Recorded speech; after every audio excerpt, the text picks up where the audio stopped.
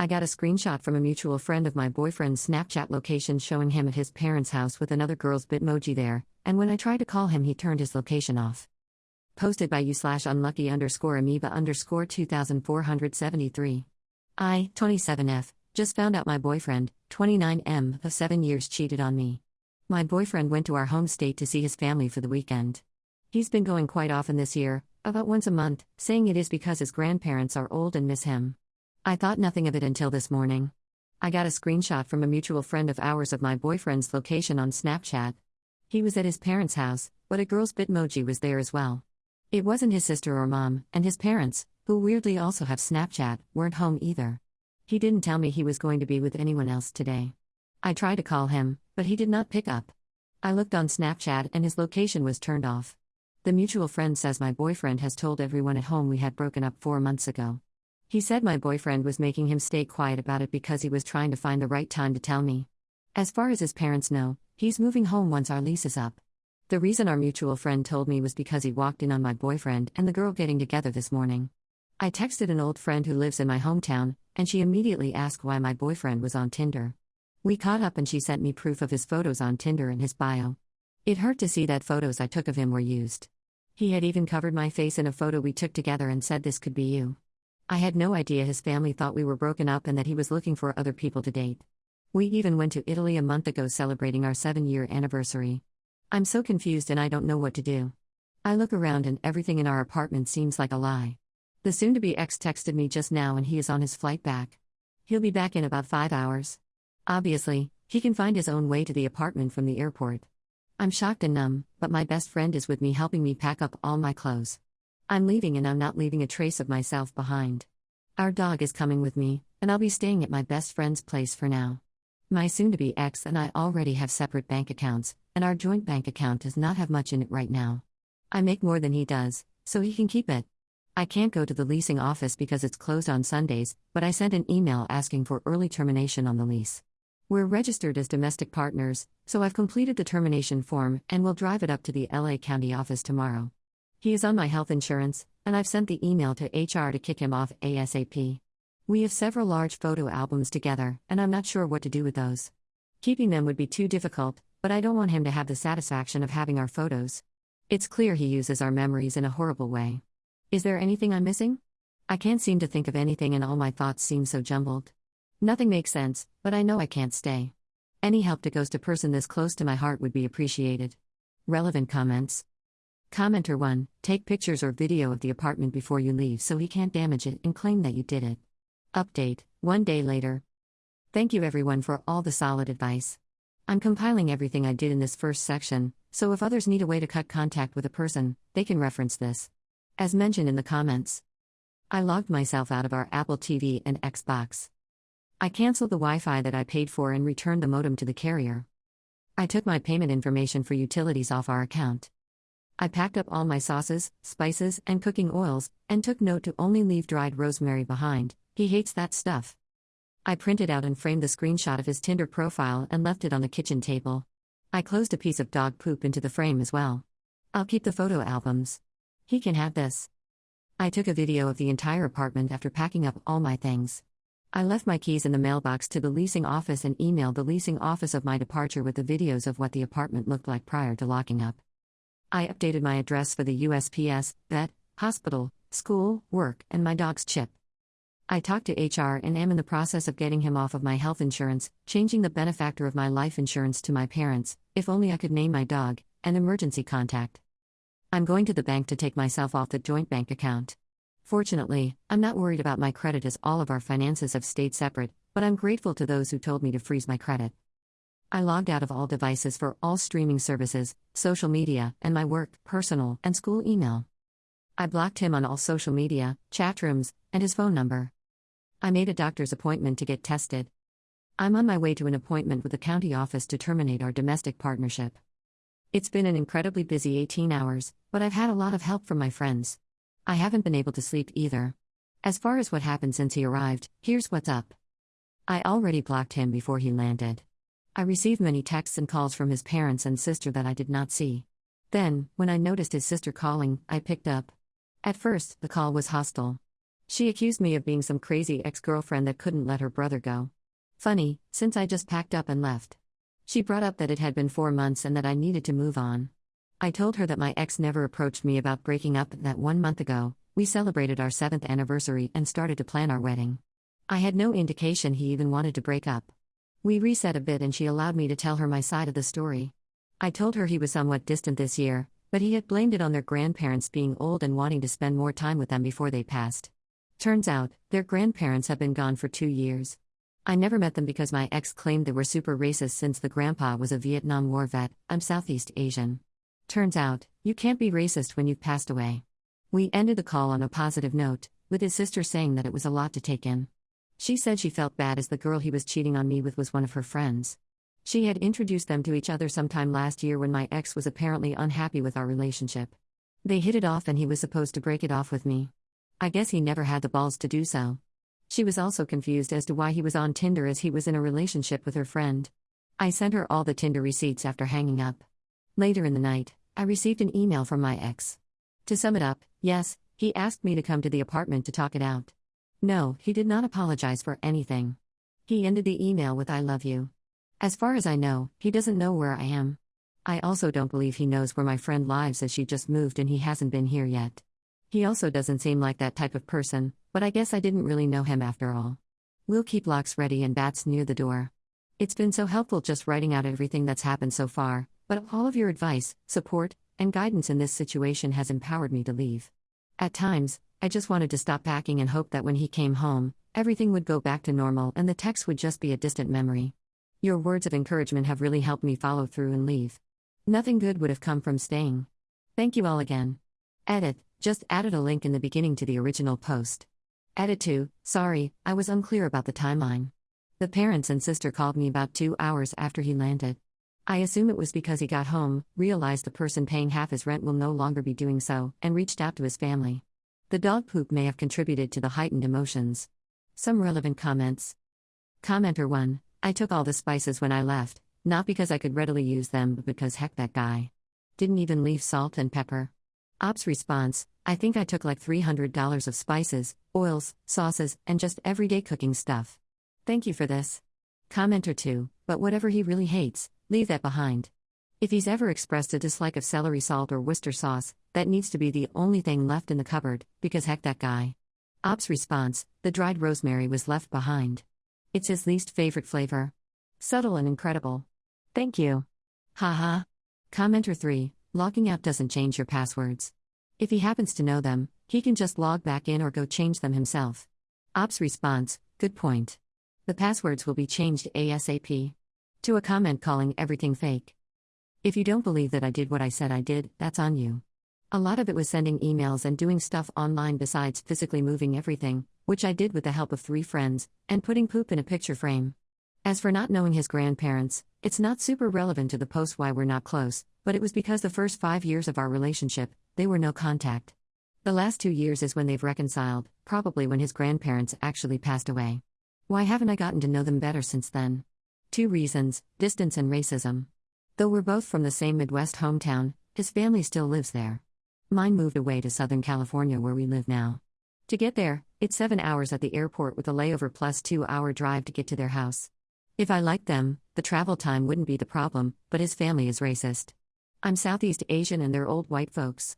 Since I've met them, they repeatedly mispronounce my name, call me slurs as a joke, and sometimes pretend I don't speak English.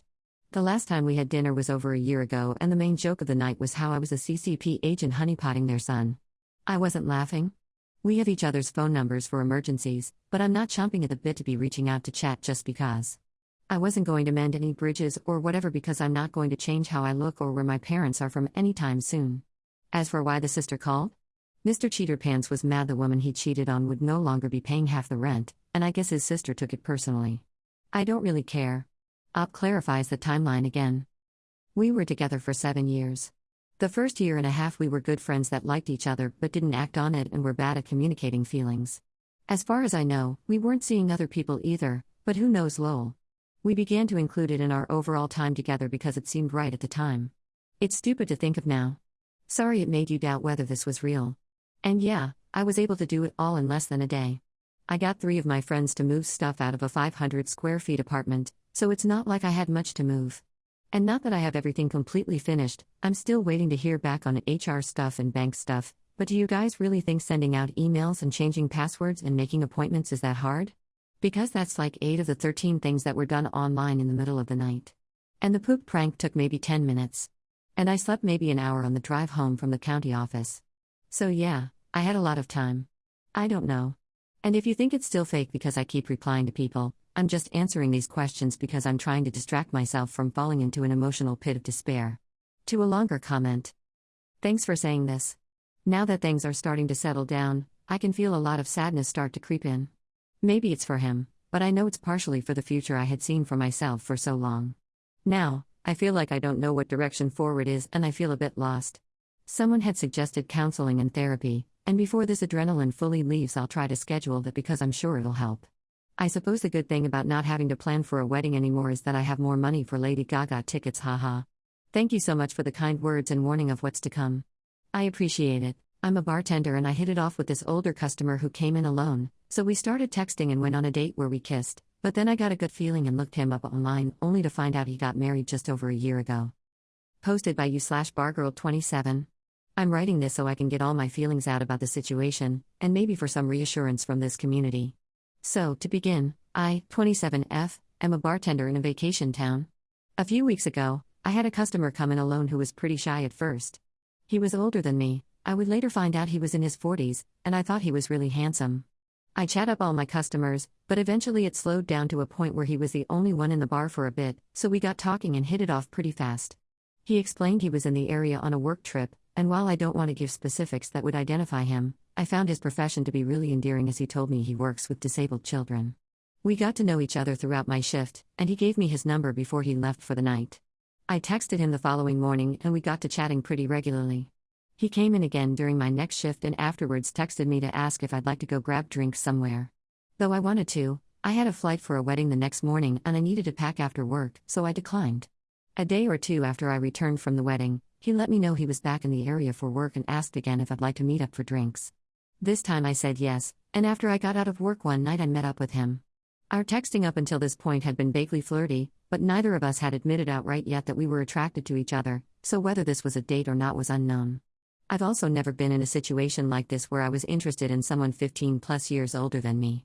At some point during our time together, I asked him if he was divorced, since it was hard for me to believe that he'd never been married before at his age, looking the way he did. He told me yes, he'd been married and divorced before to a woman he'd been with for over a decade. He made no mention of being with anyone else currently, or being in any sort of open relationship. Throughout our time together we got more flirty, and eventually I admitted that I hoped this was a date and that I was attracted to him. He let me know the feeling was mutual, and at the end of the date I asked to kiss him, to which he said yes. We kissed, and he asked if I'd come back to his hotel room with him. Because I had class the next morning I politely declined, even though I wanted to say yes. We ended up going our separate ways and ever since that night I've been texting almost every day. Our conversations got progressively more suggestive, and though it didn't turn into full intimate texting, it got pretty close. I was becoming more and more interested in him and really looking forward to the next time he'd be in my town, so I could finally take him up on his offer to join him at his hotel. I noticed that while he really seemed to enjoy texting me, he didn't ask me many questions about myself like I asked questions about him. He told me a little about his life and his dogs, and that the next time he'd be in my town he'd be bringing them with him. Out of curiosity, I asked who watched his dogs while he was on his work trips. He said friends watched them. I mentioned that maybe I could come visit him in his town at some point since it wasn't too far away, that way he wouldn't have to drive to see me or arrange for his dogs to be taken care of while he was gone. His exact response? We could certainly work on that. That's when I got the gut feeling that wouldn't go away. It literally kept me awake until I pulled out my phone and got to investigating. I didn't know his last name, but I knew his first and where he worked, so I googled that. I found him pretty quickly, and once I learned his last name, I looked him up on Facebook. I found his profile almost immediately, along with, you guessed it, his wife's. I sat up in my bed and just stared for a few minutes. The pictures from their wedding were posted just a few days over a year ago, meaning he was texting me about all the places he wanted to kiss me during their first anniversary. There's a lot I have to be grateful for here. I never slept with him, and I found out who he really was after only a few weeks. Based on what he told me about his job, his childhood, and his love of dogs, I truly thought he was a sweet, honest guy. Usually I'm very good at picking up when people are lying, as I've been gaslit and manipulated in romantic relationships before. I know this is how every Reddit post of this nature goes, but with him, I really believed everything he said. It was only that one slip-up over text that gave him away. Now, I have his wife's Facebook account. I know I need to tell her. I was never looking for exclusivity with this man as I honestly don't have the time for it, but I refuse to be the other woman. His wife deserves to know what's been going on. I know if I was her, I'd want to know. I've already started screenshotting my conversations with him for proof. I guess I'm posting on Reddit right now because I need assistance with the execution of it all. I really am not a malicious person, and if I feel any anger at all, it's on his wife's behalf.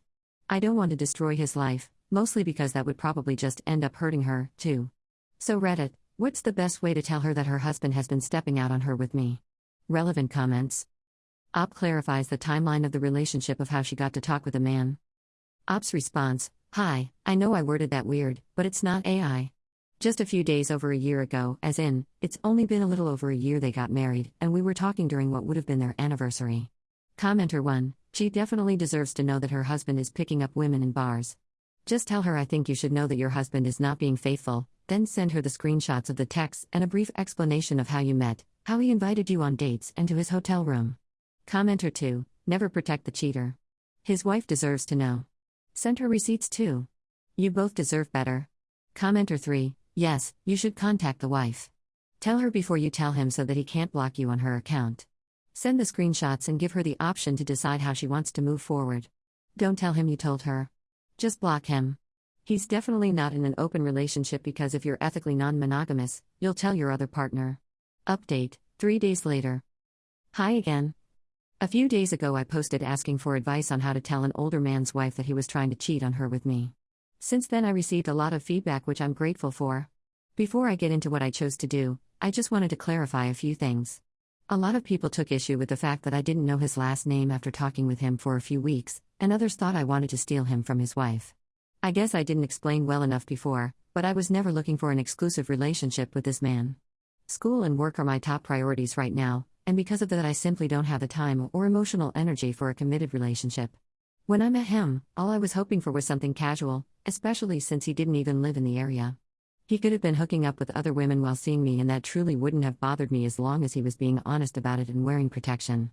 I didn't think to ask him his last name before the 3-week mark because I really just hadn't made an emotional investment, but you all are right. If I'm going to get involved with someone romantically or in an intimate capacity, I should learn their last name much sooner, at least before I go out with them. One person also said to avoid tourists and people on business trips from here on out, and I agree, even in the casual sense it's gonna get messy. Like I said, if he'd been seeing other women it would have been fine with me. Some of you said he might be in an open relationship, which I touched on in my first post. I don't think this is true, because the point of an open relationship is that you're open about it with both your partner and the other people you're seeing. He never mentioned being in one or having a wife at all, so even if he was, he still lied to me. So for the actual update, I told her. The question in my last post wasn't whether to tell her or not, it was how. Though I lost sleep over this the last few days, I spoke with some of my close girlfriends and they all said they'd want to know if they were the wife in this scenario.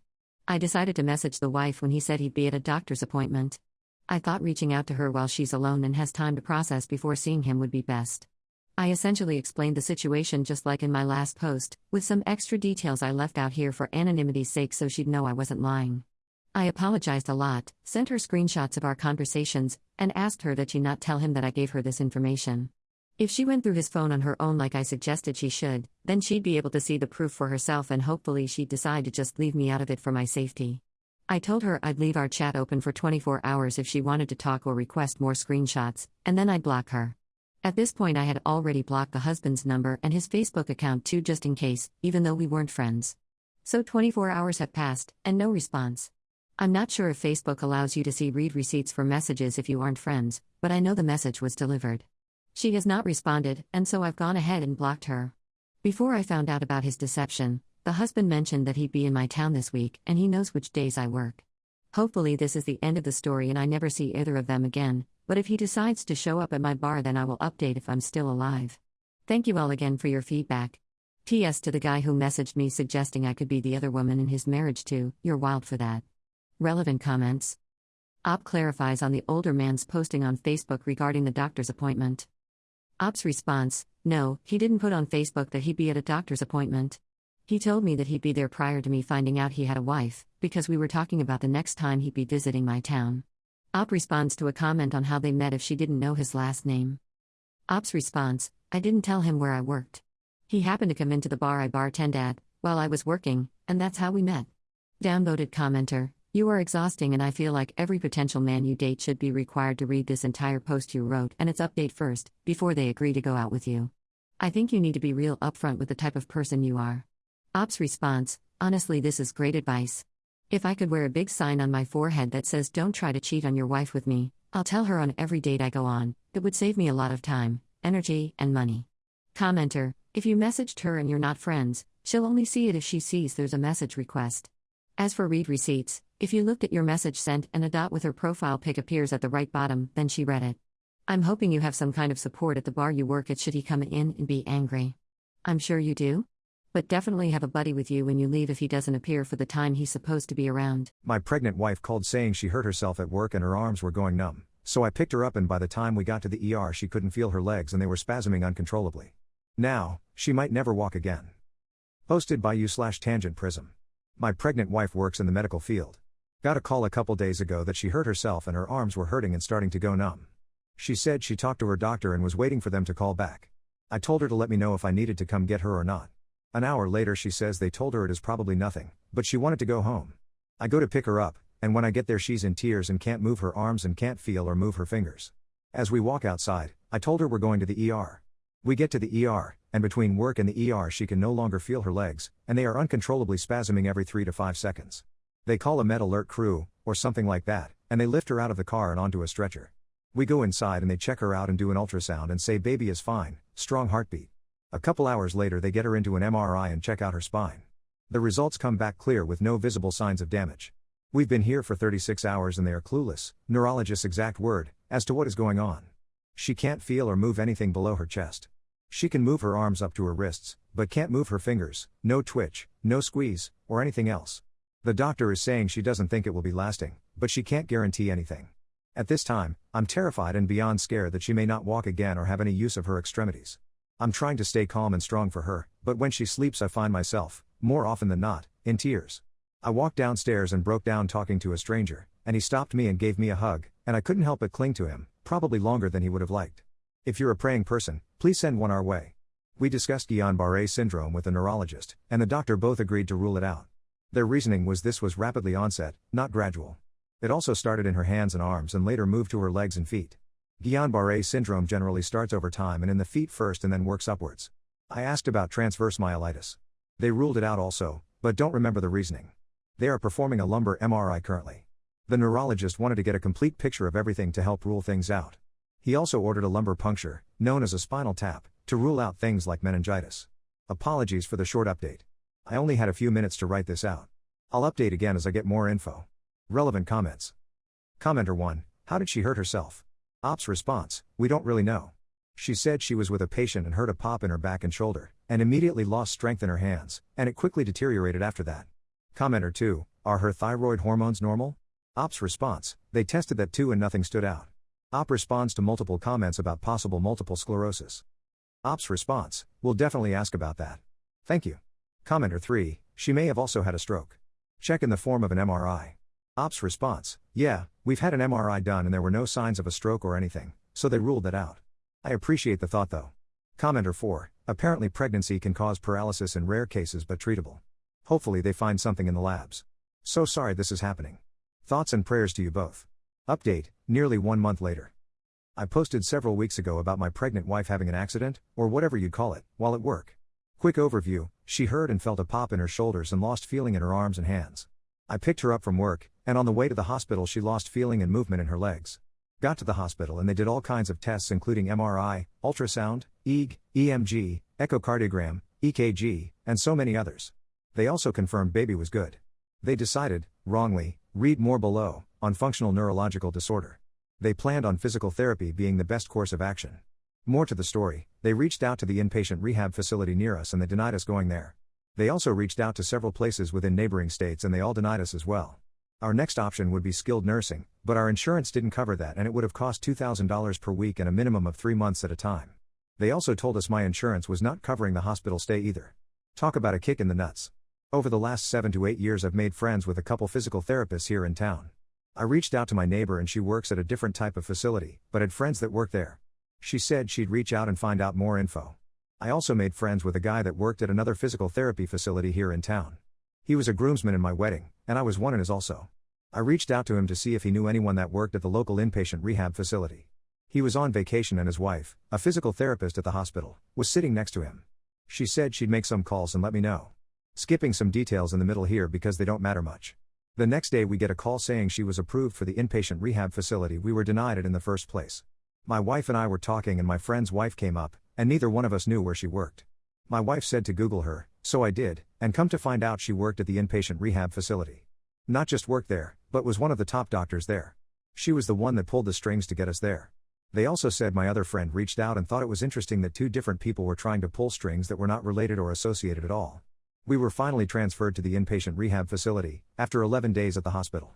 While there we spoke to a new neurologist who wanted to order another MRI. It came back a couple days later. The doctor came in and told us she did not have functional neurological disorder. They said she had a spinal cord stroke. My friend and his wife brought us dinner that night and she wanted to answer questions we may have and said she wanted to transfer us to a better, more specialized facility. We were finally transferred to the spinal rehab facility, after 13 days. She is finally being treated for the correct diagnosis and in the correct location. They expect her to be here for the next 2 to 3 months. Relevant comments. Commenter 1, and then she should be able to walk again? Commenter 2, physical therapist here, potentially. Spinal cord strokes and infarcts are really rare, and I can't speak for Op's wife's prognosis obviously as I don't know them and I'm not their physical therapist. It can take months or years to regain function, but it is possible if she gets the care she needs and it was caught relatively early, which is a good indicator for a better outcome. Op's response, yeah, it's different for each patient and each issue, but we're hopeful. She's having spasms in her legs and they kick around a little. She can sense a touch but can't feel anything yet. The doctors are hopeful as well and have stated that if there was permanent loss, they wouldn't be kicking or spasming like they are. We were at therapy within 2 weeks, so we're hoping that was quick enough to get her back on her feet. Op on not knowing what a spinal cord stroke is prior to his wife's diagnosis. Op's response, we hadn't either. Apparently less than 1% of all strokes are spinal cord related. Commenter 3, while I am so glad to hear you guys found the right diagnosis and are getting the treatment needed, I'm so sorry you and especially your wife are going through this, and having been basically ignored for 2 weeks on your wife's care. Kudos to the string pullers, they went above and beyond to make sure she is taken care of. Thank you for continuing to push for the proper care for your wife. Women often aren't believed with medical problems, especially a pregnant woman. Wishing for a healthy recovery and healthy baby. Commenter 4, that sounds so frightening. The baseline that baby is fine is one set of relief, but having a secure diagnosis and a plan to go forward to help treat it is surely a weight off your shoulders. Your wife is in safe hands, but be prepared to be feeling all kinds of shaky yourself at what you, too, have been going through. I've got this coworker who keeps rephrasing everything I say in meetings, so I'll say we should merge 2 reports to avoid duplicate work, and he immediately jumps in saying what I mean is we can optimize our reporting process, then my manager credits him for my ideas.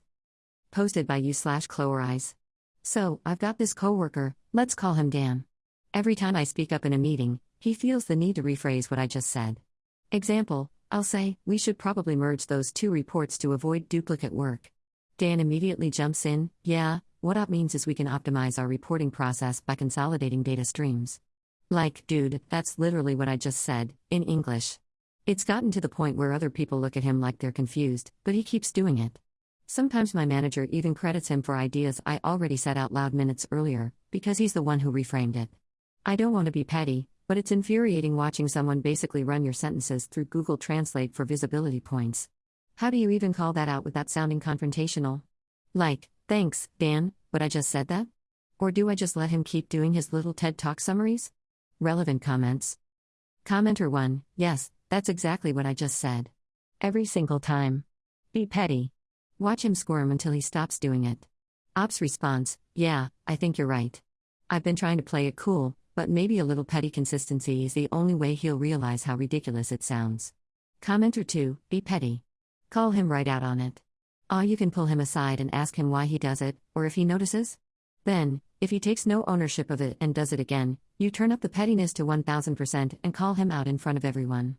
You would have given him the chance to get ahead of it, but he didn't, so now he should get what he deserved. Op's response, I think I'll try the polite route first, but I swear if he rephrases me one more time, I'm going full pettycore in front of everyone. Commenter 3, call him out on it. No, Dan, what I meant is exactly what I said. Why are you rephrasing everything? You don't seem to understand. Do you need me to explain it again? Commenter 4. I hate when men do this. I like to say, thanks, Dan. I appreciate your agreement on my proposal, idea, suggestion. Do you have anything to add? Update, 8 days later. So a week ago I posted about my coworker Dan, who has this lovely habit of repeating everything I say in meetings like he's my personal interpreter. Most of you told me to call it out directly, so I did. We were in our weekly sync. I made a point about how to streamline our reporting process, and like clockwork, Dan jumped in with his version 2 seconds later. So I turned to him, calmly, by the way, and said, Dan, was something unclear about what I said? You seem to repeat my points a lot, and I'm wondering why. You could have heard a pin drop. The entire room went quiet. He stammered something about just trying to add clarity, and before I could even respond, my manager cut in with, Whoa, what's going on here? Dan always contributes great ideas. Are you feeling a little defensive? Defensive, because I asked someone to stop parroting me. And then he said, You don't need to compete with your teammates, we're all on the same side. I swear I just sat there blinking like, what dimension am I in? He's literally repeating my ideas and getting credit, and somehow I'm the jealous one? To make it worse, every guy in the room suddenly got very interested in their laptops. No one said a word. I'm the only woman on the team, and it honestly couldn't have been more textbook if it tried. So yeah, instead of solving the problem, I've apparently become the emotional one. I'm documenting everything now because I'm not letting this slide quietly again. Relevant comments. Commenter 1. I remember your post and had commented at that time. I'm sorry your approach fell flat. You may well find that, now you have called it out, Dan may mysteriously stop parroting you. Whether he does or doesn't, I think you should approach your manager about it one-on-one. After their reaction to the scenario, you have perfect grounds to open a dialogue about it and articulate perfectly well why you spoke up to Dan and that you feel he frequently recycles your thoughts and takes the credit. Be humble, explain that you are very much a team player, but also the impact that Dan's behavior is having on you. Wish you the best, Op. Op's response, thank you, seriously. I really appreciate how you phrase that, it's level-headed and fair, which is hard to be when you're frustrated. I've been debating whether to talk to my manager again, but I think framing it calmly like you said, as impact, not accusation, might actually get through. I don't want to seem defensive, I just want credit for the work I actually do. Op on trying to do the right things. Op's response, it's wild how standing up for basic fairness somehow turns into being difficult or emotional. You try to do the right thing, and suddenly you're the problem. It really does start to make you question if caring is worth it sometimes. Commenter 2, I personally would have addressed that one-on-one and not on a team meeting, but maybe I'm about to get downvoted. Op's response, I probably should have done it one-on-one, but in the moment it just hit that breaking point where I was tired of being talked over in front of everyone. It wasn't about drama, I just wanted it to stop. Commenter 3, whatever you do, make sure you have written or recorded documentation going forward. Any discussion you have, immediately send an email with a recap of the conversation. I'm the only woman in my team too. I'm sorry you have to deal with this. Op's response, I've started documenting everything after this, just to have a record in case it gets twisted again. It sucks that so many of us even need to think that way just to feel safe at work. I'm sorry you're in the same position too. Commenter 4, hopefully Dan catches on, but if he keeps doing it, give him an intro, and here's Dan to mansplain what I just said. Op's response, I was so tempted to do exactly that. The amount of self-control it took not to say and now for Dan's lived translation was unreal. If he keeps it up, I might just have to lean into the sarcasm a little. My husband's coworker met me at an office barbecue and said I have to do her wedding video, so I sent her my rate sheet for $1,800, but she texted back asking for a friend discount or maybe do it as a gift since we're basically family. Posted by you/sugar-drenched. I, 29F, am a videographer. I do weddings, small events, and promo videos for local businesses. My husband, 34M, works at an architecture firm, and one of his coworkers, I'll call her Rachel, got married last month on Saturday, September 28th. Rachel told me about her wedding early last month. We met each other at an office barbecue my husband's firm was hosting. She came over very friendly and said, "Oh my God, I just found out you do wedding videos. You have to do mine. It'll be so nice to have someone I already know behind the camera." I smiled and told her sure, I'd love to send her my rate sheet. My prices are normal for the area, $1,800 for a full day shoot, editing, and a highlight reel. She smiled, said she'd check it out, and that was it. A week later, she texted me saying, "Wait, I thought since we're basically family through your husband's job, you'd give me a friend discount or maybe do it as a gift." I told her nicely that I don't mix personal or work connections with free jobs. I've seen how messy that gets, especially with people connected to my husband's office. She read it and didn't reply. Days passed and my husband came home from work looking uncomfortable. He said, "Hey, just a heads up that Rachel's been telling people you're doing her wedding video." I was stunned because he knew I hadn't agreed to anything. I texted her asking why she'd say that, and she replied, "Oh, I just assumed you changed your mind. I've been so stressed, I figured you'd understand." I told her clearly that I wasn't available that weekend and had already booked another client.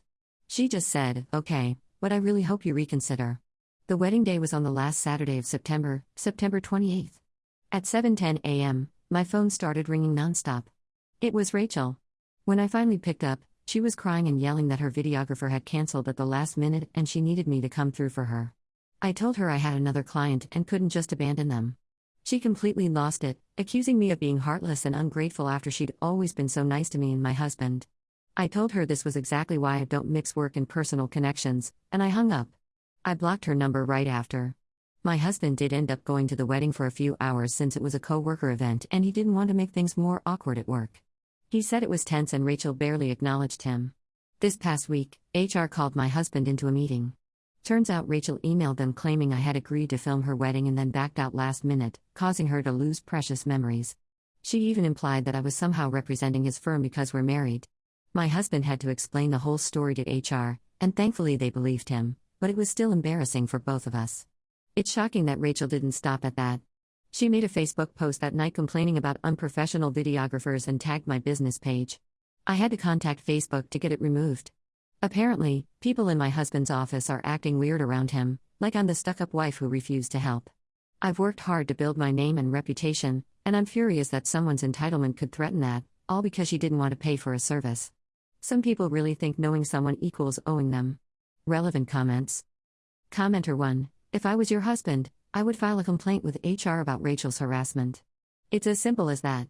Ops response, he's done that already, and HR has warned her to stop any further actions regarding the matter or it'll be handed over to legal counsel, court, which she'll definitely be penalized for. Commenter 2, file a suit for defamation. Did you screenshot the review on Facebook? Ops response, yeah, but my husband says I should just keep it safe for now, in case the matter escalates, since the matter is still under HR's custody. Commenter 3, did she really have her own videographer that canceled last minute? Or was that just another manipulation ploy to force you to do it for free? Keep all your proof of conversations between you and her, and if things don't settle down for you in your husband's workplace, then take appropriate actions to shut that entitled jerk down. Ops response, she's just a confused soul trying to make sense of a world that never made sense to her. Proof is intact. Update, 2 days later. Hey everyone. I posted a while back about my husband's co-worker, Rachel, who expected me to film her wedding for free, then dragged my name through his office and even HR when I refused. I wanted to give a quick update since a few people requested it. So, Rachel actually apologized. Apparently, after HR looked into everything and my husband explained the full story, with messages to back it up, they made it clear she'd crossed some serious lines. This morning, she sent my husband an email owning up to it. She said she realized she'd been unprofessional, that she made assumptions, and that she never should have told anyone I was filming her wedding before I'd agreed. She'd also admitted that posting about my business on Facebook was out of line, and she'd taken it down. She told my husband she'd clarified things with a few coworkers who'd heard her side of the story too. Honestly, I didn't expect her to apologize at all, so that was surprising. I'm still not thrilled about the damage control we had to do, but I appreciate that she at least took responsibility instead of doubling down. Hopefully, this is the end of it. Thanks again to everyone who backed me up in the original post. Y'all made me feel so much less crazy about standing my ground. Relevant comments. Commenter 1, someone probably explained to her she could be sued for defamation. Ops response, I think so. She just came back to her senses. Commenter 2, I would get your husband to ask a couple of colleagues if she actually did clarify the situation with them as she claims she did. After all, she did lie wildly in the first place. Why would anyone trust her when she says she's rectified things at work? Great if she did actually take responsibility, no harm in him making sure. Trust but verify. Commenter 3, people have a great capacity for lying to themselves. It took HR's pressure for her to step back and get a clear look at herself. My friend and I had a running joke where we called his girlfriend Veronica the vampire behind her back, and when she discovered our secret nickname for her, she absolutely lost it, accused us of cheating, and now he's begging me to fix everything. Posted by you/deleted. My friend Nate, 27M, and I, 22F, met about a year and a half ago when I was finishing up my degree. He was an assistant lecturer and PhD student in my department, and he taught a guest lecture very closely related to what I was doing my dissertation in. I thought he was gorgeous, but the uni has a pretty strict rule about dating students after something messy happened, and they decided the power dynamics are messy. Whatever, I stayed to chat with him about my paper, and he agreed to help. This turned into a series of hangouts and dissertation help. We went off topic at times, and by the time I was done with uni, Nate was still talking to me, as we'd become friends. I won't say that nothing ever happened, because we did drunkenly kiss once, after Nate was no longer in danger of breaching any uni rules. It wasn't a bad kiss, but there was no spark. Whatever initial attraction was there disappeared, and it was all platonic. We agreed to forget about it, and it was never an issue again until yesterday. In the time he was helping me, we developed a few weird inside jokes. One of these was that he was dating a vampire. His parents are very pushy and manipulative, and pretty much decided for him that he should get married in the next few years since his younger brother has. He wasn't dating anyone and certainly wasn't about to marry the next girl he took out just to make mom happy, so I jokingly told him he should say he's dating a vampire. Stupid joke, but we gave her a name, a ridiculous name, say Veronica McVampire for the sake of the post, a personality, and even booked tickets to a gig as Nate and Veronica McVampire. It was an informal £5 entry thing, and nobody would question the silly name as long as the credit card matched his name. Anyway, in all the time we spent together, we used this joke a lot. It became a weird running thing that any girl he went out with was someone he was cheating on Veronica. This includes his current girlfriend, Kate, 23F. What was different about Kate is that she actually fit a few of the personality traits that we'd assigned to Veronica. It was nothing bad. She had a messed up sleep schedule due to night shifts and rarely left her flat during the day. Before they were seriously dating, we'd ended up deciding that in our weird inside joke world, Kate is Veronica. It's all some vampire test to make sure he loves only her. It's a stupid joke, it doesn't make a ton of sense without a long explanation about something we made up before we met her, and I don't know why we didn't just use her real name. But as time went on, we referred to her almost exclusively as Veronica. This was only in text to one another or if I met up with just him. Kate and I actually got along, and while I wouldn't say we were best friends, I had nothing against her, and it was clear how happy she makes Nate. We never said anything bad about Kate or Veronica. It would just be something like, hey, are we still on for dinner with V tonight? Or V isn't feeling well, so you'll have to go to the party without us.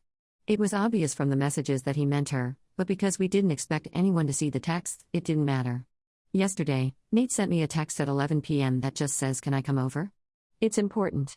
I assumed it was about something entirely unrelated, and I had just finished work, so I was closer to his flat than my own. I offered to go to his instead, but he rang me.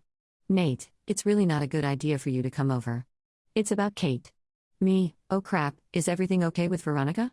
Kate, who I didn't know was in the room with him or on speakerphone, starts shrieking and crying, "Why the heck do you call me that? What's wrong with you?" I should note that while I've used Veronica here, the name we'd assigned his fake girlfriend was a bit weirder and not a name you'd hear for a woman in her 20s in the UK. Nate quickly tries to comfort her, but she leaves the room, and he explains. An earlier message from me had made her suspicious that something was going on. I'd mentioned his plans with Veronica, and she'd seen the notification come through. She thought it was weird that he had plans with someone when they decided just moments ago to cancel their plans for the night. Rather than tell her that it was a nickname, he went with "It's an inside joke with Op." She took that to mean that I'm Veronica and accused him of cheating. He's told her about us having kissed before and that there was no chemistry. It was brought up pretty early on because we spend a lot of time together, and she accused him of having something with me then. I'd also talked to her about it and thought the whole thing was sorted then. But she demanded to see the rest of the messages. Of course, it became clear pretty quickly that it was about her, and he told her the truth, but she didn't accept that. Why would we call her names and make stuff up about her, not getting that we created this stupid character before ever meeting her? Why would we talk about her at all? She left pretty soon after she screamed at me, and Nate asked me to go over. Given the circumstances, I told him going to his was a terrible idea, but we should go have a drink and talk so he wasn't alone. He ended up staying on my couch last night anyway, but Kate won't return his calls and texts. She's out of town until Sunday night now anyway with pre-existing plans with her dad, but I don't think she has any plans to get in touch with him when she's back. I really don't know what to do. He's asked me to speak to her, but I don't think getting myself more involved right now is a good idea. It all seems like something that would be an argument amongst middle schoolers, not three people in their mid to late 20s, but I know that we were the ones that were initially immature. Please help. Relevant comments. Commenter 1, "Oh boy, this is messy." The Captain Hindsight answer is that you guys should have either stopped using the nickname or let her in on the joke as soon as it became serious, because this does look sketchy from her end. Not to mention hurtful. Put yourself in her shoes. You're dating a guy, it's going well, and things are getting serious. You notice he has a female friend who's significantly younger than him, and he is very close to her. They text and talk all the time. You then find out that they hooked up in the semi-recent past. You're trying to be cool about it, and you tell yourself it's not a big deal, because it isn't. Then you see that he's texting this other woman about spending time with Veronica. All those little moments of jealous suspicion suddenly seem validated. You ask what it means, and you find out that your boyfriend and his female friend have a somewhat unkind nickname that they use to talk about you. An inside joke of which you are the butt. Can't you see how that looks to her? Can you imagine how that feels? This is on him to fix. But I think it's fair to make yourself available to speak to her, like text her and say just wanted to let you know there's nothing going on between him and I, and if you ever have questions or want to talk I'd be glad to discuss it with you, as you are a part of this. Comment or two, stop judging yourself by your intentions and others by their actions. You are too close to your friend to help, and honestly your friend is being a garbage boyfriend. The term for involving another party in assuaging guilt or problem solving is triangulation, and it is an indication of enmeshment and poor boundaries. I do think you two were cruel, and I am side-eyeing the criticism of the girlfriend here. You guys poisoned the well by your behavior in private, like when two friends gossip about the third and then act 15% meaner the next time there is a group activity. You both should reflect on how you guys create a sense of exclusivity that is threatening to romantic partners. Personally, I'd apologize for my own behavior and avoid justification, because it is mean, and you should apologize when you're mean to people. Update, 1 day later. My earlier post about calling my friend's girlfriend a jealous vampire got a lot of attention. Most of you hate me, and that's fine. I come off nasty and petty when the only thing you know about me is that I did something nasty and petty. I could write you a novel about how I saved a kitten once or whatever, but it wouldn't change anything relevant to this. That said, there have been some weird developments. There was a lot more to this whole ridiculous argument, and if only for your amusement, here's the rest. I don't really need advice on this one. Going forward, Nate will be blocked, and contacting me or Emily will result in a formal report to the university on both our parts. A lot of you ask why he slept over and mentioned that that was stupid. Why had we gone drinking at all? That's true, it was. We shouldn't have. It was late at night when this all went down, and the only things open were pubs. I honestly thought a chat in a public place would look better than him running to my place for comfort or whatever. He then missed the last bus home and stayed because taxis are expensive. The apology was badly worded. I was upset and tired and trying. I know it wasn't a real apology, and I have since spoken to her and actually said the words "I'm sorry." When I said I would win in the comments, I didn't mean that I thought getting rid of Kate was winning. Basically, when I met up with Nate, he started to go on about how this was Kate's fault. I shut him down and told him it wasn't, and he proceeded to tell me that if it came down to it, he'd always take my side. Knowing what I know now, I get why he said that, and I'm so ashamed I didn't catch on to how messed up this all is a lot sooner. My friend sent me updates on what she said with her permission. I wasn't sent screenshots or anything, basically just she's been crying and she told me that there's a lot you don't know. This led to a phone call with a friend acting as a mediator. So back to the story. As mentioned in the comments of the last post, a friend got in touch and told me that Kate had reached out saying that her relationship was falling apart and it was my fault. My friend Anna was told everything Kate's been through and was shocked. There's a lot more than any of us had been told, and Anna was 99% sure I didn't know about this. She asked Kate if she honestly thought I'd be friends with Nate if I knew, and she agreed to talk to me. On the phone, I immediately apologized properly, and she blew me off. She asked if I knew Nate was obsessed with me, and I told her that we're just friends, the kiss meant nothing, blah blah. Yeah, turns out that's not what he told her. Shortly after she asked about our past and we were open about it, he admitted to her that the only reason we weren't together is that I told him I hadn't felt anything. He had wanted something with me as long as I had up to that point, but where I didn't feel anything, he genuinely thought it could continue. He didn't want to lose me, so he just avoided his feelings. That's bad enough in itself, but he also admitted to that being a pattern. Of the girls he's dated, they all seem to be about 5 years younger than him. Apart from Kate and myself, none of them have been in his department or at any risk of breaking uni rules, but all but one of them do attend my university. He apparently likes role-playing and asking these girls to pretend to be girls he's into. Specifically myself and his ex-girlfriend from a couple years ago. Kate flat out refused after she met me, but went along with it a couple times before, because he doesn't tell them that the girl they're pretending to be is someone that he actually knows. He got a wig and an outfit, a dress identical to one that I wear a lot, a cheer uniform for his ex, for each of us, and makes them say certain stuff. I can't control what people fantasize about, but to go to this length and not tell your actual partner that they're playing your ex or your crush is a little serial killer-ish. Anyway, he's also lied about his age. When he met me, He said he just turned 26 a couple months ago. When he met Kate, he turned 26 a week ago, probably about a day after we made plans to do something for his 27th birthday. She looked at his provisional in passing once and noticed that he uses his middle name instead of his first. Not that weird by itself, but a bit strange that he didn't tell her. When she asked about it, he just said he decided to go by his middle name in sixth form. B lied about his birthday. His actual birthday is the date he gave me, but he's a year older, 28. What he told her was just random and wrong. He justified it by saying he didn't want her to feel uncomfortable. Then he got annoyed when she told him that she was definitely uncomfortable. The age gap is almost 2 years more than she previously thought. C had an address from a city different to where he said he was from and our uni. She asked him when he'd lived there, and he said that it's where his parents lived. She asked why he'd said he was from a different city, and he told her it's the city in his postcode, the nearest city to where he grew up. But without giving too much away, he essentially told her that the reason his ID has a York address on it is that he lived in Leeds once, and Leeds is in Yorkshire. Not those cities, but similar logic. Like it made no sense. She knew about the nickname. That wasn't what any of this was really about. She'd seen it a while ago, asked, and been told it was a name I called her. He went along with it for fun or whatever. She asked him to stop, and he told her she was overreacting. It was still a crappy name, and even now knowing my version of events, she doesn't like that the joke didn't stop when she stuck around, but she says she probably would have found it funny if I'd told her about it before all of this.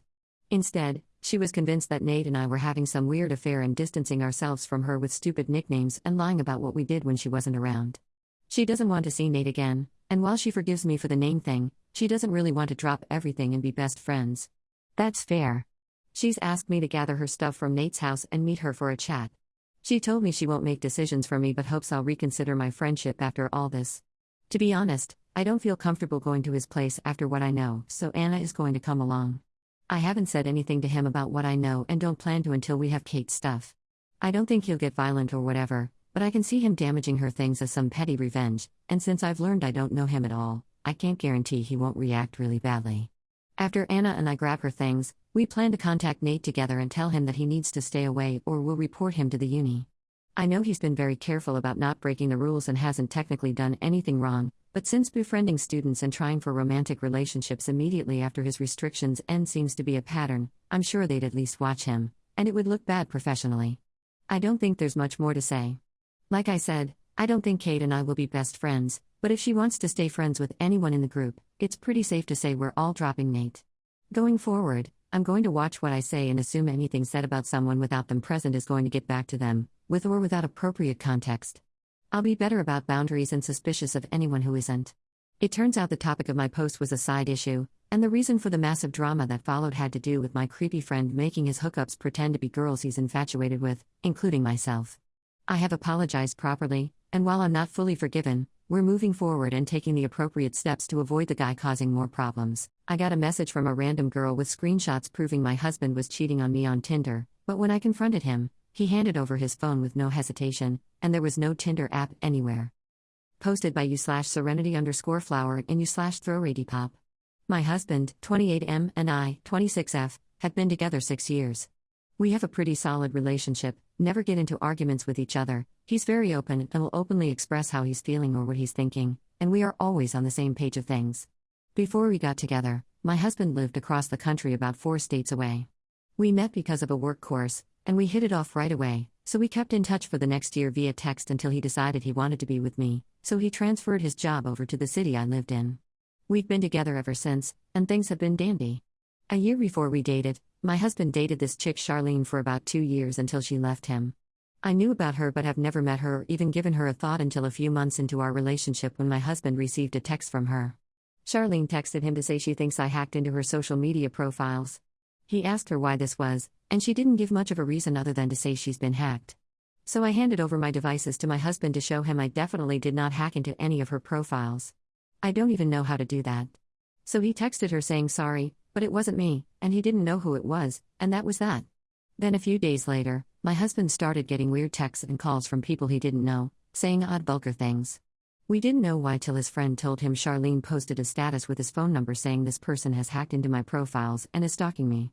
My husband doesn't have her on social media, so he had no idea. Nothing really came of it. He managed to block the numbers, and thankfully the harassment didn't last. Flash forward to 5 years now, and we haven't heard from or about Charlene at all and promptly forgot about it. My husband's sister just had a baby in the town my husband originally came from, where Charlene lives, and since he hasn't been there in like 6 years, we decided to go down to see his family. We go down, and everything is cool. He reaches out to some of his old pals to say hey, and we meet a few of them. Over the next few days, I get random friend requests from girls I don't know, 2 girls, who are from this small town. It shows my husband isn't a mutual friend with any of them, and I ask him who these girls are, and he says he doesn't really know, but one seems familiar and he might have gone to school with one. I think it's weird and just delete their requests. Then the next night, I get a message request on Instagram. It's from a different girl I don't know that also lives in this town. She straight up tells me she knows my husband from childhood, and he's been messaging her on Tinder. She sends me screenshots of my husband messaging her saying he's around and wants to hook up or something. I immediately show my husband, of course, and right away he drops what he's doing and hands me his phone unlocked. He tells me that isn't him, and he wants me to go through his phone so that I feel reassured. I go through everything, messages, Instagram, social media, etc. I look at his apps, and there's no Tinder. I go to his search bar, still no Tinder. He opens his app store to show me it's not downloaded. He downloaded Tinder and entered his phone number into the login. Where I'm from, if you go to login and type in your number, it just sends you a code to log in with, and it didn't have his number registered. We look at the messages again, and he recognizes the girl as one of Charlene's best friends from college. Now, there are a few odd things with the Tinder screenshots this chick sends me. It says my husband's account is verified with a little check mark. His profile picture on Tinder is a really old one from his brother's Facebook, like 3 or 4 years old. His brother is the only one still friends with Charlene on Facebook, and it's the only lone photo of my husband on his brother's profile. It's a photo my husband actually hates, because he's not smiling and he has his tongue out, but his brother keeps it up anyways to bug him despite my husband asking him before to delete it to no avail. The way my husband talks in the Tinder screenshot is a bit different than how he usually texts to me in general. It's very expressive, hey, how are you? Remember me? And he usually doesn't type like that. But here's the one thing that's just weird that makes me feel uneasy. The message exchanges on Tinder are throughout the day gradually and not back and forth right away. It just happens that whenever husband replies, it was the only 2 times we weren't together during the day. Like this. Husband at 2:30 p.m., hey, how are you? Remember me? Girl, yeah. Hey, what's up? Husband at 4:54, not much, just visiting my sister, smile. So at 2 o'clock, I ran to the grocery store and was texting my husband what I should grab for his sister's house. That's why I know the time.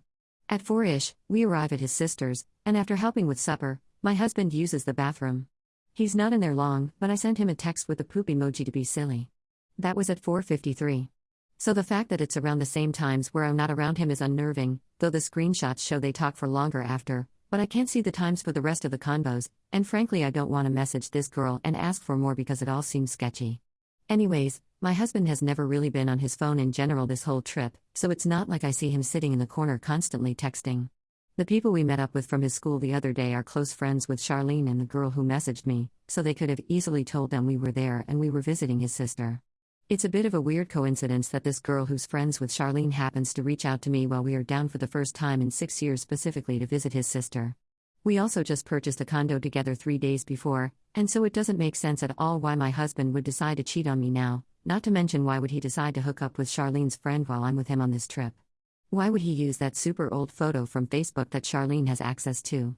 Plus he surrendered his phone immediately and showed me everything once I talked to him. The only thing that rattles my brain is the profile verification and the times the messages were sent. Update: I messaged this girl saying, oh, that's weird because my husband actually didn't have his phone on him the last few days since he dropped it. Her response was, oh, okay, welcome. Relevant comments. Commenter 1, have you ever thought your husband cheated? If not, he seems to be going out of his way to make you comfortable, which shows that he is honest. Ignore the whole situation. These girls are working overtime to mess with you. Keep an eye peeled when you get home, but I'll bet that it's a bunch of nothing.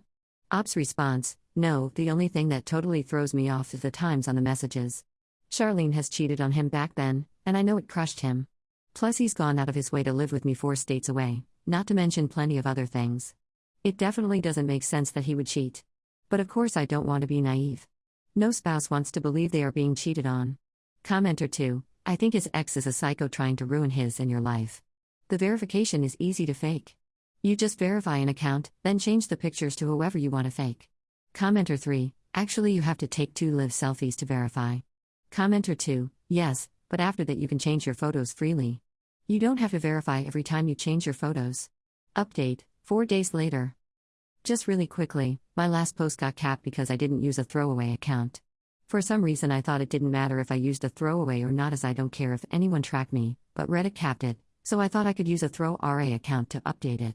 From what I can tell, this should be allowed, so I guess we'll find out. So it's not too big of an update, but it's enough to definitely confirm my husband is totally innocent, and women be crazy. So a few days have gone by since that woman messaged me, and I was telling my sister-in-law about the whole thing as we were visiting them last night, and I showed her the messages from that crazy chick. Now in my original post, I mentioned how I've been getting follow requests on Instagram from girls I didn't know in that town and just proceeded to ignore them. This is true, but I realized I got a detail mixed up. The woman who messaged me to say my husband was cheating had messaged me through Facebook, not Instagram. My bad.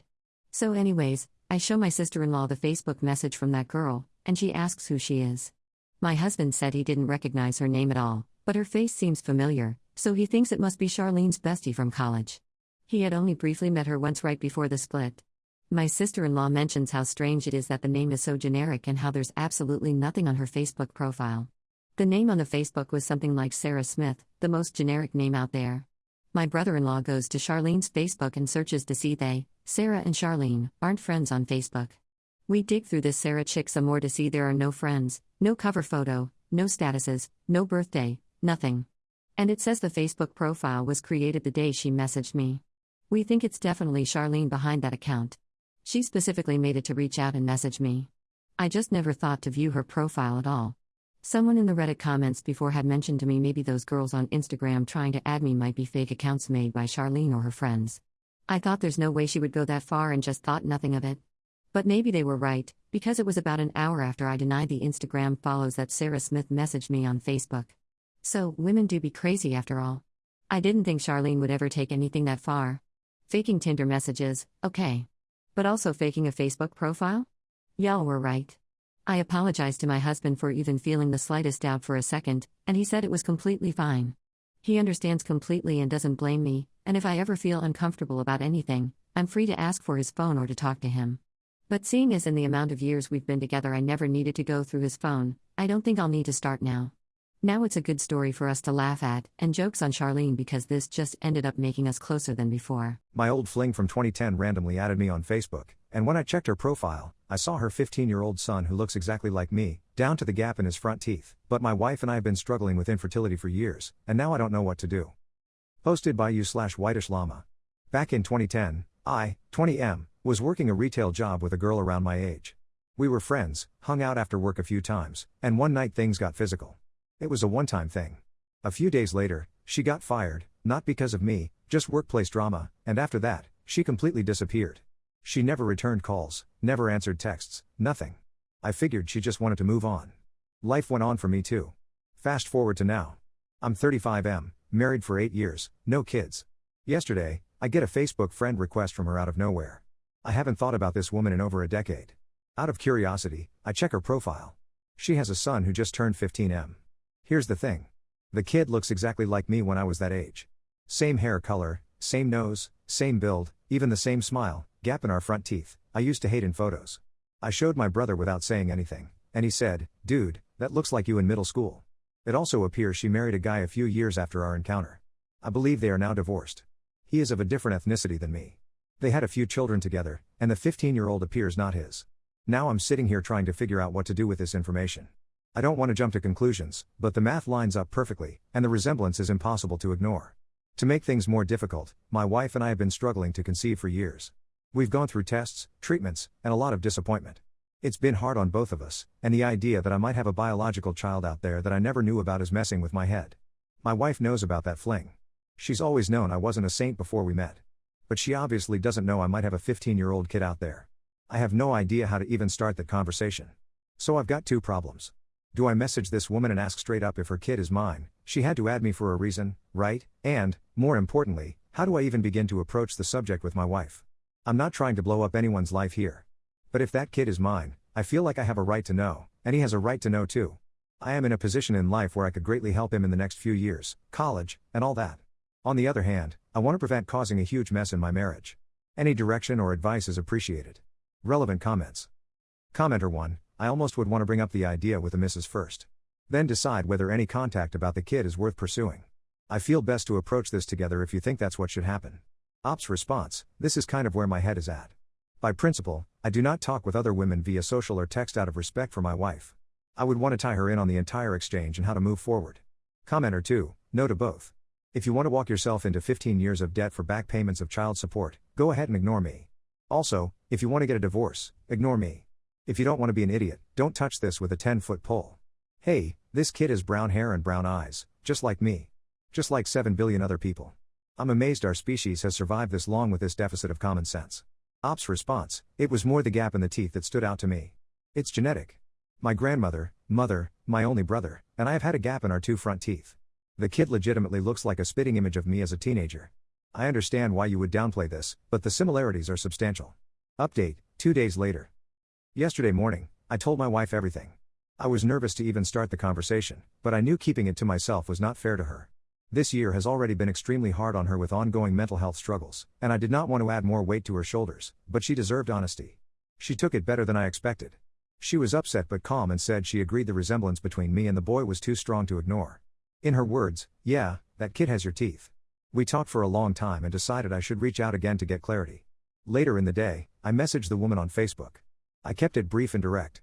I told her that I noticed her friend request, that I was not comfortable accepting it since I am married, and asked why she reached out. I added that if there was something important she wanted to discuss, I was willing to listen, but otherwise I preferred not to reconnect. She responded shortly after my message. She explained that back in 2010, she had been seeing an on and off boyfriend around the same time she and I hooked up. When she found out she was pregnant, she believed the child was likely his and told him so. They stayed together for a while, and when they split up, he continued to pay child support. According to her, he was never really involved in the boy's life. Out of curiosity, I looked him up. A simple search showed a long history of legal trouble, including multiple offenses, time in prison, and other offenses. From everything I have learned, he was not much of a father figure. Recently, his new wife began pressing for a test because the boy did not resemble him. He finally agreed, and the test confirmed he is not the biological father. That discovery set off a chain reaction. He has now filed to terminate child support and is suing to recover the money he paid over the years. I'm an attorney. From a legal standpoint, I know that is an uphill battle for him. It is extremely difficult to recover past child support once it has been paid.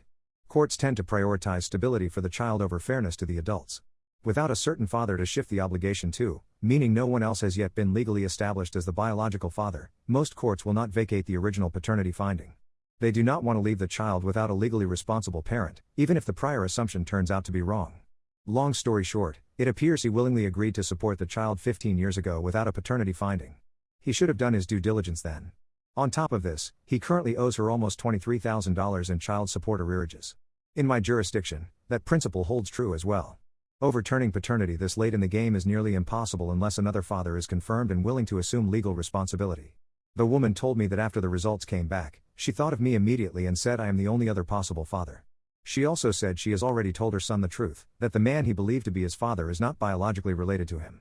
She said it has been difficult for him to process, but she felt it was time to be honest. She has not asked me for anything. She has waited almost 6 months to reach out to me. No money, no contact, no involvement. She said she only wanted me to know and that she is open to doing a test whenever I am ready. I have already discussed this with an attorney friend who is licensed in her state. He walked me through some of my options and explained the potential legal implications depending on how things unfold. I am considering those now. My wife and I are still processing everything. This has been a long weekend. She has been more understanding than I could have hoped for, though I can tell it weighs on her. I am trying to balance the desire to know the truth with not wanting to disrupt a teenager's life that is already unsettled. For now, we are taking things one step at a time. The woman seems sincere and has not shown any signs of ulterior motives. I will keep everyone updated once I decide what to do next, but for the sake of attorney-client privilege and everyone's privacy, I may not post another update for a while. The woman did see my original post on here. This post has been heavily edited to include only the relevant facts and to preserve attorney-client privilege. I still felt an obligation to keep you all apprised since many of you gave sincere advice and helped me think clearly when this first surfaced. As always, any help or advice is appreciated. Relevant comments. Commenter 1, if you decide to be in his life, he probably needs therapy as he has already been let down by one father figure. Introducing you is not necessarily a bad thing as long as you take your cues from him. Ops response, we are 100% pro therapy and mental health. Commenter 2, I'm glad you were honest with your wife. I hope she's seeing a therapist or planning to see one. This is a lot for her to handle right now. Hopefully you can have an uncle or family friend relationship with your son. Hoping for more might be too much to ask. Good luck. Ops response, that's my hope. We're open to more but don't want to rush or force anything.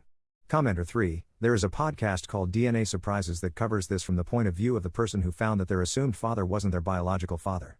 It might help you to understand your probable son's point of view. Every guest on the podcast tells their story. Every one of them has a non-biological parent. Ops response, thank you for this. I'll look into it. I told my husband I wanted a divorce, and he refused and said as my wife it was my legal duty to be there in sickness and in health, so I told him again, and he staged an intervention with both of our parents saying I was harming myself and isolating. Posted by u/throw_ra_confused_m. I, 32F, have been married to my husband, 36M, for 6 years. It's my first serious relationship. I love him, he's funny, charming, and intelligent, and we share a lot, but he has always been a little hot-headed. Some context first. A few months ago, a situation at work went badly, and I fell into the burnout. I'm autistic, and the burnout has made my executive dysfunction much worse. I've been on sick leave ever since. I have very little energy. Even basic things leave me exhausted. I sleep a lot, socialize very little, skip meals. I know it's bad, but I am doing my best. My husband has been very frustrated that I'm not respecting his needs. We don't have intimate time, I don't cook every day, and the house isn't as tidy as he'd like. Multiple times, I didn't take care of things while he was at work, so he yelled at me. Other times, I made him ignore me for hours. I tried to explain that I was struggling too much, and he replied that I was using my situation and exaggerating my symptoms for attention. I tried to push myself to meet his needs and keep up with the house, but every time I quickly got too tired and had to stop. I tried to tell him, but he said he didn't want to hear it because he has enough on his plate. I never know if I am going to make him angry.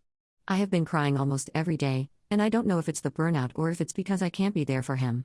I felt like it would be better for both of us to take a break. He refused and said that as his wife, it was my legal duty to be there in sickness and in health. 2 weeks ago, I finally told him I wanted a divorce. He had a meltdown, and he yelled for hours, saying I was just confused because of my mental health. He apologized later and said I shouldn't act irrational like that. I hesitated for a few days, and I told him I still wanted to leave, and he had another meltdown. Yesterday, I woke up and went downstairs to find my husband, his parents, and my parents, all waiting for me. They said they were extremely worried, that they never get news except from my husband. He reported to them he was scared for me because I was isolating and harming myself. They told me it was okay to need help. That I needed stability. They said they were all there for me no matter what. I cried the entire time. I felt cornered, humiliated, and defensive. I felt like that was not normal. But now I don't know what to think. After they left, he said he contacted my doctor and psychologist to let them know how bad it is, and booked an appointment with a psychiatrist on my behalf. He said they all care about me and want to help me be myself again. Part of me still wants to leave, but another part of me wonders if they're right. I still love him? And I'm definitely not at my most stable right now, I am in the fog. To be honest, I feel really selfish and guilty about all of this. I am completely overwhelmed. Could you guys give me an outside perspective on this? Thanks a lot. I see my doctor every 2 weeks. I was on medication, but we had to stop because of side effects. Now we are trying a different one. I had already seen a therapist before a few years ago, and my husband called her and my doctor yesterday to tell them I needed help before booking the appointment with the psychiatrist he found. I'll go to the appointments and give them my perspective. I have an okay relationship with my parents, they see me as fragile and don't always understand the autism. I think I will try to talk with them about what was going on and ask if I can stay with them temporarily and get better before deciding on the divorce. I'll rest for now, this is a lot to take in. Thanks everyone. Relevant comments. Commenter 1, just talk to a psychiatrist then decide. They can help you more than Reddit. Commenter 2, I agree with everyone saying to go to a therapist before making any decisions. As someone currently in the fog and trying to crawl out of it, I would suggest talking to a doctor before making any big decisions. I struggle with executive dysfunction and other things very similar to you. I get it. Although, the way your husband went about it was messed up and should be brought up in your sessions and fully discussed with your therapist and your feelings on leaving him. If you feel you should leave him during therapy, then do what is best for you. As someone else said, you could separate while seeking help as a way to get yourself better and then make your decisions from there. It's ultimately up to you and what is best for you. I do hope you get the help you need, and things will start getting better for you. Update 1, 10 days later. I decided to stay and get help first. I talked to my parents not long after the intervention to explain my perspective to them. They listened and said they were concerned, but asked me to wait and make sure I was not being oversensitive and that all marriages had ups and downs. I'm seeing my past psychologist and my doctor while waiting for the appointment with the psychiatrist my husband booked for me. My therapist recommended me to get away, even temporarily, or to set very firm boundaries. I annoyed my husband with that a few times, and he got angry and said I was being dramatic or that my therapist was not a marriage counselor and had no say. I contacted my parents and asked if I could come and stay for a few weeks. They asked if my husband agreed, and I said he didn't know, and they said maybe I should talk with him first. Not long after, my husband called me and asked to stay home, and he came back and grabbed me and screamed and yelled, said I made him furious, disappointed, and very worried. He asked me how I could do that to him and why I went behind his back, and it was time I stopped playing the victim and that he did not recognize me anymore, that everyone was worried about my state. He told me he thought we trusted each other, and I needed to improve before he had to take measures to help me. I just felt sorry about what I did and for being too emotional again. I think I had an autistic meltdown, but I am not sure. I don't remember everything. I apologize for my behavior, and I tried to initiate intimate time with him, but he pushed me away. I think he's okay now, but I know he's still hurt. I am feeling guilty, horrible, and anxious. I can't stop pathetically crying. I don't know how to fix myself. I wish that appointment was sooner. How do I stop hurting him? Relevant comments. Commenter 1. Ask your husband first is an incredibly asinine response that tells me your parents think your husband owns you and you do not have individual rights. Acting like they no longer have the responsibility or desire to protect and shelter you as their daughter now that you are married. Men like that escalate. Today it's grabbing you, tomorrow it'll be shaking you, next pushing you, and sooner or later it will be hitting. Commenter 2. You need to leave. You need to absolutely leave. He is escalating. And shame on your parents, but you absolutely need to tell them he grabbed you and screamed at you and how it scared you. Please. Please leave. Update 2, 1 month later. He got better. He sincerely apologized, and I tried to fix my state the best I could.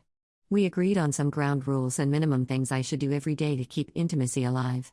We agreed I could keep seeing my therapist, but I have to focus only on my issues, but it's hard because she keeps bringing my husband up. I've also had the first appointment with a psychiatrist, no assessment yet. I want answers. There were a few days where I made enough efforts, and we had sweet and joyful moments together again, but I still anger my husband often. I think he's losing patience, and I feel terrible every day, and I want it to stop. I think about leaving all the time instead of working it through. I had an episode where apparently I passed out, and he took care of me. He was sweet. I know he informed our parents and friends, and they contacted me to say they were there for us. We had a lot of heartfelt discussions about what happened. He hugged me and kissed me and said he loved me and broke into tears because I scared him. And he needed to be reassured, so we agreed on checking on each other regularly throughout the day until we find a more permanent solution. But now I have panic attacks, and I am scared to tell him. Relevant comments. Commenter 1. Please look into the cycle of abuse. It sounds like you're in the honeymoon phase and quickly swinging back into the tension-building phase. This is not a healthy relationship, and your safety needs to be your top priority. Your husband not wanting you to talk about him to your therapist is a major red flag, and your therapist keeps bringing him up because she recognizes he is a large source of your stress. Update 3, 2.5 weeks later. I left. I can't talk yet. I am exhausted but safe. Update 4, 2 weeks later. So he found out about the panic attacks.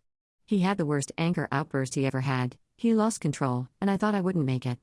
I hurt him during that time. I had more panic attacks. He was horrified, and later said it was clear I was too unstable and that we would look into committing me. It felt wrong, but I didn't know what to think. I kept deteriorating, and at some point I remember vividly thinking about all the things my therapist and the psychiatrist and people on Reddit said, and I recall getting physically sick and throwing up, and I panicked and got help. I can't say what and how, but it was insanely hard and stressful. I changed my mind and wanted to give up multiple times, but I pushed. It took me all I had left, and I had to follow instructions like a child, but I did it. I didn't tell anyone. I have frequent nightmares, and I switch between intense emotions, panic attacks, and feeling disconnected from everything. But still, I felt like I was allowed to breathe for the first time in years. I am exhausted from all those changes. The people who helped me are sweet and helpful, but I don't know if I can totally trust them. I feel alone and scared, and I miss home. There are days I want to go back, but they don't judge me, and they're never mad at me, and they never scream at me. It's weird, but I still feel horrible for putting my husband through this. I am sorry for what I did. I miss him, and I regret not breaking up with him like a normal person, but I also feel bad for ghosting my close ones and not updating them. I hope they can all forgive me someday. And I am sorry for not listening sooner. Relevant comments. Commenter 1. I sincerely hope you're somewhere safe away from him. Nothing in your story the way you described it sounded like more than burnout and depression, until your husband exacerbated your mental health full gaslight movie style. Please stay safe and trust your gut. I went to a party with my coworkers, and after our female coworker left, the host started bragging about how he wanted to smash her, then checked his phone and got pissed that the camera he set up in the restroom was turned around before she could use it. Posted by you/indistinguishable Seuss. Last night, I went to a house party with the crew that I work with. We're in the U.S. Navy stationed in South Carolina. I recently came back to crew after a few months away in a different department at the command we are all attached to. The party was attended by about 12 men and 1 woman, ages ranging from low 20s to upwards of 32 myself. We played beer pong and pool. She eventually left a few hours into the party. After she left, the host, who I do not know very well because he recently reported to the command, started talking about how much he wants to smash her. That's fine, and I don't judge him for wanting to get laid. The problem is that a few minutes later, he checks his phone and is pissed that the camera he had set up in the restroom was turned around. Apparently, he had set it up in there in hopes to get video of her with her pants down. One other partygoer, a friend I've known for several years, had seen it and turned it around so it wouldn't face him. It was just chance that he saw it first before our female coworker used the restroom. The host is pissed that his plan failed. At this point, I'm kicking myself for not saying anything at the time. I personally think it's sick and twisted for him to do this. All other guys acted neutral. They neither egged him on nor voiced their disapproval. I left soon after this occurred. The entire day, I've been racked with indecision. I don't know the best way to proceed. The way I see it, my choices are, do nothing, which is unacceptable in my opinion because he's bound to do this again, tell the victim directly, which warns her of his nature and she can file a report if she chooses to, make an anonymous tip, or file a formal report. I know that anything I do will probably affect me in some way. There were only so many people at the party. I'm relatively new and don't know most of them very well. That is not to say it will stop me from doing the right thing. I don't want her to get hurt, and I don't want him to continue his sick practices. I fully realize that I and many others at the party were likely victims of voyeurism as well. I know I went to the restroom before my friend did, so I most likely was picked up on video. That is a path possibly worth pursuing, but I am more concerned about the female coworker. Relevant comments. Commenter 1, you already know full well that the correct thing to do here is to report it. If for no other reason than if you do not, and someone else does, you will be held accountable under the UCMJ. Go to your command, your chief, your CMEO, or your savvy. And go before someone else does, and you go down too. Ops response, in a perfect world, I'd go to my chief and trust it would be handled appropriately. But unfortunately, I don't trust my chain of command. The SARC directed me to contact NCIS directly in the morning, which is what I'm going to do. Commenter 2, me and my wife have been dealing with NCIS for the past few months due to an incident related to your post, and I can say that they are dang good at what they do, and they will take this seriously. Please contact them as soon as possible. Commenter 3, I second the previous comment with knowing full well what the right thing to do is now, and I encourage you to stand up for her and other women he has or will do this too. People don't just spontaneously do this. I'd recommend going through your CMEO or just someone in your chain you trust. Small note with sappers, you might not have the same sort of confidentiality that a victim would with restricted reporting. I've been a VA for several years, and I've not encountered a situation like this. Ops response, I was a sapper VA at my last command. The SARC said it does not fall under her area since no serious harm occurred, but it definitely is criminal. I'm going to contact NCIS in the morning, per her suggestion. I called the SARC, Sexual Assault Response Coordinator, for the base. She said the best avenue would be to contact the command, who would then contact NCIS, or to contact NCIS directly. She said to do either in the morning. I'm going to contact NCIS directly and go from there. Thanks for the responses. Commenter 4, thank you for standing up and doing the right thing. I'm sure it wasn't easy to call SARC, nor will it be easy to talk to NCIS or command about this, but you're doing the best thing. The rates for women serving in the military is devastatingly high. Working at the VA, all of my female veterans had histories while serving and were attacked by other service members or higher-ups. This post gives me a lot of hope that things are changing, and I hope more service members are like you. Thank you for serving and thank you for doing this. It really does mean a lot. Ops response, I posted a reply if you care to look. Thank you for your comment, it means a lot. I was really conflicted with how to report this. There wasn't really a question about whether I should or not, just how. In the end, NCIS and the chain of command was informed, and the suspect is no longer working with us. He most likely has had his security clearance temporarily revoked while under investigation. Hopefully he'll never be able to do this type of thing again. It saddens me that every other guy at the party was going to let this go. I just couldn't do that. She has resources to help deal with this, and thankfully it seems he didn't get what he wanted. Update 1, 4 days later. So it's been a few days, and a lot has happened. As I said in the previous post, I called the SARC, and she directed me to get in touch with NCIS. For whatever reason, they never answered their dang on-call duty agent phone that day. I had to go into work, and it was really freaking difficult working next to the guy that night. I ran through a dozen different ways to tell the right people in my head, but circumstances made me wait. About halfway through our shift, I was able to tell the victim in a private setting. She was obviously very upset, then I immediately went and told our superior officer of our crew. He agreed to take care of it.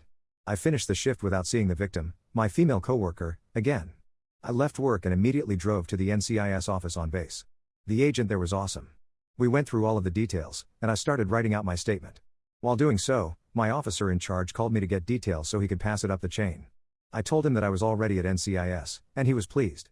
He thanked me for coming forward and ensuring our coworker would be protected. By the time I finished writing my statement, the whole command was aware of the situation. I was pleased.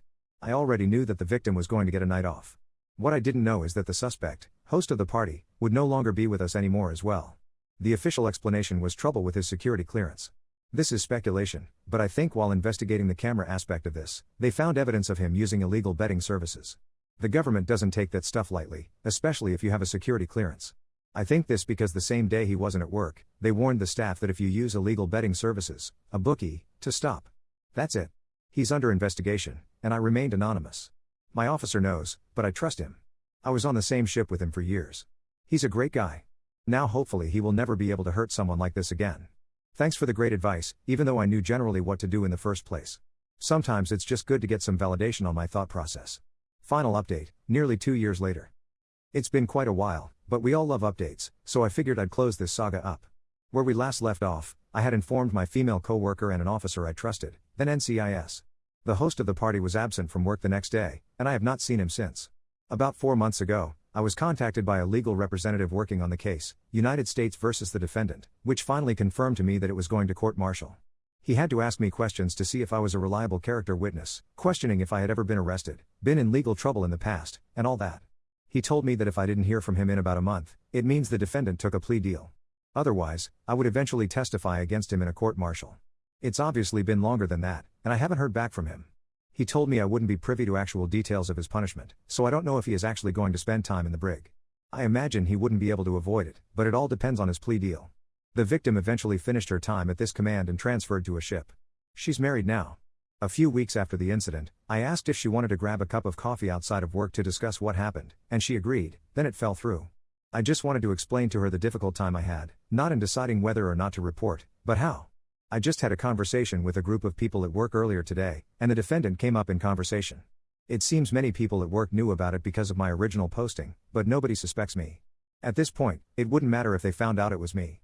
I have a clear conscience, and I know I did the right thing. My only hesitation at the time was due to lack of trust in my chain of command. Thanks for all of the good advice and encouragement. My husband's ex, who dumped him a decade ago, contacted him saying she has kidney failure and is on dialysis, and now my husband wants to bring her to our house so he can personally nurse her and be her emotional support, and when I said no, he called me petty and immature. Posted by you/amebankweird. So I, 35F, and my husband, 39M, have been married for 5 years. Before marrying me, he was with his high school sweetheart for a decade. Apparently, they had compatibility issues and then lost contact. Now his ex has got a kidney failure and is on dialysis and has come to our city for treatment, and according to my husband, she contacted my husband through a mutual friend. And now my husband wants to help her. Very politely, I had asked my husband, does she not have her own people to help and nurse her, why contact him all of a sudden after years? My husband was pissed and said how can I be so petty and immature regarding a patient, asking such stupid questions, and that he expects better from me. Then I said if the situation is so dire, then let's get her a place in our flat another locality, and if you are so adamant, then let's finance her nursing facility. What is the need of getting personally involved like a nurse, and I don't want to get involved in personally nursing his ex or in her medical recovery process in person, nor do I want to go to see her in hospital with him. And my husband said he is just disappointed in me, that I am showing jealousy over a long-ended relationship and cannot show maturity even with the patient. Relevant comments. Commenter 1. Something is fishy about the response, kind of sounds like gaslighting.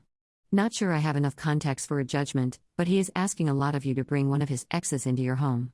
Could be because it's in writing that your offer to help in other ways sounded sarcastic, but I still feel his response is rather strong for him making a big ask of you. I would possibly ask the same question but understand that you are not obligated to say yes. Commenter 2. Did he really say that he wanted the ex to move in? Op's response, yes, he did. He said it will be better if she is in close proximity. I don't know, I just feel uncomfortable. I am not accusing him of anything, nor do I have anything against that woman, but I feel sick. Commenter 3, caring is one thing and caretaking quite another. Once he starts to help, it is quite possible that her needs will increase. It is also important to consider that her condition may be long-lasting. Commenter 4, I feel the ex is trying to find a kidney donor. Ops response, not really, she has a donor, and if she wished, she could have got some other shelter, but I don't know why she had to come into my life. Commenter 5, if the ex has a donor, why isn't the surgery taking place? Ops response, they had some issues related to blood antibodies, that is what my husband told me. Commenter 6, this is not jealousy. It sounds like he wants to be the hero and take her in but do none of the actual work. Also, it is inappropriate. This is his ex, and they don't even know each other anymore. I would die on this hill. If he brings her to your home against your will, you should leave to stay with family or friends. I bet he gets a nurse or gets her out real quick when he has to do the caretaking. Commenter 7, and the fact he just decided this expecting the op to just take on this kind of work is crazy of him. Stand your ground, op, you're going to be fine if you do. Op's response, exactly, he said this with a poker face that he would want me to nurse, like what? I don't know if I recognize my husband anymore.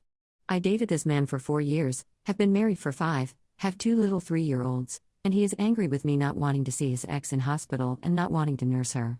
Op's response, old friend, they were not in contact for years. And she is not just a friend, she is his ex, someone who was way more emotionally intimate than a friend. And your taxes assertion just proves my point. We indirectly financially sponsor for health of strangers, don't go on getting involved with them in person wanting to stay at their side as an emotional support tool. And just because you and your folks are okay with strangers in home, it does not mandate everyone to do it. Since you are so open to taking care of strangers, please take my husband's ex too in your kind and compassionate vicinity. Commenter 8, is your husband a nurse? If she's dying and he wants to visit with her, what's the big deal? At the end of one's life, it's not uncommon to want to reach out to old friends and family for closure. I don't really understand the jealous and outrage. This feels like a massive overreaction. Has he been unfaithful before? Op's response, what kind of selfish and entitled demand it is to expect a married man to suddenly get involved in your mess, leaving everything behind. Being an emotional support tool, caretaking in person when you are vulnerable, all these emotionally intimate things are exclusive to one's spouse. I would have been outraged even if it was a platonic female friend in picture, let alone an ex with whom one had intimate and emotional history with. Do you want me to play a third wheel in my own marriage? Commenter 9, is she asking for him to take care of her, or is she just checking in that she's in the area and he can stop by and visit? If she's asking you to put her up and give her a place to stay, that's inappropriate. If she's asking for a visit, you're overreacting. They were together for a decade. He'll always be family. Op's response, she is asking him to take care of her in person. She expects him to be at her side during medical checkups. Is it not an outrageous demand? Where does this entitlement come from? And the family nonsense. You don't become a family to someone after a decade-old no contact. When you have broken up, things are done, now the other party does not owe you anything.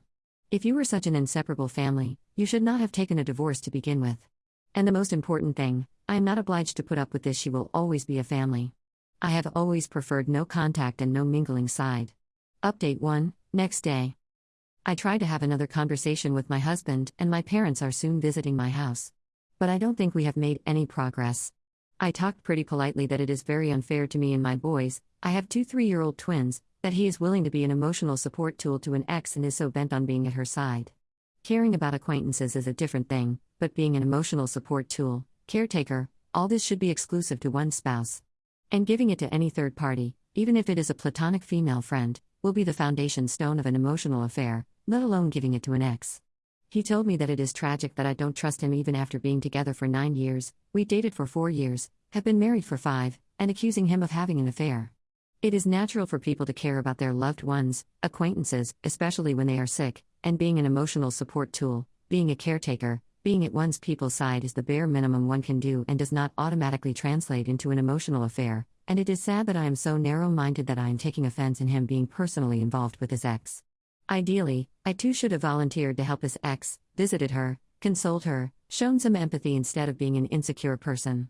I said, I am not negating the fact that we should help a sick person, and we can get nurses and doctors involved and assist financially, but you offering emotional intimacy to her does not go down my throat.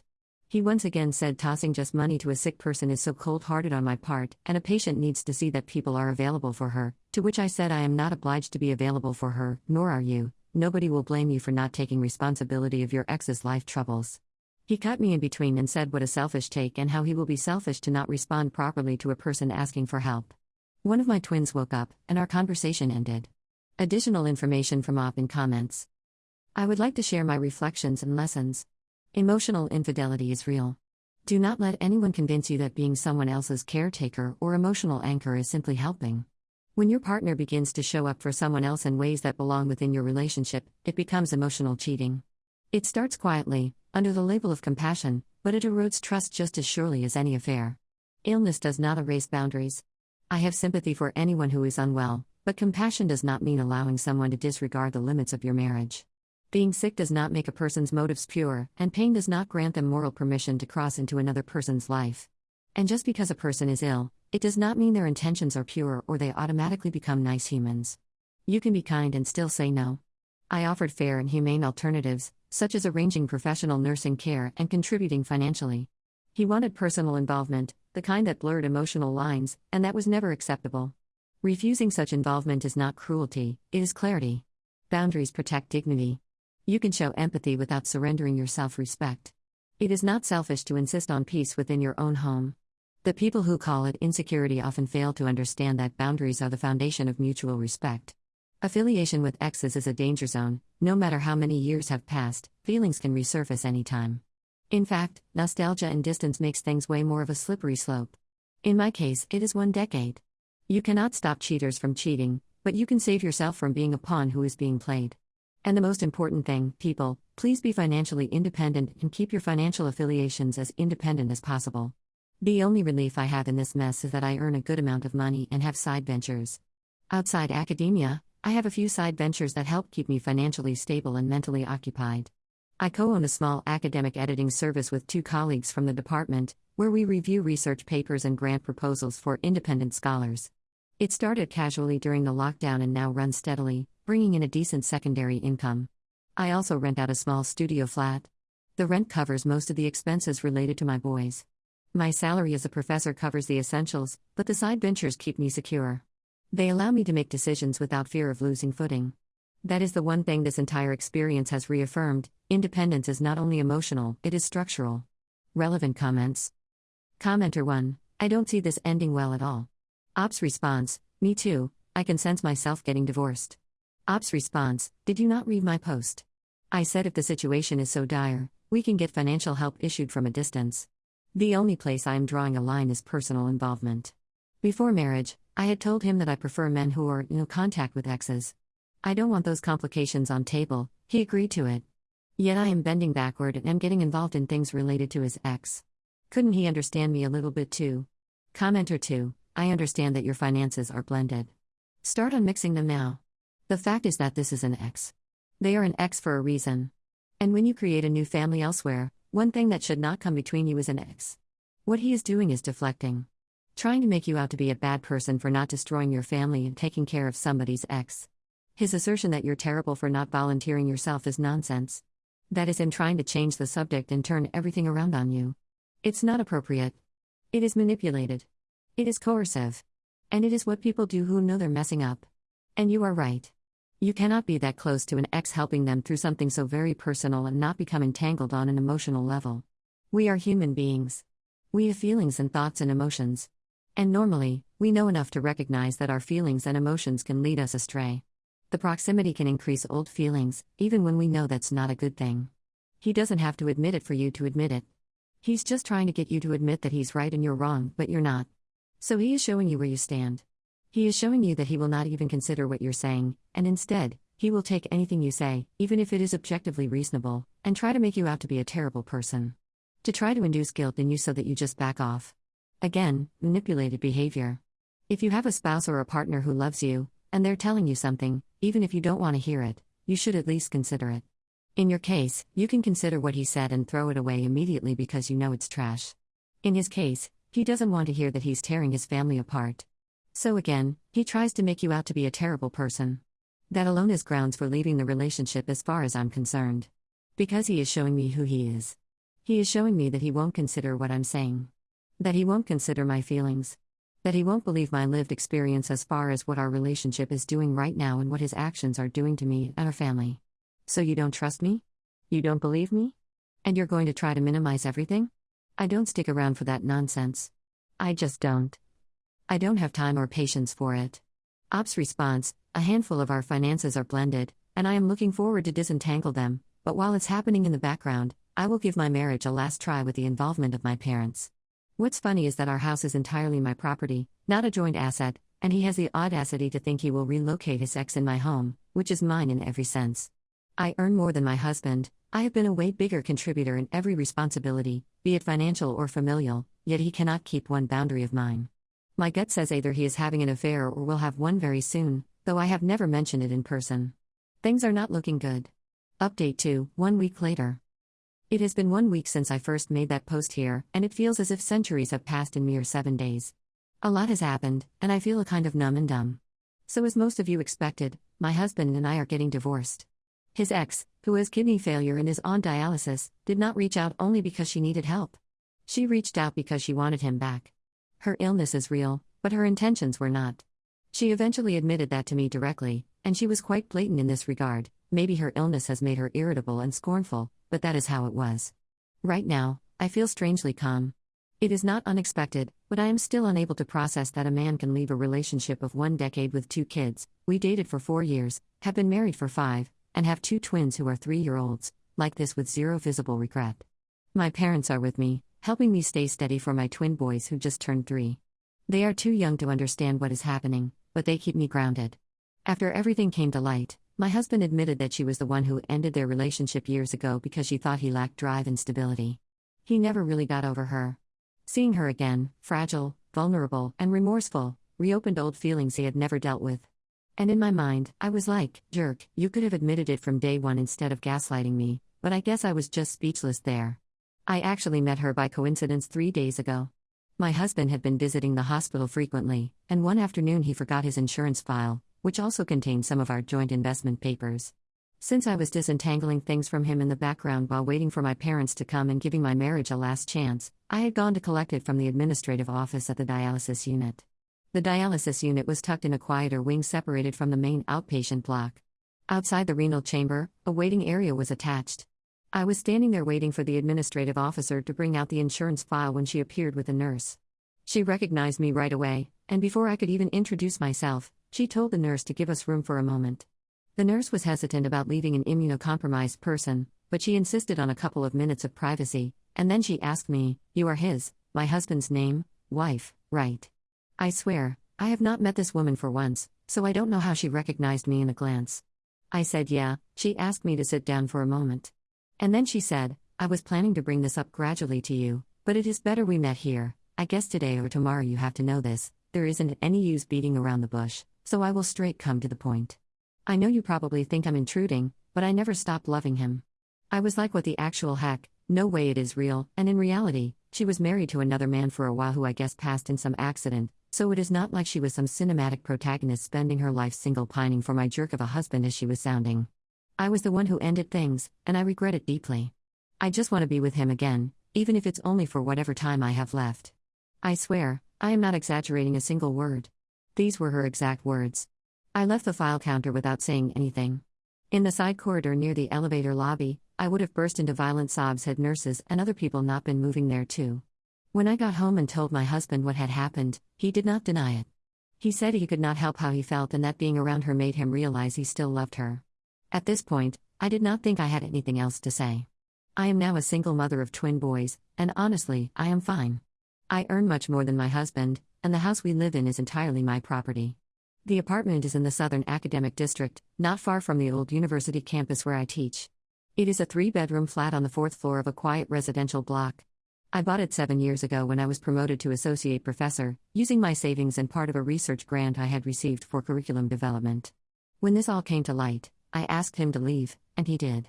It was not a dramatic fight. I told him calmly that if his heart was with her, that is where he should go. There is no lethal obstacle in it. He had contributed little to the mortgage or maintenance, and the property was always mine. He did try to bring up we are intertwined on other financial fronts. And honestly, even if it is partial entanglement, what complicates things now are the shared investments and educational funds we set up for our twin boys. We have a joint mutual fund account, a children's savings bond, and a small commercial investment in a co-working space near the railway junction. The co-working space investment is another area of dispute. Although the capital came from me, the business registration lists both our names for tax convenience, which was his idea only. Now he is attempting to claim half the profits from the current lease cycle. My lawyer has filed for a forensic accounting review to prove the monetary trail originates from my personal savings. This is looking exhausting in theory only, and there are a few more entanglements that will be too much to type, and not to forget the legal proceedings of divorce, which we have not started yet, and not to forget custody stuff. Relevant comments. Commenter 1. I'm not sure what the laws are where you reside, but does he have claim to half of your earnings since you make more than him? He's in for a rude awakening when he realizes the fairy tale love story is nothing but that, a fairy tale. The fog he's under will eventually lift, and his pathetic self will come crawling back to the safety net you've built for him. He's still a loser, and his ex most likely will figure that out soon enough if she doesn't pass away before that happens. Ops response: no, alimony laws don't work like that here in my country. He would not have any claim on my hard-earned money. It is just the investments we have done together or the financial fronts where we are entangled is a mess that will take time to be sorted properly. I will be putting an update when I am done handling these things. Commenter 2, wow. The dying ex is a trash human, but your soon-to-be ex is one as well. I guarantee after she passes and he grieves, he will try to crawl back. Forget that. Out of curiosity, do you guys have mutual friends who are taking his side in all this? Ops response: not yet. People outside home are unaware of our divorce yet. We have not started our official splitting process. And we have very few mutual friends, at best acquaintances. I'm a pretty private and introvert kind of person, and my entire circle is from my university, teachers, researchers, students, and his circle is different. Commenter 3, this post seems so silly. Why would he go through a divorce and sever himself financially from a woman who makes more money than him and owns the home they live in just to nurse a sick woman who will pass soon? Seems to me like he'd just lie and sneak around behind his wife's back to spend time with the ex until she's gone, then pretend it never happened. He's such a fool. Seriously. His friends and family should berate him for being a total idiot. Ops response: because he can claim on many of our joint investments as he is doing now, even though the capital came from me. And multiple people cheat after being married, after having kids. Why do they do that? Please go and ask them the question. If you get the answer, please tell it to me. Because I too am trying to figure out why. Why on earth will a man cheat like that with zero visible regrets after being together for 1 decade? Why would he not think of my kids even? I did everything one can do as a spouse and a partner, always bore the bigger part of familial and financial responsibilities, then why? Update 3, 5 days later. I filed for divorce today. Dated for 4 years, 5 years of marriage, twin boys who are 3, and a husband who decided to go back to his ex. She came back into his life because of a medical issue, and he turned into her caretaker. I drew boundaries, he called me insecure. Now it's over. I'm a professor and I earn well. My house is in my name, so at least that's clear. But the rest is tangled. There's a small joint property near the railway station and some mutual funds for the kids' education that both our names are on. It's exhausting sorting through all of it. I'm not falling apart. I'm functioning, working, raising my boys, but it's lonely. I've never been the kind of person who keeps a big circle of friends, and right now, that silence feels heavier than usual. My parents are here, but they are with the kids right now, and how much can I burden them with my emotional turmoil? I just wanted to vent it somewhere. My sister went on a tirade about how my sister-in-law took the shortcut by getting a C-section and has the audacity to complain, so I called my sister a dumb jerk who couldn't get through high school, and now my brother, who didn't defend his own wife, is mad at me for interfering in women's business. Posted by you/apprehensive cry 5231. I was at my mom's house for dinner, and me, my older siblings, and my sister-in-law were in the living room talking while my mom got dinner ready. My relationship with my siblings is pretty bad due to some background familial issues and the fact that we just don't have personalities that mesh, but we're able to stay mostly civil for my mother. My sister is one of those hyper-religious people that doesn't believe in Western medicine and wants everything natural. My sister-in-law recently got out of the hospital after being there for an extensive period of time following a really messy labor. From what I know, she went into labor prematurely and had to get an emergency C-section as her and the baby's lives were at risk. It was a tough period of time for her and my brother. We were talking about how they have been progressing since they got out, and my sister-in-law shared how hard it's been having to bounce back from that traumatic experience to take care of her son. My sister turned to my brother and said, "Had to take the easier route and she still complains," and laughed. My sister-in-law asked what she meant. My sister proceeded to go on a tirade about how she kept trying to help her throughout her pregnancy and she didn't listen, and that's why things turned out the way they did, and that she took the shortcut and has the audacity to complain. My sister-in-law tried to explain that the doctors told her what would be best for her during her pregnancy because of issues she was already having and that her delivery was the best course of action. My sister would not let up and was gradually getting more insulting, ignoring me telling her to knock it off. My sister-in-law ended up crying, and I was pissed. I turned to my sister and said, "So are you going to take the advice of trained medical professionals or one dumb jerk who couldn't get through high school?" My sister lost her mind and started yelling at me, to which I just repeated get a job over and over again, which made her angrier till she was crying and hurling insults at me. My brother and sister-in-law ended up leaving, and my mom came and intervened, telling my sister to calm down and me to leave. Since then, I had a heated phone call with my brother because he believes that I should have just kept my mouth shut and let women handle their business. My parents are divorced, left me multiple texts grilling me and calling me a disgrace and whatnot because my sister went crying to him, and my mom texted me saying that she thinks my sister was a bit harsh, but that I was way out of line and I need to apologize to her. My sister-in-law texted me and said that she's sorry she caused this situation and that she appreciates me speaking up, but I didn't have to, and that's what's making me feel awful. I'm in a bad state with my family, I always have been and I'm fine with that, but I don't want to put her in a bad position with them too when she's done nothing wrong. Am I the jerk for insulting my sister after she insulted my sister-in-law? Relevant comments. Commenter 1, so your brother, who should have stood up for his wife, is mad at you for doing so. He has now pressured his own wife into telling you shouldn't have done so? Does this mean he also believes the same thing your sister does? I'm just glad your sister-in-law saw at least one person stand up for her in that debacle. Unfortunately, she has a husband problem and you have a family problem. I would just ignore the rest of your family and make sure your sister-in-law knows she deserves someone standing up for her and didn't do anything wrong. She didn't cause your sister to be a jerk. Seems she was born that way, considering how the rest of your family are. Ops response, my brother's always been really non-confrontational and a keep the peace type of guy, so I wasn't surprised that he didn't say anything, just that he didn't even try to take my sister-in-law and leave. I'm also not surprised by him being mad at me because on the flip, I am overly confrontational, which he has always hated.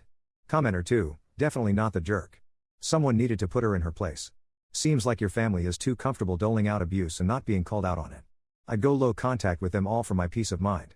Ops response, I'm already low contact, my only connection to them is through my mom, who I have a decent relationship with. I think the text my dad sent is the first bit of contact we've had in like a year. Commenter 3, not the jerk.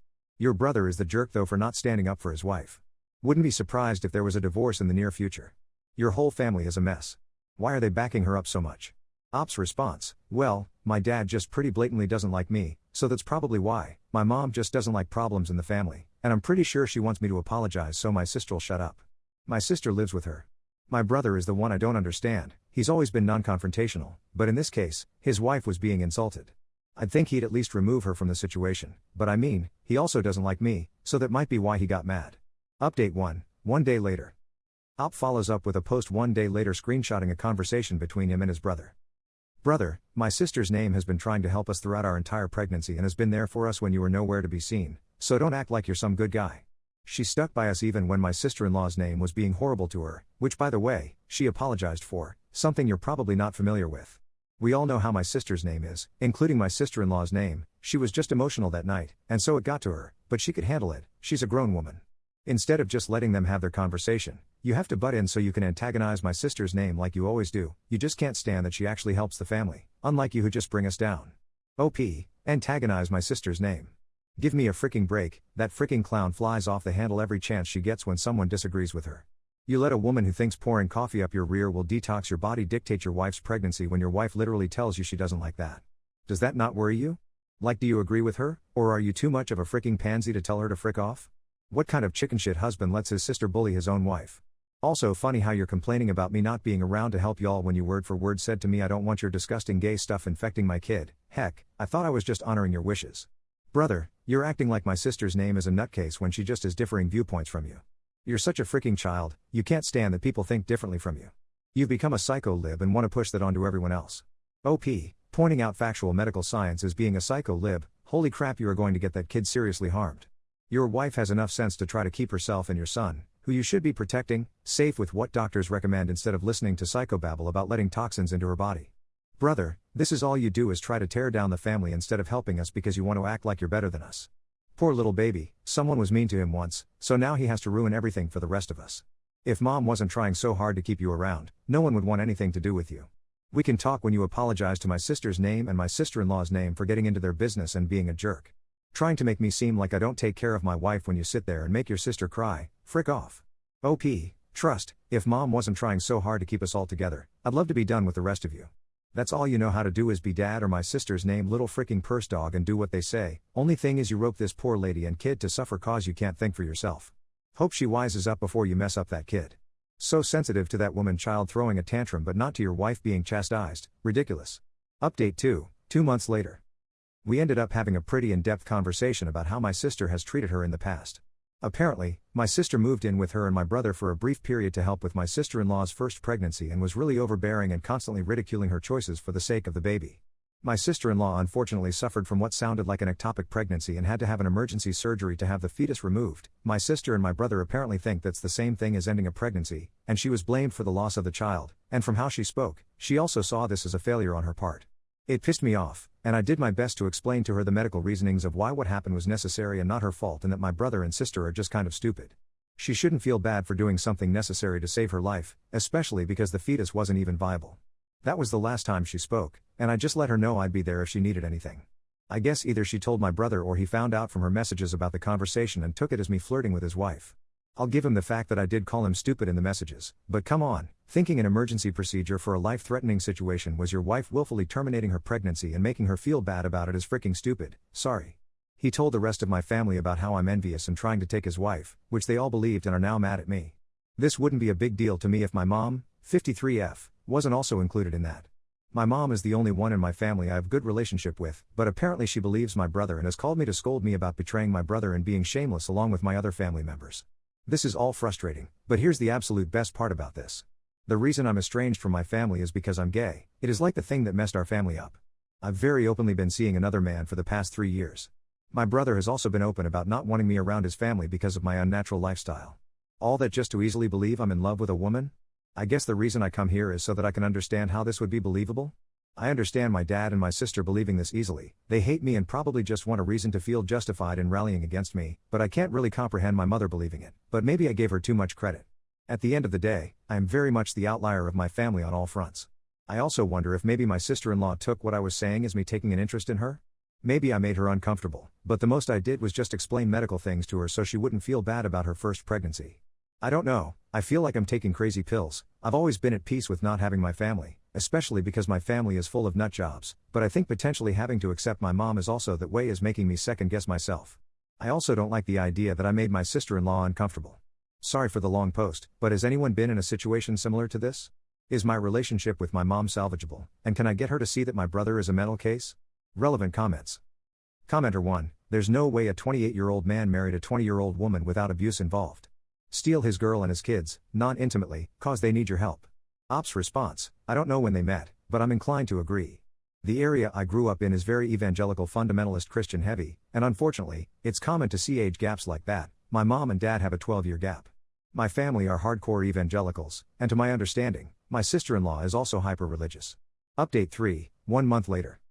Don't know if anybody is following me, but when I came back to this account, I seen a significant number of messages asking me how I'm doing, if everything's alright, what happened to my siblings, what happened to my sister-in-law, and all that. I just want to say thank you to everyone being concerned for me. It's real nice, but I promise, no matter how the situation turned out, while not ideal, I was going to be fine as I've had about a decade to get used to being ostracized from them and about 5 years building a new, much healthier, less insane life with a new family made of friends and my significant other. I'm not completely alone like I was all those years ago, thankfully. I've had a lot of people guess about me and my family's background, and without getting too specific, I'll just let you know I grew up in a very small fundamentalist Christian town in western Tennessee. My family is full of devout, ye old ways, evangelical Christian nationalists, so it's not a surprise that they're not too psyched that I ended up a gay progressive atheist who studies medicine. I was never going to be able to fit back in with them once I came out and deconstructed from Christianity, and I think my clinging to my relationship with my mom was just wishful thinking because I thought she wasn't as awful as the rest of them. Let's get on to the real meat and potatoes though. Things were honestly really quiet after the whole op. The slur is actually super in love with my wife and trying to steal her from me shtick my brother was pulling happened because I kinda just gave up on trying with any of them because frankly, them believing that made me realize there is quite literally nothing I can do. Cut my losses, blocked them, kept on trucking with my life. Last week though, as I was leaving class, who do I see waiting for me but my mother? Just for reference, I live about an hour and a half away from the rest of the family.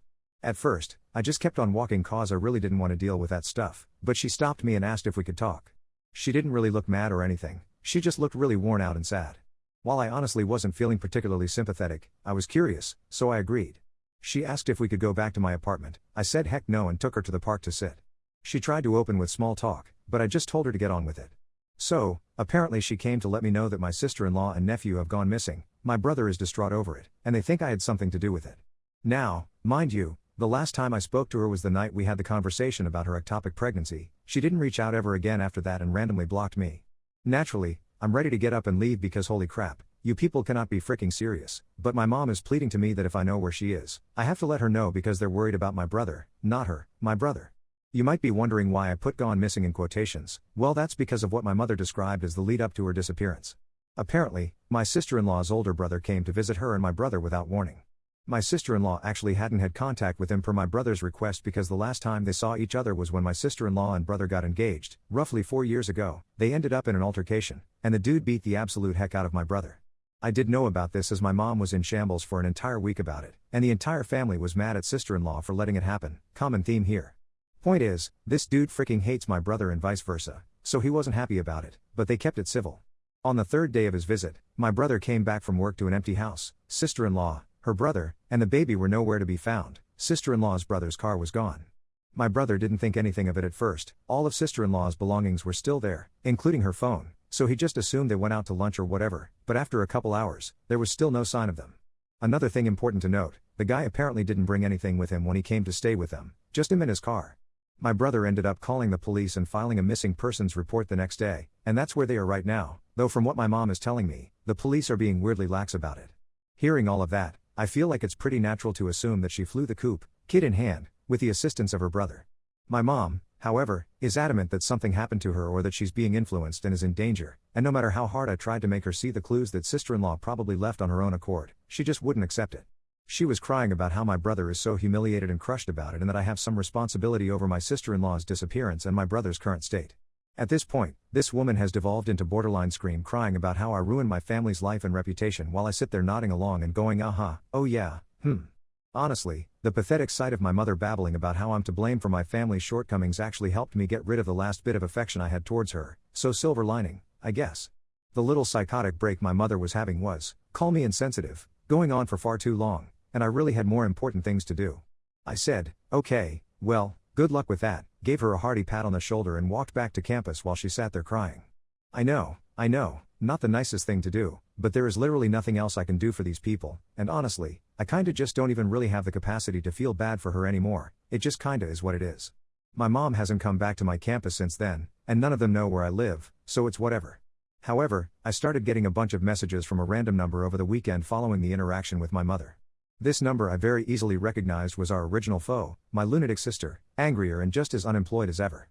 She basically parroted the same sentiment my mother gave but in a much harsher and unfortunately, funnier way. Calling me a big pharma, slur who destroyed the family did in fact give me a little giggle, I won't lie. Very godly, very loving thy neighbor of her. I muted it, but I didn't block it cause the angry ramblings of a mentally deranged woman in her mid-30s can be pretty entertaining. Anyways, maybe the cops will eventually ask me questions about my sister-in-law, but I got just about as much of a clue as the rest of them. Wherever she is, I hope both she and my nephew are safe. Glad someone was able to get her the heck out of this nightmare of a family, and maybe it'll be a better beginning for her. I have no idea how that'll work with custody arrangements though. Again, sorry for the long post, this account has basically become a lame diary. Shout out to anyone who actually sees this and thanks for all the well wishes. I'm gonna eat a funny gummy and try to act like this stuff never happened. Final update, 2 weeks later. Hey Reddit, just wanna say I appreciate the well wishes people have been giving me, and I'm sorry if I haven't responded to your message. I'm not real good at getting back to people. I also don't really look at this account outside of making a post and looking at some comments. I wondered where the influx of people came from, but my posts got posted to a big subreddit, so that explains it. Anyways, I know opinions were split on whether or not my sister-in-law was safe, and I understand why people thought she potentially wasn't. Sorry to those people who were asking me questions, I genuinely didn't know the answer. Just to give you guys some insight, I have gone completely dark with my family, and I don't really have any connections from my hometown, so I don't really have anyone to contact about how things are going aside from the rogue phone number my sister is using to yell text at me. Someone asked me how I know it's her, and if you ever met the woman, I promise you, reading those texts, you'd know it's her. Plus all the very personal stuff in there, but you get the idea, context clues. Who knows, I could be wrong, but I really doubt that. No, I haven't texted her back. Yes, she still leaves messages. But back on topic, I was also really curious about where my sister-in-law had gone, but I didn't have any plans on contacting her, not that I could anyways. I can't really imagine that she'd want anything to do with anyone that has my last name anymore, so I just relied on trying to find some vague lead. Some issues were that she didn't have any social media, and I don't know a ton about her. I've said it before, I didn't actually interact with her all that much aside from the occasional conversation when she would be over for the dinners my mom hosted, so most of what I knew was rather surface level. I decided to make a Facebook. I don't use it, I hate its UI, and comb through my brother's account. Just to reiterate, my sister-in-law doesn't have social media that I know of and nothing on my brother's account linked to her. However, he had a post up celebrating the birth of their child, and I used the comments of that to potentially find a lead. After combing through each congratulation and the profile accompanying it, I found one from a woman wishing my sister-in-law a speedy recovery and that she misses her. The woman's profile said she lives in Cape Town, South Africa. My sister-in-law originally comes from South Africa before she came to live with her father in Tennessee, I don't know when. After digging through her profile a bit, I ended up finding a post with a group photo that had my sister-in-law's brother in it. Now, I didn't actually know what he looks like, but I knew his name, and he was tagged in the post. I click on his account, and lo and behold, the first post I find is one he made a couple of days ago. It's a picture of him sitting at a dining room table with some people, and next to him is my sister-in-law with my nephew being held by a woman next to her who I think is their mother. So suffice to say, I'm almost positive she's not even in the US anymore. I don't know how that's gonna work out legally with my brother, custody and divorce, but I'm happy she seems to be in a much better environment. As for my family, other than my sister's ramblings and that one blow up my mom had on campus, I didn't really know what was going on with any of them. Now that I had a Facebook though, I thought it wouldn't hurt to look. My brother's posts mostly consist of religious stuff and being a family man, though he hasn't posted anything in a couple of months, and my sister just reposts snake oil healing videos and videos about how the devil is in the United States making people evil through K-pop or whatever rants people on Facebook get to. My mother is the one who has made a post talking about how she hates seeing her boy in so much pain and that karma will get my sister-in-law and that she's sad to see my brother go down the same path she did of trying to protect her family only for them to turn around and betray her, which was a treat to read. But that's where it is now, and probably where it'll end. If there's legal things going on, I'm not gonna know about it. I'm not gonna contact my sister-in-law or her brother, I don't see the benefit in it for anyone unless they ask me for like testimony or whatever. I deleted the Facebook because I don't need it, and I don't plan on keeping up with my family at all their numbers blocked. We have no contact unless one of them comes to my school to yell at me, which I doubt they'll do. I think they're done with me too, they can blame me for everything without me being present anyways. I don't know how I feel, been taking it in stride for a long time, years even, but the other night after I finished all my Facebook stalking of my mom's page, I kinda just sat there and looked at my ceiling feeling something, I don't know what. Feeling like something was crushing my ribs. I'm sure it's something, but I gotta go to work tomorrow, so I don't got time to think about it. Regardless, thank you for all the input and being interested in whatever the heck I'm rambling about. Sorry if this is a mess, I'm out of it right now, and I always make these in the middle of the night when I wanna just say stuff. I think that's just what this account ended up being. My stepson tragically passed away 4 weeks ago, and now my husband told me his ex asked him to be her sperm donor so she can have another child with the same partner her son had, and my husband said it's something he's willing, even wanting to do. Posted by you/conception drama?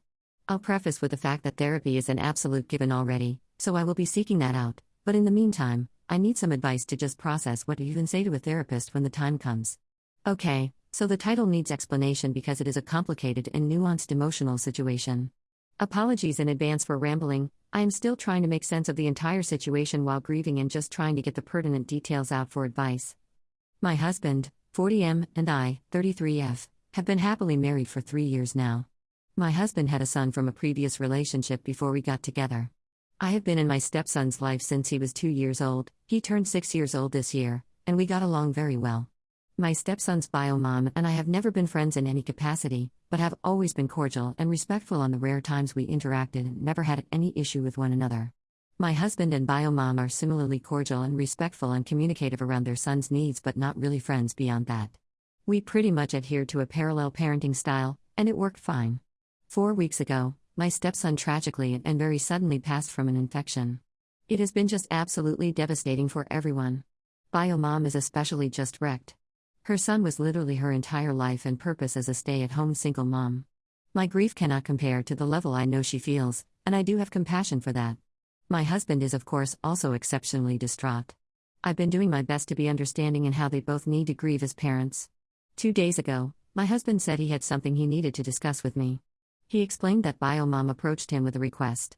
She asked my husband to be her sperm donor for ENJOYYYY or IVF as she desperately wants to be a mom again and wants to conceive a child with the same partner that her son had. He basically made it clear it is something he is willing, even wanting, to do, but knows he needs to understand how I feel about it. Well, I don't know how exactly to communicate what I feel about it at this point, but the feelings are not good ones. I told him I needed some time to process this. My husband and I have been trying to have a child of our own for the past few months, so this is even more personally difficult for me to take in. I think I already know that I am not okay with my husband having another child with his ex. But I am thinking of suggesting we offer her financial support to seek out alternative fertility options that do not involve my husband's sperm and, quite honestly, do not involve 18 years of co-parenting. I'm actually not even sure what Biomom and my husband are thinking regarding that in this scenario. Additionally, Biomom is 41 years old, so there is a high probability this whole situation would be a lot of money and time spent without any results. Overall, I think I'm just in shock here. I feel disrespected and angry, but I also understand it's not really just about me here. And that both of them are struggling to cope with this unimaginable grief. I would just appreciate some level of advice from people outside this situation, specifically advice on how I should convey that I am not on board with this without making it a point of contention. Thank you so much already for the responses. I feel like this is happening to someone else. It is such a shocking and emotional wave after wave, very difficult to process and think totally rationally. I honestly consider understanding and compassion to be personal strengths of mine, so I appreciate the replies acknowledging that I am not betraying that by being a firm no on facilitating this situation. I would just add that I am fortunate to be financially stable independently, and my husband and I had already set aside a fairly significant sum specifically for child support, so even had this specific scenario not arisen, I feel obligated to offer some, if not all of that, to Biomom since it was always intended to go to her and son. Anyway, I will keep reading through replies. Thank you again, and at this point plan to speak with my husband this evening about feeling it is inappropriate to consider this now and dealing with his grief first and foremost with professional help. Top comments. Commenter 1, yeah, this is a big no. There are so many emotions here, and during times of grief, they might not be thinking rationally. But having another child to replace one you all lost is not the answer here. I think the first step is couples counseling with your husband where you state that you aren't comfortable with him fathering a child with another woman while you're undergoing your own journey together. Best leave the bit about age and viability out, and that you think it would impact your marriage.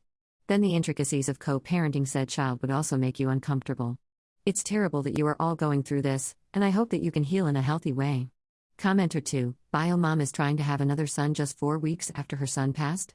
That sounds like she's simply trying to bury her grief by replacing her deceased son. This is not healthy, and your husband cannot enable her.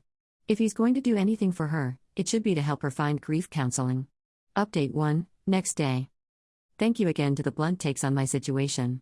Days are still mostly a blur right now, and writing out my issue and reading through the straightforward advice did help ground me a bit. I went ahead and took action on something I could control, reached out to my therapist and got a reference for a couples counselor who is specifically experienced in dealing with grief around child loss. I was thankfully able to get us fit in for an appointment this week. After I returned home from work last night, my husband came into our room and immediately started sobbing and apologizing. He had spoken with his dad that day and told him what Biomom had proposed. My father-in-law, bless him, had apparently really went off on the delusion of it. My husband and I had a long, into the early morning, talk about it, and he was able to recognize and explain that what seemed like interest in Biomom's request was misplaced desires. He explained that he's been so focused and excited about the prospect of planning for a child with me for the last 4 months and envisioning life as a father of 2, and it felt confusing to still be feeling that while dealing with the devastation of losing his son. Biomom's ask was a total shock for him too, and when you're face to face with someone grieving so deeply, asking for your help, a solution, however absurd it is, it's not always as easy to think logically. He was receptive and seemed relieved to have the therapy appointment, so I am hopeful that will be a start in unpacking these complicated and conflicting feelings. We agreed that he should ultimately end all contact with Biomom but will still consider what sort of short-term or lump sum financial support makes sense with consult from a lawyer to keep it entirely proper. I realize some commenters find the financial part odd, but I just feel strongly about extending appropriate generosity in this transition since we have the means to do so. We also agreed to hold off on any child planning until sufficient time and counseling takes place. Also, I just want to address the comments on stay-at-home single mom aspect in defense of Biomom. I only mentioned that part to say how entirely devoted she was to her son. She was the primary physical caregiver, and yes, the child support order was enough that it allowed her the option to stay home full-time and live comfortable but not extravagantly. Is it the same decision I would make as a career-minded person? No, but that was her prerogative, and I do respect that. I really don't know much about Biomom as a person, but what I do know is that she was raising a kind, funny, and smart boy who was loved and cared for, and that was what ultimately mattered. To say there's a lot still up in the air emotionally is an understatement. My husband and I are saying the right things to each other now, who knows what it will end up being in practice. But I am hopeful at this point that my husband and I will be able to move forward together. Update 2, 4 months later. I received many very kind, compassionate, helpful comments and messages from my original posts and thought it would be easiest to update here for those that asked because it's a wild development. So I found out that my husband did not tell me the truth about BioMom's request. The truth being that he and BioMom had frozen embryos when they were together from years ago, and she was planning to use those. I obviously had no idea they had done this and likely would have never known if not for the fact that BioMom did have a successful implantation and is now in her first trimester, so my husband was forced to come clean. The distress I feel about everything that has happened in the past 4 months is beyond words, so that's it, that's the update. I don't know what to do regarding so many things about this. At least I have a good therapist. Relevant comments. Commenter 1. So he agreed to let her use the frozen embryos without your knowledge and is only letting you know now that the implantation is successful? I can't even imagine how you're feeling right now. But what about you? Were you guys still actively trying for a baby? Ops response, yes, I'm now questioning a lot about what he relayed to me regarding his past and general communication with BioMom. It seems like they maybe always had some kind of understanding that she could utilize the embryos when she wanted regardless of my stepson's passing. I even think that weirdly she thought I was aware of this or something. But yeah, we stopped trying after my stepson's passing. Of course, I can't imagine also being pregnant at this time, so I know that's for the best, but yeah, I honestly feel really embarrassed to be involved in this like some kind of third wheel. I'm mad. And I'm really, really sad. And sad for their future child. Commenter 2, oh gosh, I'm really sorry to hear that. I was hoping it was done without his knowledge. I understand that BioMom and your partner are grieving, but this is a big lifetime decision that your partner excluded you on. You went into the relationship knowing about your stepson, and that was your choice to accept, but in this situation, it seems that you have been refused that. What does this decision mean for you and your husband? What does he have to say? Ops response, he just said he didn't expect to meet someone like me and didn't want to lose me, so he basically compartmentalized things and hoped for the best. It all kind of feels like variations of lies now though. I wish more than anything that all this could have come to light without my stepson's passing being the catalyst. No one is anywhere close to accepting the grief of that at this point. I plan to let my husband and BioMom move on with that without me though. Commenter 3, how did he think he was going to get away with this? I get that your husband and his ex are grieving, but this is basically a screw you to your marriage. He lied to you. Is he now going to go to all the antenatal classes, attend the birth, and have 50% custody? You signed up for it the first time around, this is an entirely different scenario. Has he now decided to put starting your own family on the back burner because he can't cope with 2 babies at once? I'm so indignant on your behalf and honestly thought you had it sorted at your first update. The only way I think you could salvage your relationship at this point is if he signs his rights away as a sperm donor and is not on the baby's birth certificate. Ops response, I'm mortified at how hopeful my previous post reads. I feel quite set on filing for divorce as soon as I can get myself out of bed. I'm not fit to be a stepmom or a wife anymore. Commenter 4, I hate to say this, but I don't feel that is the truth. The timeline is super tight for everything she'd have to do for transfer. Plus, I don't think it would be ethical for a doctor to implant so soon after the loss of their child without clearance from a psychologist. There's a chance they ended up being intimate together during their grief and she conceived then. The embryos would just make a more convenient excuse, and he would probably see that as less of a betrayal. I'm so sorry you're going through this. This isn't what you signed on for when you got married. If you stay, this betrayal, even if it is just the secrets and lies, will always be right in your face. I hope for your sake and your mental health, you remove yourself from this situation. That poor child is always going to be in the shadow of the one that passed because their parents didn't heal properly before conceiving them. Good luck, Op. Many healing vibes being sent your way. We knew we were going to have a kid with Down syndrome since the 18th week. We grieved and cried and came to the conclusion that we could do it, but now that the baby is here, I've been crying when I am alone because I could handle it if I knew the future was bright, but not with a child with Down syndrome. Posted by you/upstairs prompt 4967. We knew that we were going to have a kid with Down syndrome since the 18th week or so. We had grieved and cried and came to the conclusion that we think we can do it. We read all the good parts about it and hyped it up. I never had the desire to have children, but I knew in my relationship that my partner wanted to, and so I went along with it. I figured I would end up liking it at some point. I was even excited before the baby came out and looking forward to things, but now that the baby is here, it has changed. It's been a few days, and I have been crying when I am alone. I could handle it if I knew the future was bright and we would have a semi-normal parenthood, but not with a child with Down syndrome. It isn't all sunshines and rainbows. I know it can be rewarding, but I want a life as well. I can't shake the thought that I have to probably change diapers for a decade, still be feeding and making sure he doesn't hurt himself for the rest of his life. To be blunt, I really don't want to do this. I know my life is going to change, but I don't want it to change as much as it probably will. I can't do this for the rest of my life. I'm mainly venting, and I'm sorry if this is offensive or anything. I wanted to have a normal baby, and I stayed for my marriage, and now I'm not sure what to do really. I love my partner, but I also care about my life. Thank you all for your comments. I'm not cured of how I feel, obviously, but it's given me a few things to think about. Talking about it helps too. Next step is to talk to my partner. Some of Op's comments. Commenter 1: Having a new baby at home is a stressful and emotional time. I hope you'll speak to your doctor about what you're feeling. Maybe they can direct you to a support group that can help you learn about what to expect and to give you hope. Maybe they can prescribe you something to help with your sorrow and confusion. I have good friends with a teenage daughter who has Down syndrome. She is an absolute joy and the light of their life. She wasn't who they were expecting, but they wouldn't change a single thing. She is one of the most loving and happy people I have ever met. Your life isn't over, it's just different now. Op's response: That's exactly what we were telling ourselves before baby came out. It's just going to be different. But it'll be our new normal. I'm an avid gamer, and I have a lot of other things going on, but it's hard to think about myself when all I can think of is how much time and effort will go towards the baby. Thank you for the kind words. Commenter 2: I highly recommend connecting with other families who have kids with chromosomal abnormalities, in particular Down syndrome. There are a lot of them out there, and they likely had very similar fears to you at first.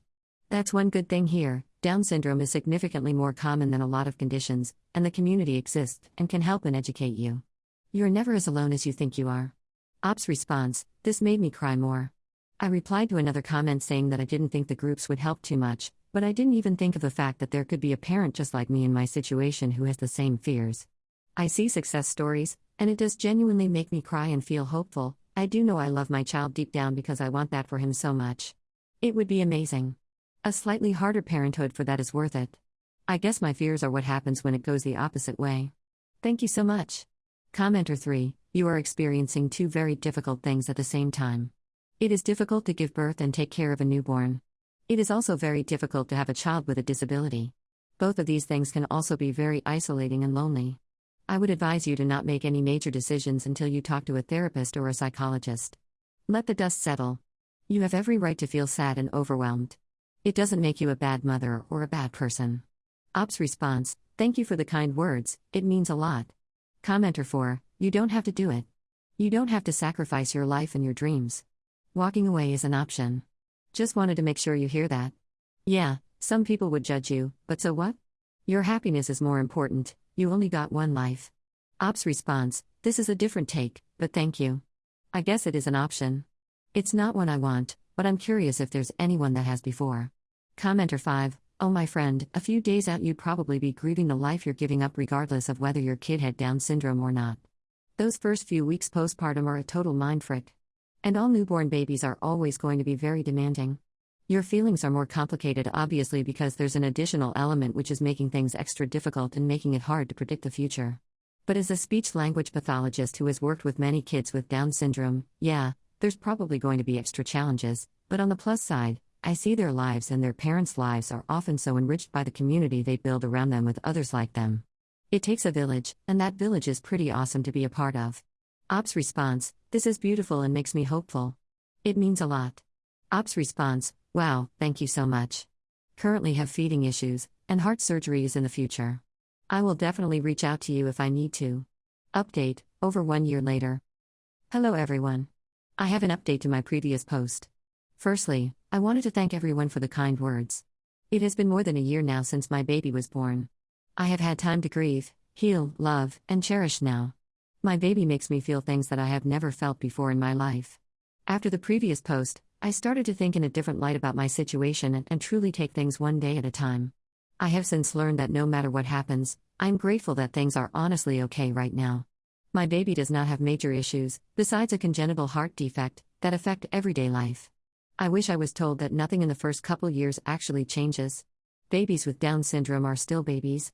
They cry, they play, they eventually smile, they are goofy and make cute noises. They are just like any other child in the world. Our baby has had appointments every single week since birth.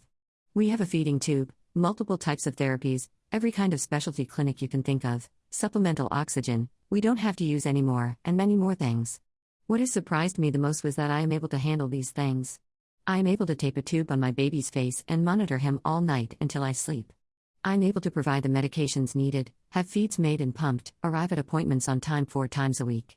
New things are added left and right that we have to track and understand. We have tracked sleep schedule and poops and many more since birth. It seems impossible, but we make it work.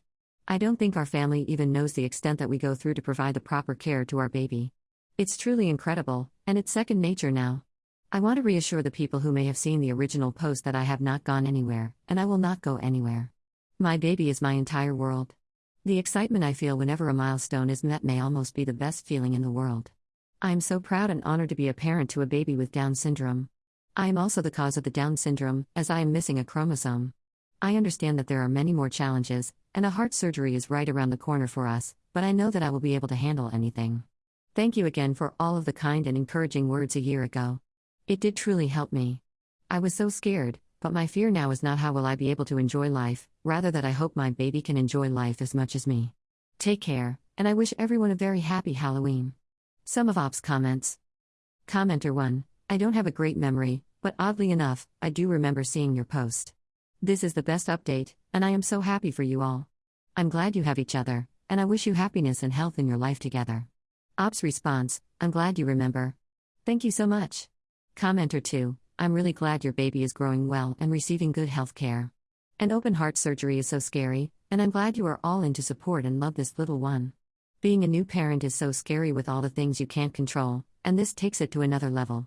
I hope you have a lot of support, care, and ways to take care of yourself as you take care of your little one. Op's response, the support we have is amazing. I am very grateful. Thankfully, we get a lot of alone time at night thanks to his absolutely perfect sleeping schedule. Commenter 3, I recently had a speaker in one of my classes talk about her experiences finding out her daughter would have Down syndrome and raising her daughter so far. Perhaps her book, I Don't Do Disability and Other Lies I've Told Myself, would be of interest to you? In her talk, she discussed facing a lot of the fears you seem to have had and how she has learned to face her own and others' ableism. Wishing you and your family well. Op's response, I'm interested in that. I will search for it. Thank you so much. I wish you well too. Commenter 4, congratulations. I hope you're proud of yourself and your family. Sounds like you've all come a long way. I have a 5-year-old with Down syndrome. He's an absolute joy and the most popular kid in school. I still worry about what his future will be, and at least for me, the grief of raising a kid with a disability never really goes away. But so far, he's had an incredibly happy and full life. Best of luck to you. Op's response, that's so adorable. I haven't stopped worrying about the future either. I truly hope life is not cruel to my baby. Best of luck to you as well, and maybe one day my baby and I can meet children just like yours. My boyfriend said he was going to propose for the last 4 years, and when I finally found the courage to break it off after almost 13 years together, he showed up at my place 2 months later and pulled out the box, but it wasn't the romantic on one knee, and I can't help but feel I forced his hand. Posted by you/throw_ra_seesh. We started dating in 9th grade after he asked me out at Winter Formal, 2012. Went as friends but quickly hit it off and were together by New Year's. From there, we got to a lot of milestones fast, and honestly, we both figured we'd be married by 2017 to 2018. The excuse at the time was we're young and still in school. I finished college in 3 years, him in 4. Both have our dream jobs, and had a combined income of $144,000 a year. We have loans, but none of them are atrocious, and we lived in a home he inherited. That said, our life felt perfect by the time I was 22. That's when he started randomly inquiring about my ring size, dream wedding, whether I like gold or silver jewelry more, and all that. 22 went by and no engagement, no big deal. 23 comes and it's the same thing, I'm thinking it's any day now. 24 passes, and the conversation becomes tiring. I started to ask what he's waiting for. He claims the right moment hasn't come yet.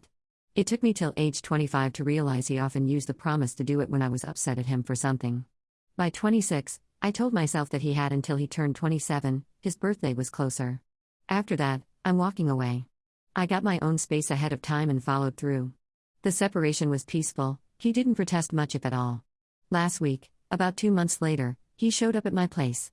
We shared locations a couple years back and just never turned them off. I completely forgot about it. I wasn't creeped out or anything once he explained how he found me. After some catching up, he pulled out the box, all while sitting in the couch across from me. It wasn't the romantic on one knee, and I can't help but feel I forced his hand. This feels like a here, dang, more than anything else. He says I'm overthinking and he didn't realize what he had until he lost it. He never knew that marriage was that important to me. I kind of want to get back with him, but I don't want him to resent me and later on say he was forced to get married or anything. Relevant comments. Commenter 1, it's called a shut up ring. Look it up. He didn't marry you because he didn't want to. He still doesn't. But the time apart has made him realize he can't do any better, so he came back and proposed. He's also smart enough to know that no one with self-esteem will put up with his lies and fake promises. So he's willing to settle for now. But the moment he actually likes someone, he'll be out. Because you were never more than a placeholder to begin with. Why would you even consider getting back with someone like this? Ops response, I don't know. Honestly, I've known him since I was 10, dated him for half my life. I know this is embarrassing, and I'm trying to just move on. It's just my common sense and feelings aren't on the same accord. Commenter 2, no, don't get back together, you have moved on and he realized he no longer has someone to manage the home or possibly his life. You have never been on your own and may not have yet fully formed your own, separate to being a couple, identity. If he was serious, he would have asked you, this is just a shut-up ring more than one made for love and commitment. Stay separated, go to therapy and explore who you are. Hang with your friends, go on dates, enjoy your life. Ops response, thank you. You're right that I haven't really formed my own identity. Much of my friends are also his. My hobbies and his are similar. We lived something sort of the same life. Commenter 3, he used the promise of marriage to manipulate you during fights. That's a huge red flag. If it's not the promise of marriage, it'll be something else. You've been dating for almost half your life, you don't know what other relationships are like. Heck, you barely know what you're like by yourself. Spend some time being a single person for a while and get to know yourself. You'll be better off for it. Ops response, thank you. Was thinking of going to the cafe by myself for the first time today. Commenter 4, well, how did you feel in that 2 months without him? Ops response, sad, I won't lie. We always watch TV together after work, so I avoided it for a while. Same with baggy shirts. I slept more, still am considering, getting a dog. Even went to church for the first time. The only thing I surprisingly didn't do was see what he was up to on social media. I was scared I'd see him with someone else. Commenter 5, I think that's totally natural. This is an enormous life change. Honestly, it would be odd if you weren't sad. Did you feel regret or as if the wrong decision was made? I worry for you that he is just proposing out of panic or realizing the grass was not greener. This isn't necessarily the case, but the right man would not need to lose you to want to protect his relationship with you. I would consider telling him you need 6 months alone to think about this. If he truly regrets the breakup and wants to win you back, he will give you that space. Then you can see how you feel, maybe go on another date or two, and make your decision with more confidence. Ops response, I wouldn't say regret, to be honest. It felt good to not have to compromise or consider somebody else. For example, I could go to Chick-fil-A without groaning about having to go to Wendy's after because he doesn't like Chick-fil-A. I think after a while the sadness was just realizing I had no idea who I was. Everything I thought to do was connected to him. I tried to get into making paper airplanes again because I always did that back in middle or early high school, but that had a connection to him too. My mom suggested I try dating him for a few weeks, but my dad thinks that it'll only bring me back to where I was mentally when we first broke up, assuming we were to break up again. Ops response, he brought up getting married. Me talking about it came after he started asking me about our wedding. Several years even passed between him bringing it up a few times and me asking about it. And even then, I didn't just leave right away. This was the span of 5 years? Commenter 6, Op, how much of the house care did you do? Like what percentage of the chores, cooking, planning events, appointments, special occasions, and all that did you do? Because I have to wonder if after 2 months alone, he hasn't just realized doing all of this myself sucks. I need to get my maid back. I never wanted to marry her and honestly didn't like her enough to even be initially upset about the breakup, but holy crap does having to take care of myself and the house on my own suck. If dangling a ring in front of her will get my manager, maid, and cook back, so be it. Ops response, I'm naturally into baking and cooking, so I did that. I'm also over-analytical, so I always had alarms, reminders, calendars filled, and all that. I do my Christmas shopping around this time of year for better understanding. And being clean is just in my DNA. Not type A clean, but I definitely kept the place looking pretty good. So that could be it. Ops response, I want to be a wife, it's my non-negotiable. Everybody has some of those. He knows that, he's known that since we were young. He's always claimed it's a non-negotiable for him as well. So yes, the ring talk excited me. Ops response, I appreciate everybody's nice words. I do have an update, it's kinda long, so I'll make a follow-up post. A conversation was had, not in person, will explain in post. But besides that, I did in fact go to the cafe and even took a walk through the park. Caught up with an old friend on Facebook and did some arts and crafts, press on nails. It was a good day, and I feel very confident in my decision. Thank you all. Update 1, same day, 8 hours later. Hi all.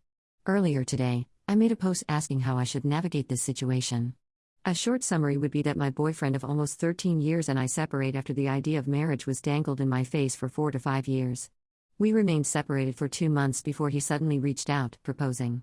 Many suggested I wait, but I already knew what the correct choice was. A lot of hard truths being pointed out to me made it hard to ignore. That said, I had the ring. I never told him yes, rather I don't know. But he insisted I keep it. Given I decided I needed to move on, I wanted to meet so that I could give him his ring back.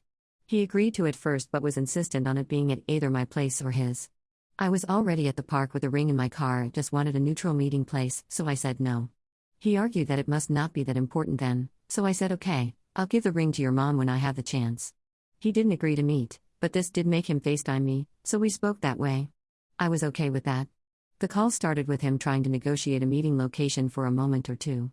Once he gave up, I told him I had questions about our breakup period. He told me I live in the past, but quickly backtracked when I said okay, never mind, and attempted to hang up.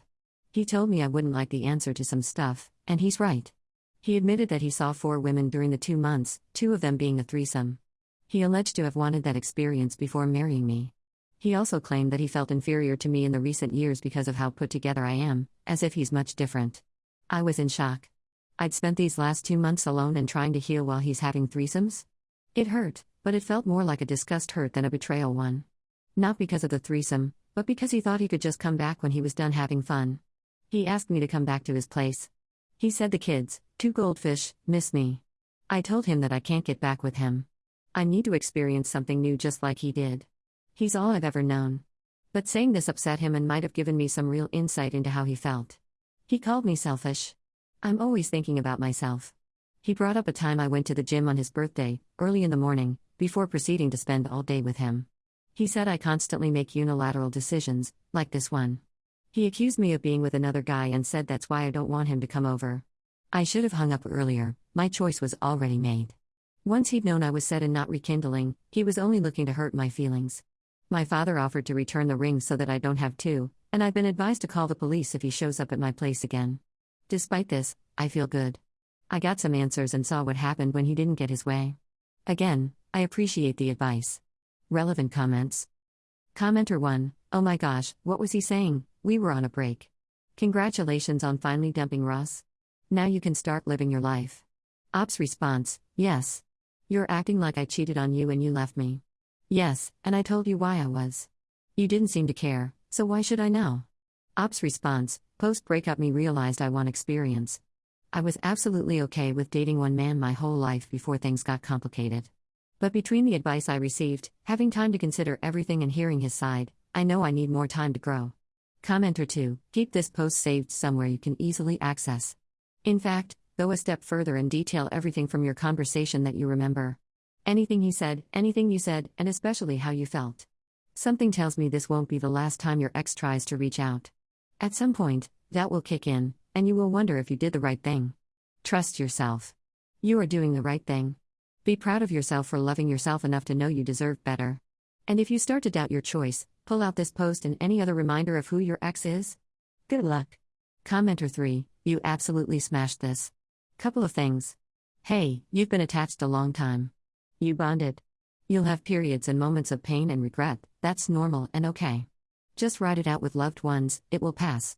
He will likely get into another relationship and possibly marry quickly. It's just him being stupid again, and you need to keep your focus on your self-development and making yourself a strong and healthy career and social network. Keep him blocked and forgive him if you can so you can be at peace with your history and have an easier time ignoring him. You 100% have got this. Ops response, I expect him to. He's always been petty, and I overlooked it, to be honest. We broke up in high school, and while we remained close friends and got back within 2 weeks, he flirted like crazy. At the time, I took I did it to make you jealous as some sort of compliment. My friend claimed he made an indirect post about me on Snapchat. I blocked him on everything and asked her to not tell me anymore, as it isn't helpful. I think the hardest part is over, but I'm probably wrong. Just gonna keep myself occupied and spend lots of time alone so I can learn more about who I really am. Thank you for the advice. Commenter 4, so glad you didn't agree to meet him. He sounds like an emotional male, and they can have a dark side. Not trying to sound dramatic, but don't find yourself alone with him. Take some chill time, but I hope a real prince finds you.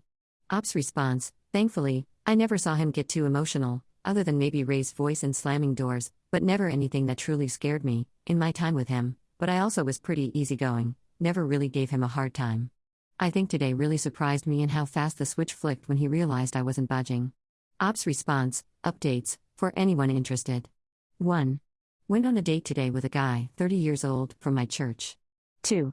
Have been getting nasty texts from anonymous numbers.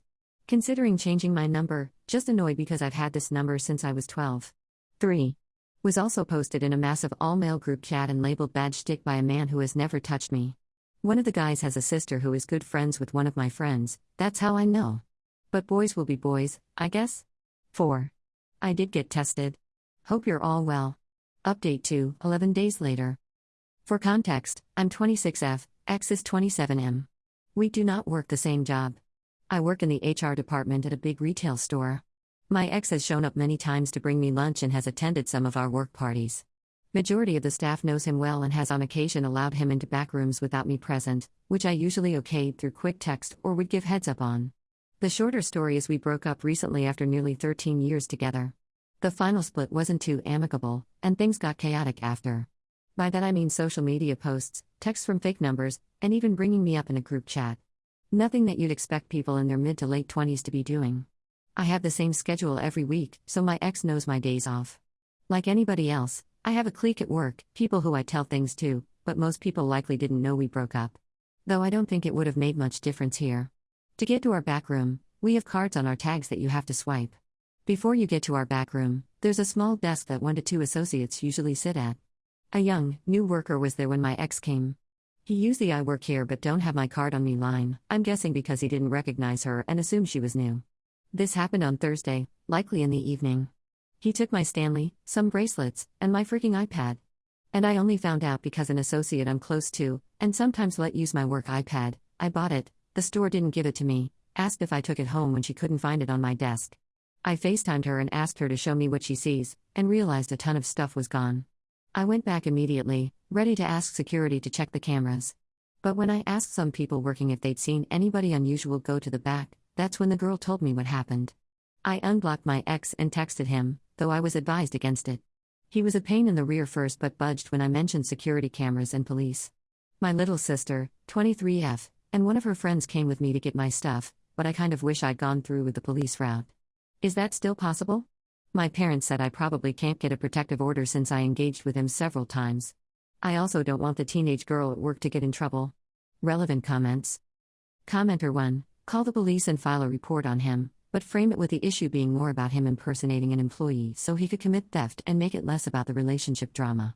He lied to gain access to a restricted area and then took property that didn't belong to him. He illegally accessed the HR department of a private business and stole property. Are there security cameras by any chance? Ops response, yes, there are cameras. Commenter 2, you work in HR? Isn't it your job to handle these kinds of situations? Regardless, still go to the cops, but on behalf of the business and not yourself personally. If your job has a legal department or a lawyer on retainer, go directly through them. Ops response, I've never really had to handle this matter with anybody. And I'm more so in charge of hiring and orientation than anything else. Commenter 3, dude, what the heck? Definitely still call the cops. Even though he gave your stuff back, he obviously trespassed and stole, not to mention it's probably gonna be reassuring on your end with a paper trail. Don't sweat about the girl at work, she'll learn a valuable lesson here. Also, change your locks if he's got keys. Stay safe, mate. You're dealing with a grade A creeper right there. Commenter 4, yes, you can and should still go to the police. His actions constitute theft and trespassing. Your engagement to get your property back doesn't negate the crime. A protective order is also still possible given the pattern of harassment. Don't protect the coworker, her actions created a security risk. File the report. My parents found a house near them and decided my sister needs it, made an offer without telling me, and now the deal only goes through if I co-sign, and they're saying I'm selfish and forgetting family values. Posted by you/FancyAponda? I, 28F, have been busting my butt for years to save for my own house. I work in software, so I make decent money, but it still takes forever to build up a good down payment. Meanwhile, my younger sister, 25F, is in grad school with barely any credit. Our parents, both mid-50s, found a house near them and decided she needs it. They made an offer without telling me, and now the deal only goes through if I co-sign. The problem? I had no clue they'd do this. My parents basically dropped a bomb. You have the best credit score, co-sign so your sister can get the house. They also hinted I should chip in for the down payment because you've got the money. If I co-sign, I'll be on the hook if my sister can't pay. She's still in school, has debt, and zero backup plan. The bank might also reject my future mortgage application since they'll see I'm already tied to another loan. But my parents say I'm selfish and forgetting family values. My sister's calling me a monster for leaving her stranded, and my mom threatened to cut off any future financial help, like wedding money, if I don't help right now. Some relatives think it's insane my parents tried to rope me into this after they already made the offer. Others say I should just do it for the family's sake. I feel guilty, but also mad they put me in this spot. Am I the jerk for protecting my own finances, or are they wrong for strong-arming me into co-signing a mortgage I never wanted in the first place? I'm actually adopted. I forgot to mention in my confused and angry state. My parents adopted me when I was very young because they'd been struggling to conceive. A few years later, they had my younger sister naturally, which was a huge deal to them. She was their miracle baby. Ever since, it's felt like my role in the family became the older, adopted one, while she was the golden child who could do no wrong. Growing up, I was expected to pitch in more, be more responsible, and generally look out for my sister. I worked my butt off in school, snagged scholarships, and eventually landed a good job in software. All the while, I felt like my family mostly saw me as the fallback option in case anyone needed financial or emotional support. Now that I'm actually building my own life, saving for a house, focusing on my career, I'm realizing how my success just makes me look like a bigger piggy bank to my parents. The more independent I become, the clearer it is that I need to separate myself from the constant guilt trips and the unspoken expectation that I'll always bail them or my sister out. I love them, but I can't keep sacrificing my own future to maintain a dynamic where I'm never the priority. So thank you all for the wake-up call. Update to come. Relevant comments. Commenter 1. Why didn't your parents co-sign the loan? Ops response. They have financial strains and don't want to incur that risk. And don't have the best credit either. Commenter 2. Why didn't your parents help you with buying a house? Ops response. We were at odds due to another family issue. Commenter 3. So your sister is the golden child and you are not. Don't co-sign the loan. Tell your parents to give your sister the wedding money, and since your finances won't be a dumpster fire, as they would if you co-sign the loan, you'll pay for your own wedding and we'll be sure to send them a picture since obviously they won't be there. Tell them how much you appreciate them freeing you from having to care for them as they age since that will fall 100% to your sister. Ops response. Probably something I should have said this, but was blinded by my confusion and forgot to mention. I was adopted, not as a baby, but around the age of 6. Was always different and never bothered to reconnect with bio mom. I knew I was an outsider, but as I got older and somewhat overshadowed my younger sister with my successful career, I think it created a resentment between my parents and me. So I think it's hitting a breaking point and really showing. Commenter 4. Absolutely do not co-sign. Not the jerk if you refuse. Let your mom not pay for the wedding. If she's threatening now, she will again. In the end, she probably won't. But that's not the main reason not to co-sign. The main reason is there is a huge chance you will be in debt for a house that is not yours. Commenter 5. Terrible idea. Why does she need a house right now if she has barely any credit and she's mid-grad school? An apartment sounds like what she needs. Commenter 6. Lock down your credit score and be sure they can't use your information anyway. My sister had hers trashed by the ex because he would take out loans in her name. I have seen parents do this as well, regardless of the child's age or consent. Update 1. Next day. Okay, so here's where I'm at. I'm absolutely not signing my sister's mortgage, and I'm definitely not pitching in for any down payment. This whole thing was a final push I needed to realize how messed up our family dynamic has been for ages. I mean, I've always known it was bad, but having them basically try to volunteer me in my finances without even asking just crossed a line I can't ignore anymore. I'm done. I've decided to cut ties. I'm already in the process of dropping any financial entanglements we might have, cutting off shared accounts, making sure they can't use my information for anything, and basically scrubbing them from my finances. My job lets me work remotely, so I'm planning to move out of state soon. That was always in the back of my mind, but now it feels urgent. I need space, distance, and a real shot at a normal life without the constant guilt trips. I'm also locking down my credit, freezing it, changing passwords, everything. I'm not taking any chances that someone might try to open a line of credit in my name. I've seen enough horror stories, and I'm not about to become one. Thankfully, I'm not alone in all this. My close friends have been incredible. They're basically my real family at this point, helping me pack, offering me a place to stay if I need it, reminding me that I'm not crazy for wanting to protect my future. They've been the biggest source of support, and I'm honestly so grateful to have them in my corner. So yeah, that's it. I'm not signing. I'm leaving. I'm done. If my family wants to blow up at me for abandoning them, so be it. I've got to look out for myself, my credit, and my sanity. Here's to hoping things only get better from here. Everyone who commented their 2 cents are amazing people, and I thank you all for your support while I'm dealing with this. Truly thank you. Relevant comments. Commenter 1. Be sure to freeze your credit with all 3 bureaus and freeze your social security number as well. Ops response. Honestly, it's not as dramatic as it sounds. We're 3 years apart in age. I'm older, but my adoption was finalized around the time my sister was toddler-aged. The process itself had started earlier, and it wasn't all done in a day. My parents had me placed with them before it was legally official, so by the time the paperwork went through when I was 6, she was already 3. It's just a messy timeline that happens when adoption, fertility struggles, and all that. I forget all the details sometimes, my apologies. Commenter 2. I would also contact the financial institution that is issuing the mortgage and tell them you're not involved in case they forge your signature.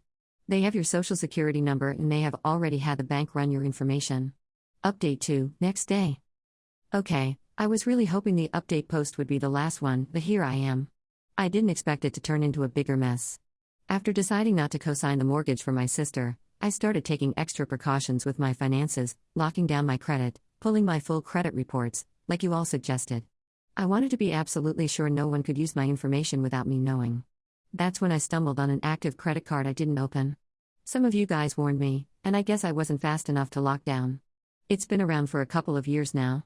It was being used, but I'm assuming my parents wanted to keep it from me with the intention of using it as leverage.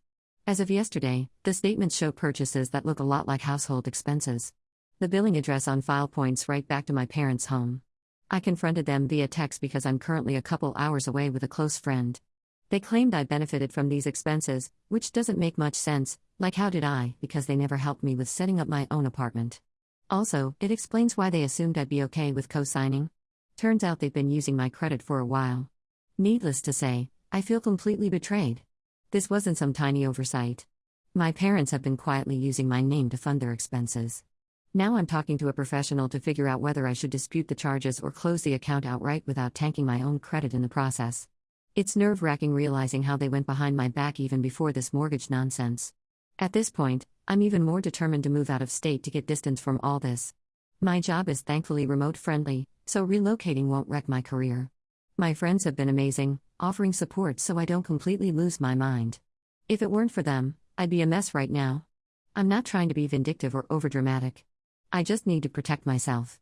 The trust is gone, and I don't see how I can maintain a healthy relationship with people who thought this was okay. It's sad, and I wish it didn't come to this, but I've got to prioritize my own future. I'll let you know if anything else major happens, but for now, I'm focused on fully separating my finances from my family, getting ready to move, and making sure I don't pay the price, credit-wise, for something I never agreed to.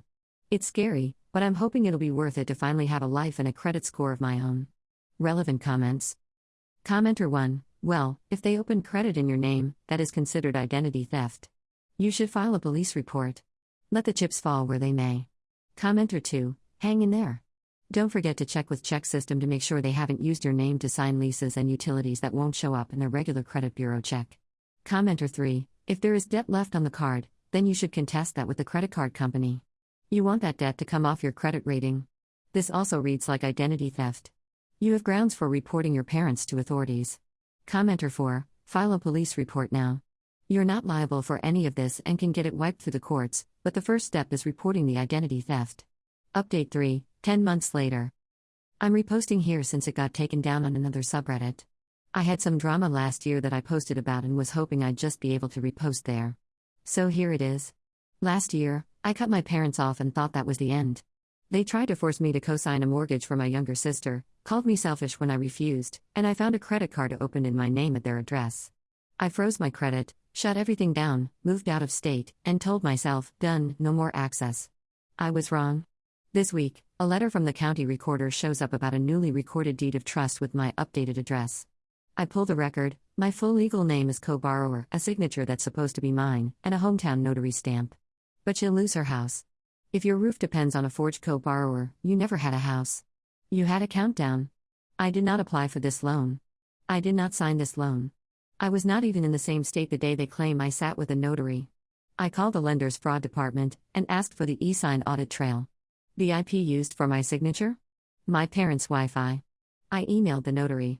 She replied in writing that she saw me over FaceTime and matched my ID from a photo my mom provided. That is not legal. That's I didn't do my job, and now I'm part of a crime. Here's what I have. The deed listing me as co-borrower, the fake signature and stamp, the lender's e-sign audit with their IP, records placing me out of state, and last year's police report from the secret credit card. So I acted. Filed a police report for identity theft and forgery with exhibits. Filed a state notary complaint with a written admission. Filed an FTC identity theft affidavit. Sent a fraud packet to the lender demanding removal of my name and treating the acknowledgement as defective. Extended my 7-year fraud alert, refroze all bureaus, locked my USPS address, open a P.O. box. Retained a lawyer. Sent my parents a written cease and desist. Stay out of my finances. All contact is email only. I'm not giving them time to fix it quietly. I'm not offering a refinance window. I'm not protecting them so my sister doesn't have to move. If this loan collapses, it's because they built it on my stolen identity. That's on them. But she'll lose her house. If your roof depends on a forged co-borrower, you never had a house. You had a countdown. This is absolutely ridiculous, and I feel like I'm out of my mind. I thought this was all behind me, I guess not. I've had some amazing help over the last year trying to piece my life back together, but things are so crappy right now. I don't care if she ends up homeless.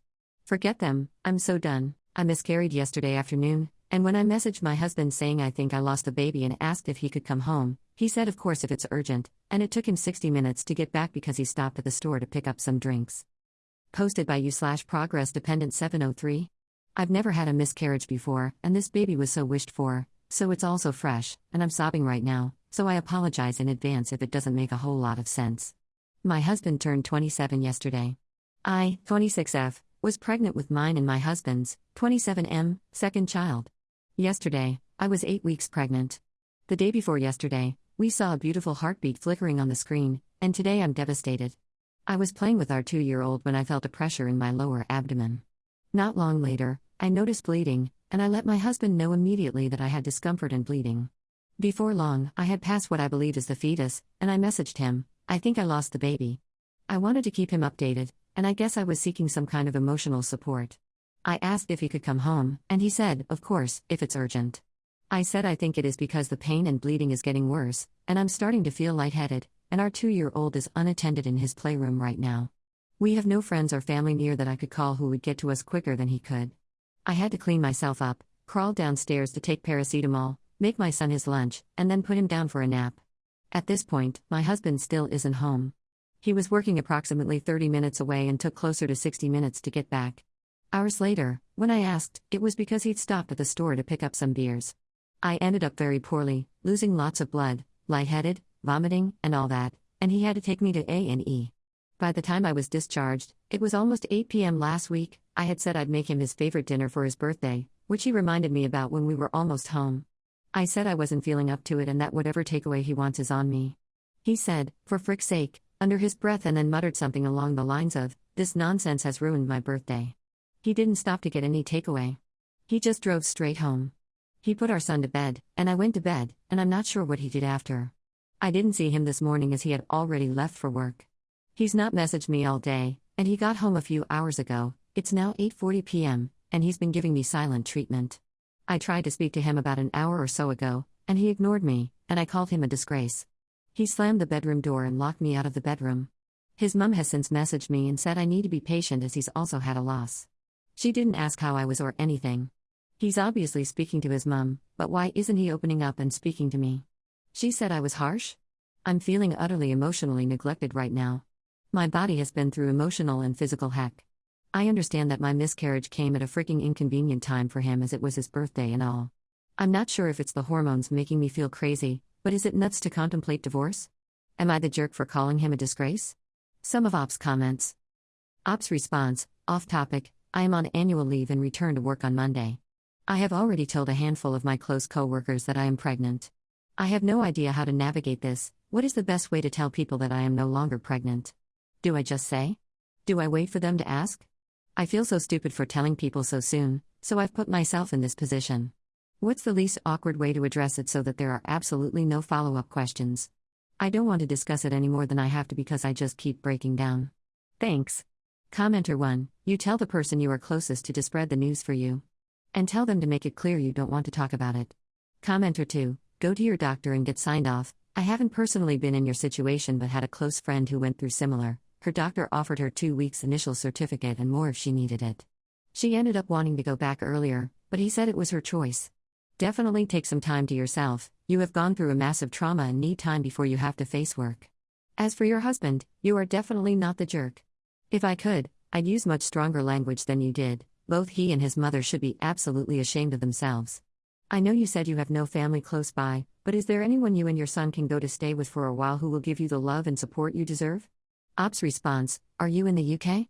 I'm in England. My doctor's surgery is closed until Tuesday because of the bank holiday weekend. Do you know if out-of-hours doctors are able to sign me off work? My work involves closely monitoring new members of staff, assessing them, and signing them off to work independently. I need to be able to focus completely as there is no room for error and be smiley and friendly. I don't think I'm able to do this right now, but I'm not sure how to get signed off as I'm back in work on Monday. I'm not sure if that makes sense. Commenter 3, important, you are still at risk of infection at this juncture. It's still dangerous for you. Monitor your bleeding and temperature. Your marriage is over. How long you stay with him is up to you. But this man is neither husband nor father material. He cares more about his wants than your or your child's needs. It took a crisis like this to show who he really is. Ops response, I also have tonsillitis at the moment, so I'm feeling really rough. How will I know if a fever is from that or the miscarriage? I currently have a low-grade fever at 37.9 degrees Celsius, around 100 Fahrenheit, but I'm not sure what it's due to. The bleeding is no longer heavy. Commenter 4, honey, have you got a doctor to consult? Best to ask them. I don't know how to tell the difference, I just know I wound up with an infection and emergency procedure a week after a miscarriage. The bleeding didn't slow for me plus a slight fever. I didn't expect to be sick later. Hugs. Ops response, I spoke with my doctor yesterday, and because of the bank holiday weekend, I can't have a scan until Tuesday to confirm everything has been passed. I spoke to a pharmacist today who said to try home remedies because he doesn't think it's severe enough for antibiotics at this point as he could only see 3 white spots on my tonsils. Ops response, I didn't mention anything about hearing a heartbeat. They don't listen to heartbeat through ultrasound here in England, they use Dopplers later on in the pregnancy. We saw the heartbeat flickering on the ultrasound after the technician smiled and pointed it out to us. By the sounds of things, you're lucky enough to have never been referred to a PAC for an early scan. I had a scan at 6 weeks and a scan at 8 weeks. You're kind of correct that the NHS do the first scan at 12 weeks, the dating scan. But unfortunately, not everyone has freaking straightforward pregnancies. Don't pull apart my story and try to invalidate my freaking miscarriage. I apologize for being short, but I had no sleep last night, and I'm in so much pain, then picked up my phone to see a comment that my story is probably fake because some sheltered person has had the pleasure of not attending a PAC. Ops response, fever is currently 38.5 degrees Celsius, 101.3 Fahrenheit. I think I'm going to have to head to A&E for peace of mind. Thank you guys for your advice.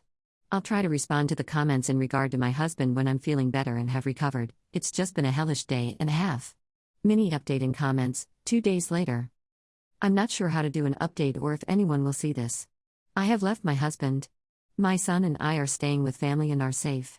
I have another scan tomorrow morning to make sure I have passed everything successfully. Thank you to everyone who had reached out and offered advice, it's been really helpful.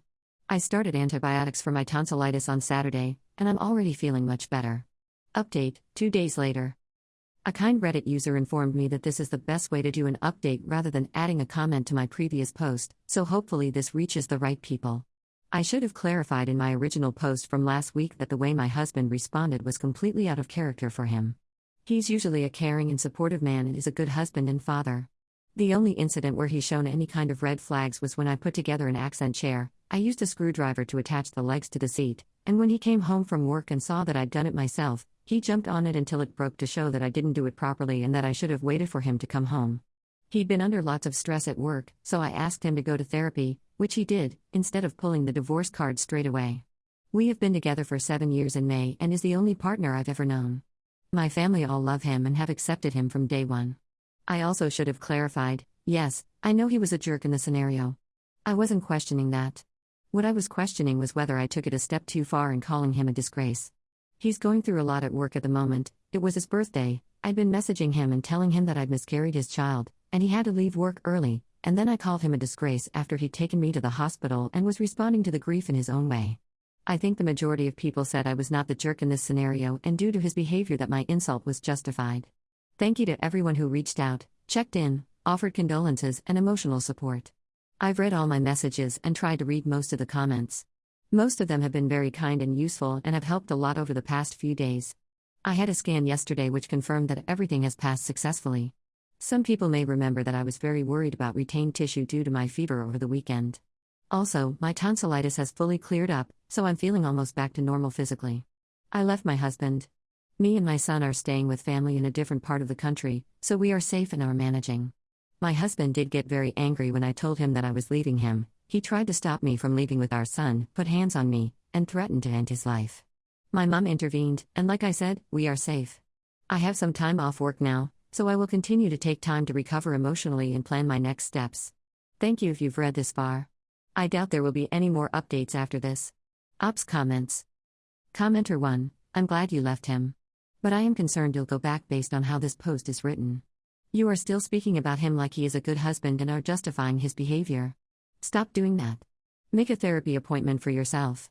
Ops response, he's not here to defend himself, so I'm trying to make it as fair as possible from both sides so he's not made out to be a monster. I have a therapy session booked. I will not be returning to him as he's not someone that I want my son to grow up watching and witness that behavior thinking it's normal. Commenter 2, I'm not going to lie, I had no idea where this post was going. It seemed like you defended his behavior, then dropped the chair incident on us, then continued to defend him. By the last paragraph, honestly felt like I had whiplash. Regardless, I'm happy you're away from him and are safe because he's definitely not a good person. Stressed or not, that's not how sane people conduct themselves. Please do not let him guilt you into going back to him. He's dangerous. Ops response, sorry, I'd like to say that I'm feeling better emotionally, but I'm not.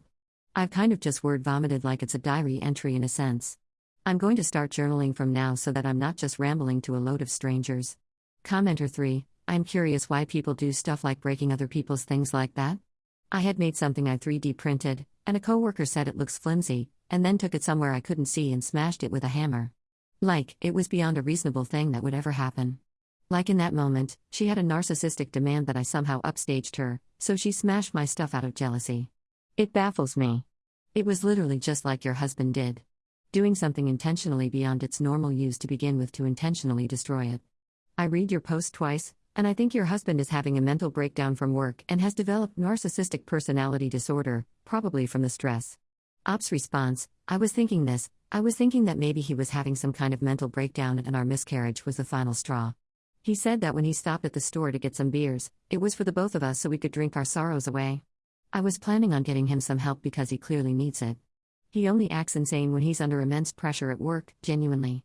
When he broke my chair, it was around the time of immense stress at work.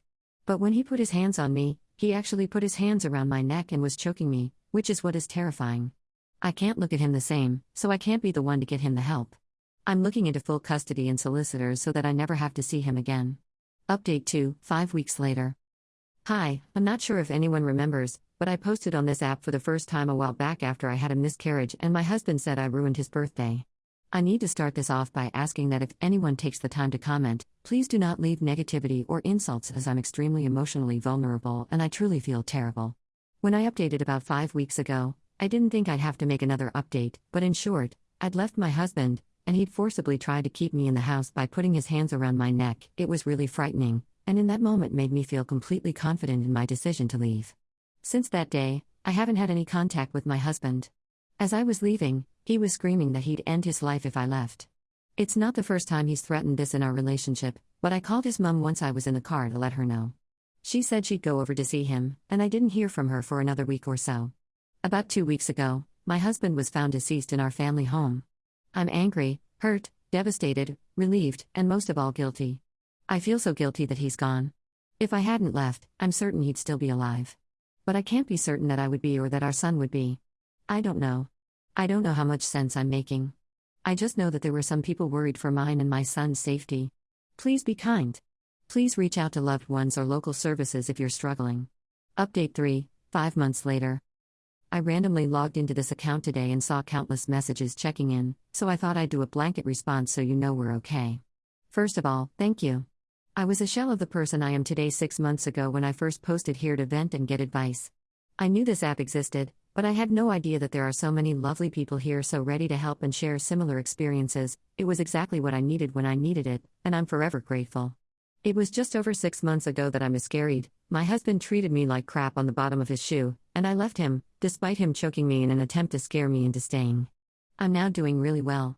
I'm being medicated for anxiety. I've had almost 6 months of regular therapy, which has been so beneficial, and so much more abuse has come to light. My now 3-year-old son has done really well. I do suspect autism, so I've started to get that ball rolling.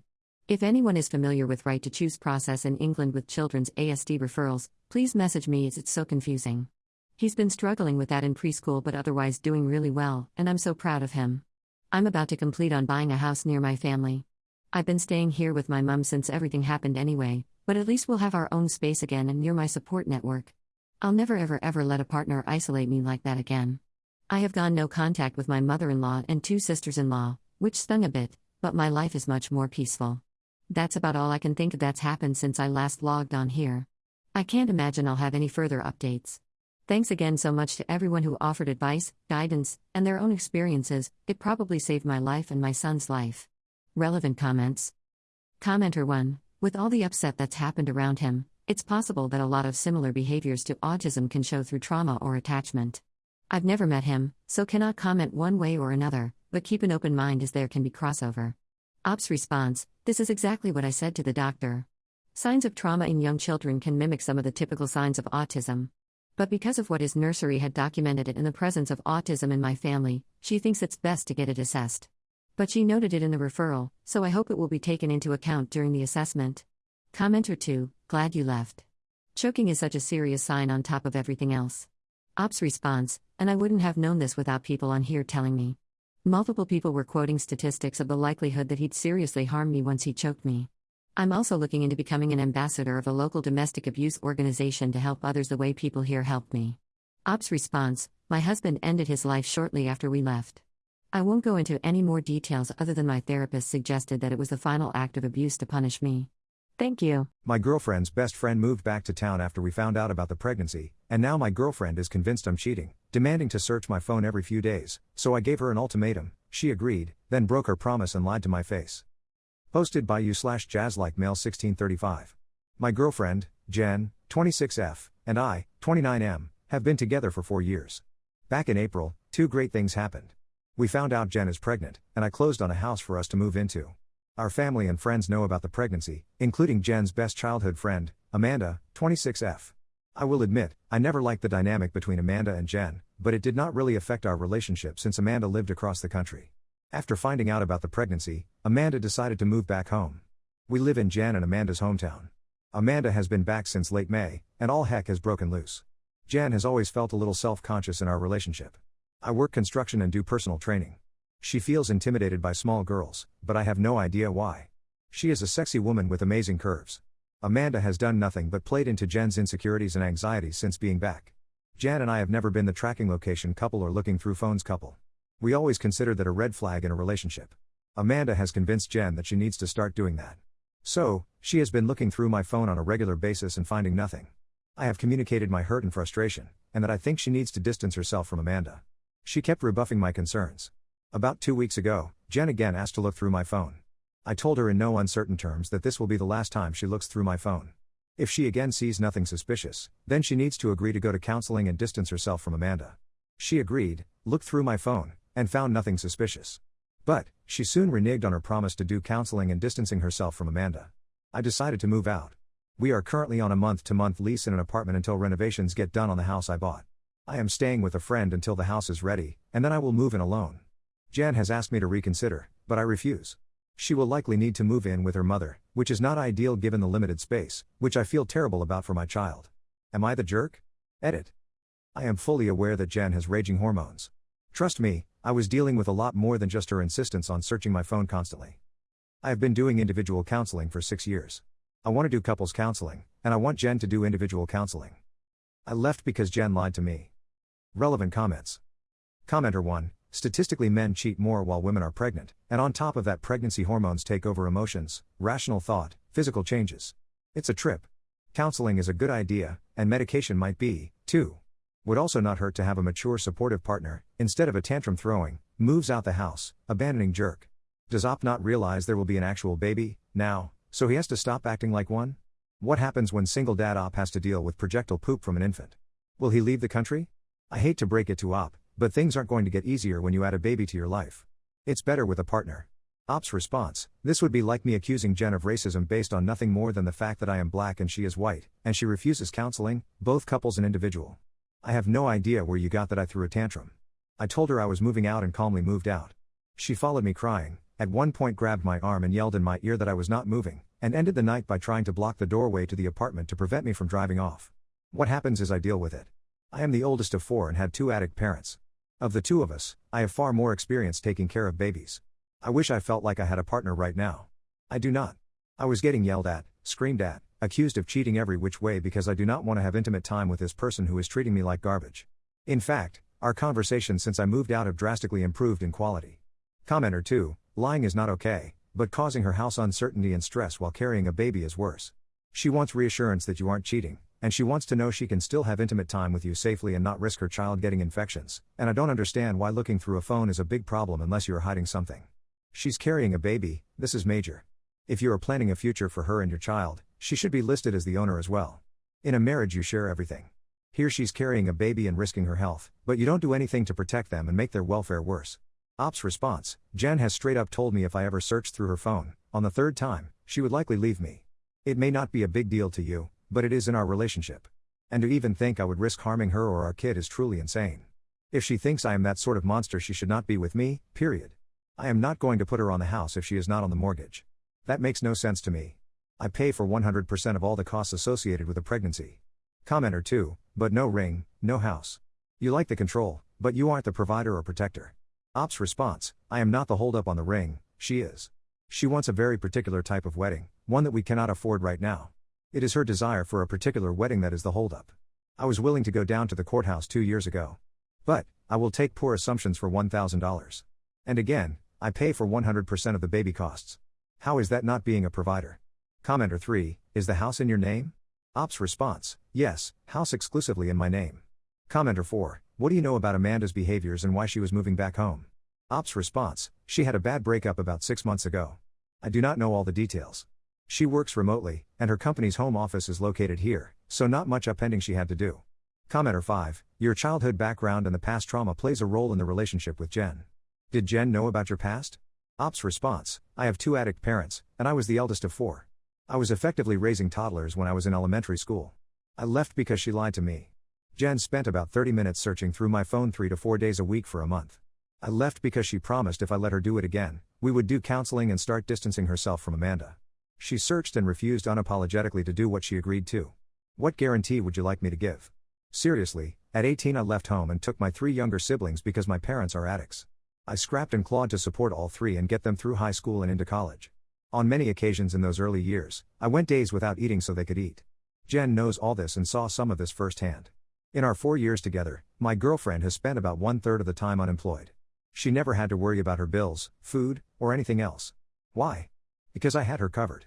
There are no guarantees in life. But, I can tell you the type of man I am. I am someone who would starve before I let my loved ones go hungry. And if she does not trust that now, she never will. Commenter 6, you could have waited until after the postpartum period to have conversations with Jen about counseling, your relationship, health, and well-being. Op's response: Jen's responses and conversations with me have been far calmer and relaxed since I moved out than at any point in the 6 weeks before I moved out. Living with me was not a source of calm at all for Jen. I see no evidence that living separately is causing more stress than when we live together. In fact, my interactions suggest the opposite. Commenter 7, is Jen living with her mother, and if she is her mom taking Jen's side? Op's response: she is not currently living with her mom, and her mom is solidly on my side. I have been to the last 2 prenatal appointments since I moved out. There is nothing indicating I will not be invited to the birth. She has treated me exponentially better since I have moved out. Honestly, these 2 weeks have shown that she is capable of treating me well while pregnant. Update 1, 2 weeks later. Jen and I met up earlier this week to discuss our relationship after she had sent some text messages. She apologized for how she behaved towards me. She particularly apologized for how she behaved when I moved out of the apartment. She said she will definitively stop searching my phone if I moved back in. She also said she was ready to get engaged. She historically had been the holdup in us getting engaged or married. I asked why she had started searching my phone in the first place, and she said she really did not know. Jen said she has seen me get hit on before by girls in my personal training work and shut the women down, even before we were dating. She trusted that I would do that generally, but she is feeling self-conscious about her body and thinks maybe I would be tempted to not do that now. Apparently Amanda's ex was a guy who got hit on by girls and would shut them down in front of her but was secretly cheating with some of them. But, I said, if you saw me rejecting these women before we were even dating, why would that change now? Why would I risk my license? She said she did not have an answer. I told her, that is why she needs counseling, to explore that. I asked if in the 6 or so weeks of searching my phone at least every other day, if she saw anything from me to any other woman that even hinted at romantic interest. She said no at first, then laughed and commented that I did send a heart emoji to a group chat with Jen to a picture of her mom and a dress she just bought. But she admitted she has no suspicion whatsoever that I am trying to get with her mom. She said she is not ready for counseling and is not ready to give up on Amanda, but she is going to move in with her mom in the next few weeks.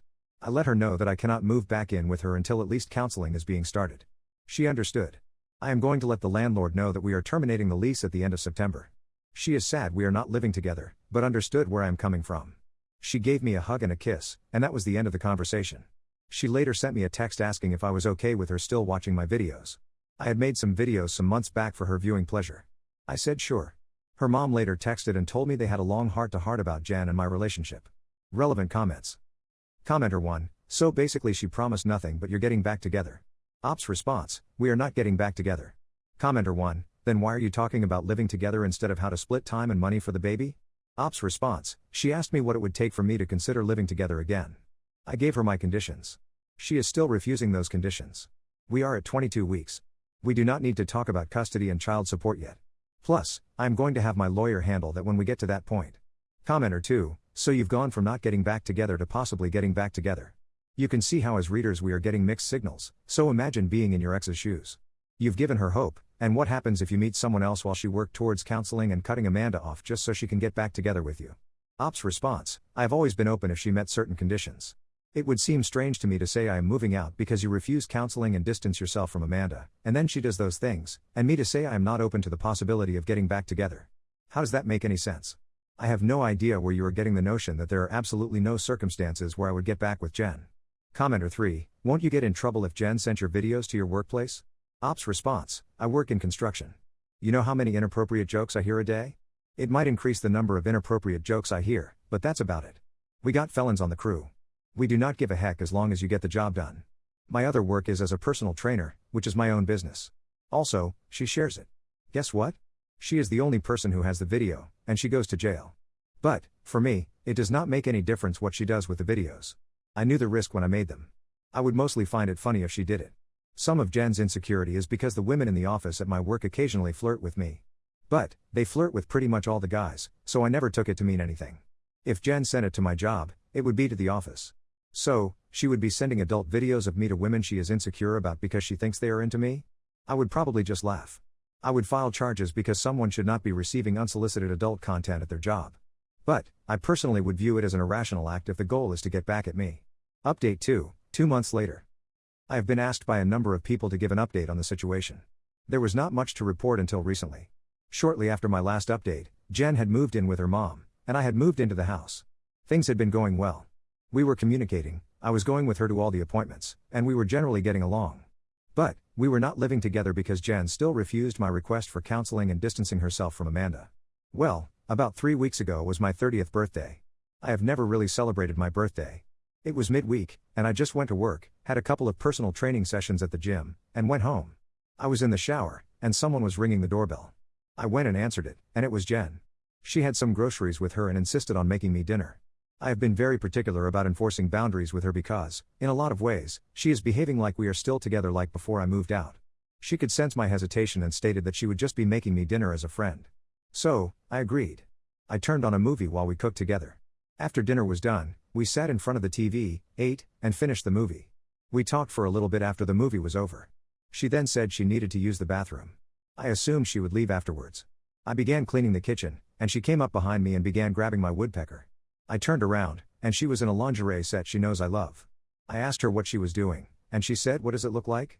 She grabbed me again, but I told her to stop. She said, "You look like you like it." I told her again to stop. I pulled her hands off of me and told her to leave. She looked dejected and like she was about to cry, but left without saying anything. A couple of days later, I called her to talk about it, but she did not answer. I called her a day later after that call because that was the day of the next prenatal visit. She sent back a text and told me not to come. The next week I called again about the prenatal appointment, but she told me not to come again. On Sunday of this week, she finally called me back. She asked who I was cheating with, and I told her I was not cheating. She asked who I was being intimate with, and I told her no one. She demanded to see my phone again, and I told her I would not let her see it. She yelled that I was obviously being intimate with someone and lying to her. I told her I was not, and if you do not trust me, we probably just need to learn how to co-parent from here on out. She agreed. So, we are officially done. Relevant comments. Commenter 1, she thoroughly self-sabotaged the whole relationship. Sad, but her insecurities are out of control. I would reach out to her family and express your concerns for her mental health, just so someone around her can be aware of your concerns, especially after the baby is born. Postpartum depression can be intense. Ops response, her mom is fully aware of everything, and she is living with her mom now. Commenter 2, what race are you guys? A comment hinted you're a black man and she's a white woman. If so, I have a feeling she's going to go for full custody, and you're going to get slammed with terrible custody terms. Ops response, I am black, and she is white. I do not think I will end up with terrible custody. I have friends who had the same dynamics and ended up fine with custody in far more contentious situations. We are in a city where black judges are the norm. Commenter 3, just keep your boundaries in place, you get your DNA test, then co-parent with her. Commenter 4, sadly, this is the result of not staying away from Amanda and refusing therapy. I wouldn't doubt that this was Amanda's idea of a test. I'm sorry, man. I hope you can co-parent well with her. Remember to cover yourself, get everything in writing no matter how small. You'll never know what you'll need, heaven forbid, in a courtroom. Commenter 5, she's not well mentally. She's also wildly immature, inconsiderate, and controlling. I would personally, and this is your life not mine, make it very clear whether or not there is a path to reconciliation.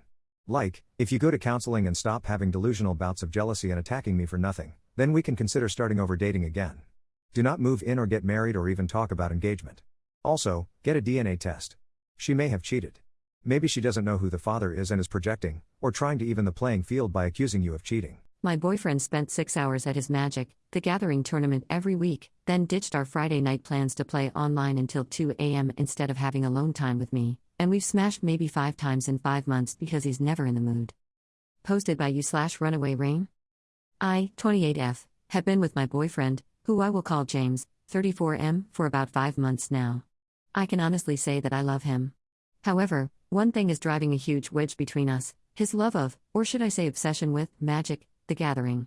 Due to the nature of his job, where he's on the road Monday through Thursday, we only see one another 3 days a week.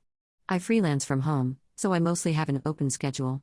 One of those days is entirely dedicated to MTG. I mean, we're at the shop from 3 until closing.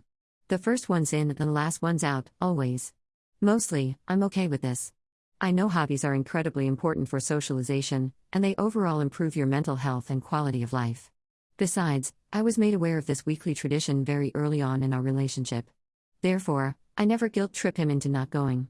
In fact, I go with him, despite not playing or really understanding the game, because he likes having me there. Last weekend, he wanted to do Magic Friday and Saturday night. I informed him that I cannot handle 6 hours of MTG 2 nights in a row. I told him he could still go, but I would either find something else to do or stay home and chill. He insisted he would stay with me and hang out if my plans fell through. This was important, as his daughters were in town the week before and we got 0 alone time together.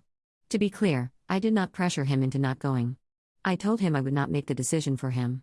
He still chose to stay. That night, he spent 4 or 5 hours playing Magic online while I sat there and tried to get him to actually interact with me, to no avail. It was always one more game. He finally quit around 2 a.m. He went to sleep before we could have smashed, which is a separate, but equally important, issue. I have a high libido and he has a low libido. We have intimate time about once a week, which has never been enough for me. I told him at the start that intimate compatibility was important to me, as I never want to feel bad for needing that to feel close to my partner. I was led to believe he shared this view. Come to find out, we are not intimately compatible, and he is either unable or unwilling to compromise with me despite numerous talks on the subject. In 5 months, I could count the number of times he has initiated on one hand. I can count the number of times he has gone down on me with no hands, given it has never happened. I have asked several times. The answer is always soon. I know I can't force him to be in the mood. I'm just sick of the lack of reciprocation and feeling like we would have no intimate life if I didn't push for one. He says he feels bad about not satisfying my intimate needs and ignoring me last weekend to play Magic online. However, I don't feel any sincerity in his words, because we've been here before with my expressing that I would like him to scale back the amount of magic in our relationship. Reddit, I'm at a loss. I've read this sub for years and I anticipate the sorts of responses I will get here. In fact, I know what I would say if I were on the other side of the computer screen, but I love this man. He is kind, compassionate, gentle, and loving. This is one of the easiest relationships I've ever been in terms of generally getting along. He is great with my mental health issues. I should mention that he is the first boyfriend I've had in 8 years. Almost all of my 20s were lost to me due to severe anxiety, depression, and addiction issues. I was a hermit until mid-2018. I would say our communication is pretty good. We discuss issues ad nauseum, and we do try to compromise. I just don't see the kind of change I desire from these conversations. My main question is, how do I not grow to resent him for his inability to control his magic consumption? Is this relationship salvageable? Or are we too different? Additional context, he was married for 9 years, and the marriage ended in 2016. This is the first serious relationship he has been in since. So maybe this is just growing pains? Relevant comments. Commenter 1, why the heck do you feel you have to hang around watching him play Magic for hours once a week? Do something else. And don't stay in a relationship where there's this much intimate incompatibility this early. He doesn't feel bad enough about not satisfying you that he actually does anything about it. Ops response, small poding town. Not a lot to do. Also, I've had to start from scratch with establishing friendships. There's that too. I would prefer to just stay home and see him after, but he wants me there. We do spend an hour or so playing Pokemon Go, a game I began playing for him, but have grown to enjoy beforehand. Commenter 1, I would prefer to just stay home and see him after, but he wants me there. He wants you there so he can show off the fact that he has a girlfriend. I know guys like this, and their fundamental character attribute is selfishness. He shows it by monopolizing your time, and he shows it in the bedroom, or while he's on his computer and you're in his bed alone. This kind of just okay enough relationship is going to rot you from the inside out. You'll slowly feel yourself dying inside as you try to suppress that persistent, panicked realization that this isn't right, and you deserve happiness. But he can't give it to you. Get out now, before you sink the next 10 unhappy years of your life. Ops response, this was a gut punch. Update, 9 months later. So it has been 9 months since I posted in here. I got some good advice, which I mostly ignored, but I thought it deserved an update anyway, despite the fact that it got little attention. The basis of my previous post was that my boyfriend was addicted to Magic, the Gathering. He constantly wanted me to come to tournaments with him and watch him play even though I had no interest in the game and it was boring to me. Our problems obviously ran deeper than that. He ignored me to feed his addiction to video games, including MTG, Arena, and he lied to me about our intimate compatibility very early on in our relationship. Well, I wish I could say I walked away shortly after that post. I knew deep down I should have, but I didn't. We stayed together almost 14 months, and not only did the situation not improve, it got much worse when he lost his job in early June. Still though, I loved him and I thought he loved me, so I stayed and tried to remain patient with him. After all, he lost his job and that is an obvious stressor. Then, he got into school an hour from our hometown shortly before our 1-year anniversary, and it was decided that we would move in together the following month, once I found a job in the big city. I did that a few weeks ago, and I thought things were on track. Exactly 1 week before I was supposed to start and we were to officially move in together, he got emotionally distant, which he expressed was because of stresses associated with a full-time job and taking night classes, but he never communicated any problems with us. Last Wednesday, he snapped me on the way to work, after ghosting me pretty much the whole day, to let me know he was rethinking our relationship. We didn't get to have a conversation about it for almost an entire day. We talked, he said he needed more time to think and would let me know what he decided on Friday, then he called and broke up with me in a 10-second phone call 5 minutes before work that same night. Like an idiot, I still clung to the idea that I could fix things if only I could show him living together would be fine. He allowed me to stay with him for 2 weeks while I looked for my own place in the city he moved to, and we decided to give it a try. I got up there and realized I hated the city, the job, and I could not emotionally handle being around a man who explicitly told me spending time with me felt like an obligation, and his video games, or chill time, were more important. It just hit me in an inexplicable wave. I left work and sobbed in the parking lot. Then I suddenly knew this man-child was never going to not be selfish, or prioritize anyone over his wants and needs. I spent the last year being the cool girlfriend who didn't rock the boat. I put my needs to the side in order to sustain a relationship that was never going to work. One comment from my op has remained in my head since I last read it. I know guys like this, and their fundamental character attribute is selfishness. He shows it by monopolizing your time, and he shows it in the bedroom, or while he's on his computer and you're in his bed alone. This kind of just okay enough relationship is going to rot you from the inside out. You'll slowly feel yourself dying inside as you try to suppress that persistent, panicked realization that this isn't right, and you deserve happiness. But he can't give it to you. Get out now, before you sink the next 10 unhappy years of your life. It pretty much hit the nail on the head. I knew things weren't right, but I still tried and my efforts failed. It hurts like heck still, because I do genuinely care for him, but it's for the best. I've moved from the grief and denial stages into anger. I'm angry with him for being so dang selfish and being so bad at communication, but I'm mostly mad at myself for getting into a relationship with someone like him in the first place. He says we should break up, work on ourselves separately, then try to find our way back to each other, and I thought I wanted that, but again, he is literally never going to change.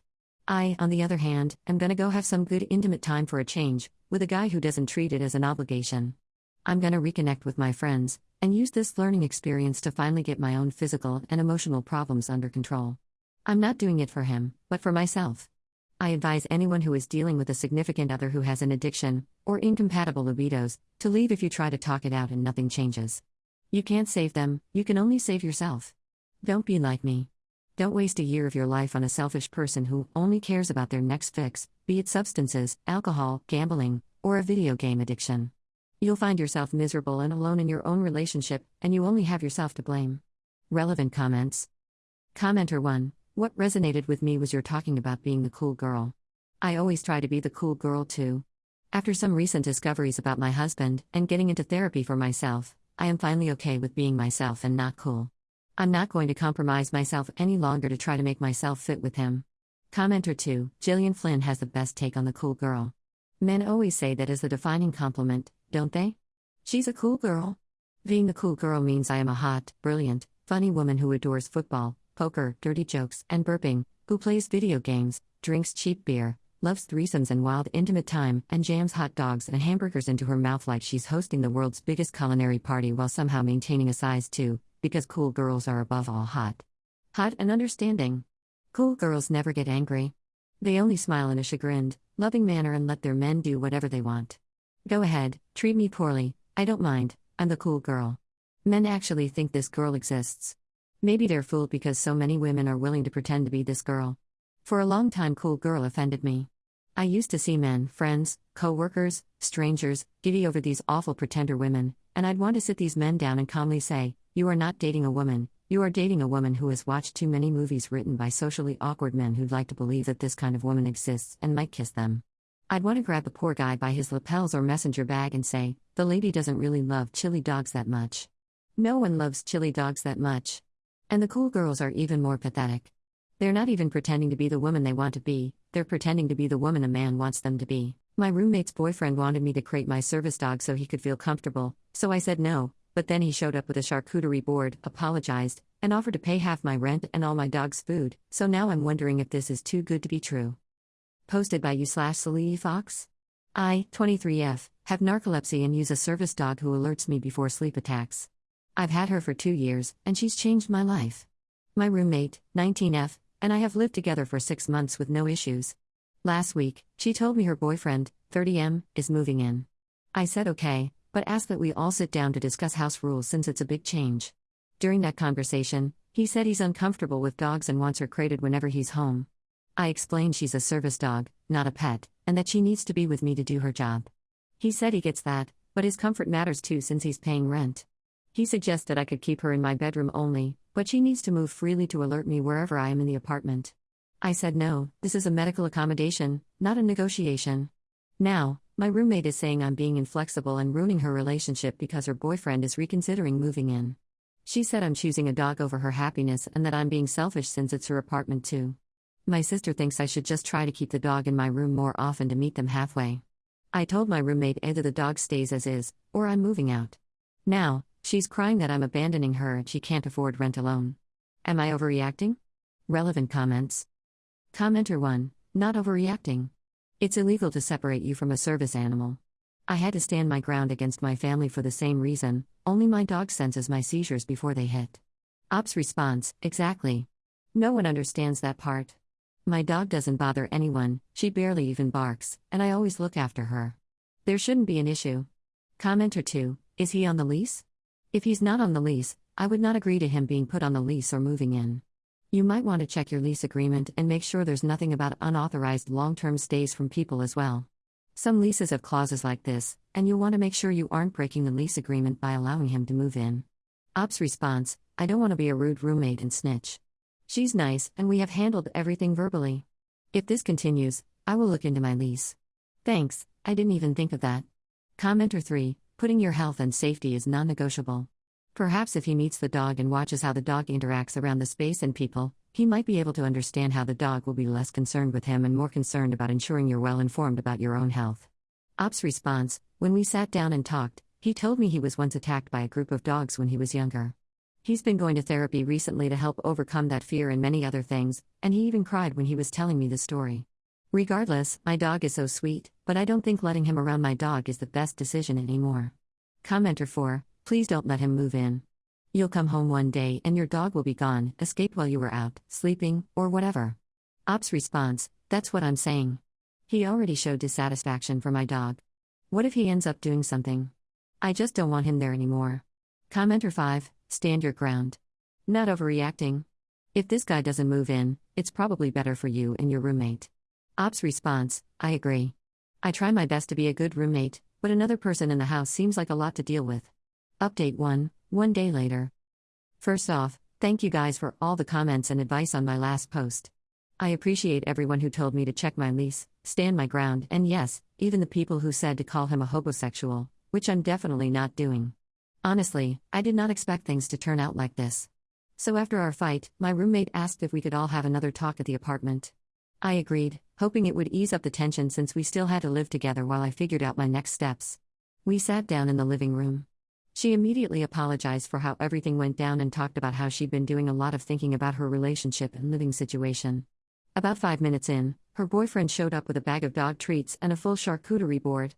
He sat down and immediately apologized. He told me he talked about the entire situation in his therapy session, and it helped him realize how he was being completely unreasonable about the situation. He said he'd been selfish and ignorant about what service animals actually do. He said he would prefer to stay with her because he's in the process of buying a home. He thinks it would take about 3 to 4 months before he can close on the house he wants, and doesn't want to renew his current lease for another full year. Then he said if he still moves in, he wants to pay half my rent and cover all my dog's food going forward. He called it the least I can do for being a jerk about a disability accommodation. My roommate nodded and said they discussed it and agreed. Both of them seemed genuinely sorry. I told him it's something I need to think about. He said he completely understands, that he's going to give us our space, and then he left. My roommate and I decided to take the charcuterie board and go on a picnic for the day at a park nearby. We both agreed it was best for us to just enjoy our time together, and that I should sleep on it before I make any decisions. She said she wants me to be as comfortable as possible, which honestly made me feel a lot better. The offer is really generous. We're talking like $600 plus a month between the rent and dog expenses. But I keep thinking about whether this would last or if the complaints will start again once he's settled in. My sister, who told me to compromise before, now says I should take the deal because free rent is free rent. But my mom thinks it sounds too good to be true and I should still move out. Am I overreacting for still being hesitant even after the apology and extremely generous offer? Relevant comments. Commenter 1, why do you have a teenage roommate? Ops response, last year of college at off-campus housing. Commenter 2, does sound too good to be true. Will your dog be safe? Ops response, that's the most important question. Commenter 3, do not take the bait. Ops response, I don't want to, but to be honest, it would really help me financially. Commenter 4, $2,000 for being a jerk seems unlikely. And if the house plan is legit, is your roommate moving out then too? Ops response, I think she would finish up her lease here and then move out after, so technically yes. Commenter 5, it does sound too good to be true. He probably means it for now, but next month he'll be complaining about it. I tell them I appreciate the apology and the offer, but I'd still be moving out. Nothing personal, you just can't expect anybody, to follow through on an offer like that. Ops response, someone suggested I get a contract. What do you think? Commenter 6, not overreacting. Look into getting a contract for it with a time limit on how long he's allowed to stay, etc. Ops response, oh my gosh, exactly. If he's actually getting better and willing not only to pay half of my rent but also all of my dog's food, and he did say 3 to 4 months only, I am thinking about putting this in a contract and see if he would actually sign. Update 2, 1 day later. Thank you to this community for all the help. I think everything is going back to normal now, but I need advice again. Sorry my life is so messy right now. Okay, so I slept on it like I said I would, and this morning I asked my roommate if we could talk privately. I told her I really appreciated the apology and the conversation we had, but after thinking about it, I don't feel comfortable with him moving in. I explained that regardless of the money he's offering, I can't live with someone who initially dismissed my medical needs so easily. I need to feel safe in my own home, and I need to know my service dog can do her job without restrictions or tension. My roommate actually took it really well. She said she completely understands and that my decision doesn't change anything between us. She told me she really enjoyed our time together yesterday just talking and eating our charcuterie board, and that she's glad we were able to work everything through. She said he won't be moving in, and that's final. Later, I overheard them talking in her room. From what I could gather, it sounds like he came over last night while I was sleeping. And from their conversation, it seems like he's planning to sleep over again tonight too. I'm trying not to jump to conclusions, but I'm a little concerned this is going to turn into him just staying over constantly instead of officially moving in. Relevant comments. Commenter 1, now you go over your lease and talk to your landlord. Time for you to find a new place. Commenter 2, he's just always going to be around, even if he says he isn't living there. I expect that he's slowly going to bring things into her room, one backpack at a time. It's best you move. Commenter 3, you have every right to address your concerns to your roommate. You live there. You're not overreacting at all. If I were you, honestly, I would not feel comfortable with him being there at all. He sounds like a manipulator. I wouldn't take any dog food or treats from him either for your dog, let alone feed your dog whatever he gives you. He is trying to weasel his way in to live there and will continue to do so. You both are young, and with him being 30 years old, he will try to control every situation that arises. Your friend should seriously think about the relationship with him. Commenter 4, so this dude is still moving in anyway? Unofficially. You need to speak to your landlord about him always staying over, wanting to move in, and now back to staying over when you said no. Commenter 5, not overreacting.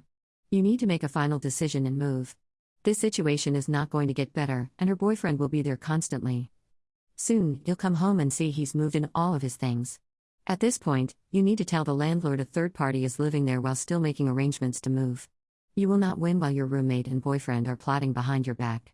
Please move and do not sign another lease, or you will regret it. My friend's boss saw a coworker pass away from a heart attack at his desk, and now he's demanding all 20 employees submit their complete medical history directly to him so he can fire anyone who might have a sudden health emergency at work. Posted by you/. Can they do that? So first of all, a bit misleading title as the person in this situation is not me but my friend. Second, this is going to be fairly long and perhaps unnecessary context heavy. It's not an urgent request for answers, and I hope this will be more interesting than boring even if it is long-winded. To get to the main issue, though, one of my friend's co-workers passed away while at work last month. It was apparently a massive heart attack. He was under 50, so it shocked everyone, more so that it happened literally at his desk in the middle of a shared open plan office. While at the wake, my friends, and the deceased's direct boss was talking to some family members and he informally learned that the worker who passed had some existing high blood pressure and other health problems that he had been neglecting to treat. Relatives apparently think he would not have passed had he been more vigilant with his health. A moot point and certainly none of his boss or co-workers' business. Boss has taken this situation pretty hard. I gather he was extremely freaked out on the day of the incident, and the information that the worker had a pre-existing medical condition that could have potentially predicted what would happen seems to have sparked an idea in his head. On Friday he announced to the office as a whole, all 20-ish of his direct reports, part of a larger company of 250 to 300 people, that he is giving them until May 1st, specifically after tax season because he thinks he is being nice and unnecessarily accommodating of people's time, to provide him personally, not HR, not higher execs, just him, an updated copy of your full medical history. According to him this means a visit with a PCP or GP no less than 6 months prior to the due date and fully accounting by the doctor for all at-risk health factors and a full further accounting of all risk factors in your full medical history. These are direct quotes. He gave everyone a memo. The wording in the memo is pretty basic directions and poorly thought out legalese, some of it almost stream of consciousness in style. He is in the habit of dictating to his assistant and gets pretty uptight about her recording exactly what he said and not rewording things to make more sense when he is vague or grammatically confusing, even with his important correspondence. He is claiming this policy will allow him to prevent further trauma-inducing incidents, like a coworker passing very suddenly at his desk a few feet away from you, and honestly seems to be of the opinion that this will protect the company from legal harassment in case anyone wants to sue for the trauma of witnessing a passing in the workplace. I guess the idea is that if he knows a coworker is likely to pass suddenly, he can fire them first to prevent anything falling back on him or the company. It doesn't seem to make much sense on the surface, and I can't guess if this is truly his real motivation. Also, as if a medical history works in a way as to accurately predict sudden passings of that type. He is clearly not rational on this plan. Honestly, to me it sounds like he was freaked out by witnessing the incident himself, and when the thought crossed his mind to sue the company for his own trauma, it eventually turned into an idea to play it as if he is a good policymaker trying to protect the company from legal trouble, from people like himself. Apparently he's been angling for a promotion for years and has in the past already come up with some pretty harebrained schemes to suck up to his own bosses. Anyway, my friend is pretty level-headed and her immediate instinct is to go to HR on Monday and let them know what's going on, but the way she presented the story to me gave me pause. She described it, casually over drinks last night, in a manner like, listen to this completely illegal thing my boss is trying to do. It does seem to me like he's crossing some dubious legal lines, but I've been lurking here long enough to see a lot of people come in with workplace issues they are sure are 100% against the law, and it often turns out the answer to can they do this? Is yup, totally. I think the question of is this stupid for my boss to do and should I bring it to HR or higher ups is a pretty clear yes, since it doesn't have to be illegal for HR to have other reasons to want to shut this down immediately. Still, I'm curious on the actual legality of what this blowhard is planning. I could speculate that at the very least it seems like it could easily run afoul of the ADA. Thanks in advance for any input. Relevant comments. Commenter 1. The EEOC has a good FAQ on medical-related inquiries in the workplace. I would suggest your friend read this and then go to HR. Ops response, oh, thank you, this looks very helpful. What stands out to me immediately is this part: disability-related inquiries and medical examinations of employees must be job-related and consistent with business necessity. Do you think he could argue that it's a business necessity to not, say, disrupt the office with a supposedly predictable, traumatizing passing? Or is that too much on the side of opinion to count, legally? Commenter 1. In my opinion, that is far too general to meet the job-related and consistent with business necessity prong. Look at it this way: you need to be alive to do any job on earth. For the EEOC, an employer's reasonable belief that an employee's ability to perform essential job functions will be impaired by a medical condition or that they will pose a direct threat due to a medical condition must be based on objective evidence obtained, or reasonably available to the employer, prior to making a disability-related inquiry or requiring a medical examination. Such a belief requires an assessment of the employee and their position and cannot be based on general assumptions. Commenter 2. Is it just me, or does this sound like a lost episode of The Office? Ops response, thanks. Now I'm imagining Michael Scott trying to get away with this and having an epic fight with Toby over it. In all seriousness, though, Michael falls more on the incompetent but well-meaning side of the scale than this guy. My friend has been regaling me with awful stories since she started working there a couple of years ago, and he is far more malicious with his dumb ideas than Michael or even the UK version's David Brent, although imagining an employer thinking they could get away with this in the UK is perhaps even more hilarious. Update, 19 days later. Since I know my original post got posted to Bo LA and then there were quite a few people in the comments asking for updates, I thought I would provide closure. Just got off the phone with my friend a few minutes ago and it is official. Boss is now ex-boss. My friend did in fact go to HR as she was planning and lay out the situation for them. They seemed concerned and assured her they would look into it, and then she heard no more of it for about a week. Ex-boss was also suspiciously quiet about the policy during that time period, until last Monday he was not in the office. There was no explanation given to the office at large, but my friend spoke to his assistant and from the information she got from her, pieced together that he was in some long, important meetings with corporate HR and that he would then be taking the rest of the week on personal leave.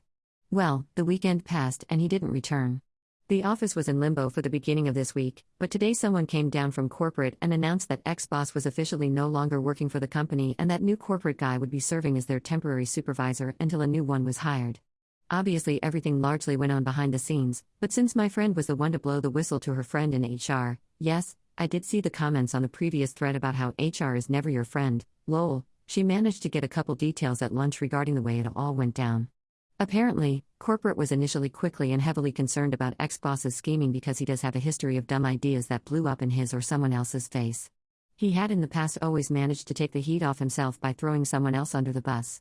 When local HR came to him to tell him that this new policy was officially completely stupid and would cause him and the company far more liability than he could possibly save them from, he threw a temper tantrum and insisted that the higher execs would understand what a good idea it was. The meetings with corporate were initially them trying to talk him down and explain why he was wrong. He resisted this strongly and turned them into seminars on why he was actually right. Eventually a VP got involved and it was over. Ex-boss was not technically fired, but he was strongly encouraged to submit his resignation and he will not be getting any reference other than a confirmation that he did in fact work there. My friend hasn't personally heard anything from the guy since he suddenly disappeared from the office. If he's contacted any of her coworkers, they didn't share it with her. She's pretty excited to see the last of him and is hoping her new boss will be less of a moron. Apparently one of her longtime coworkers that has always been a bit of a mentor figure to her is being considered for a promotion internally instead of them hiring someone new as supervisor, so my friend might even materially benefit from this fiasco.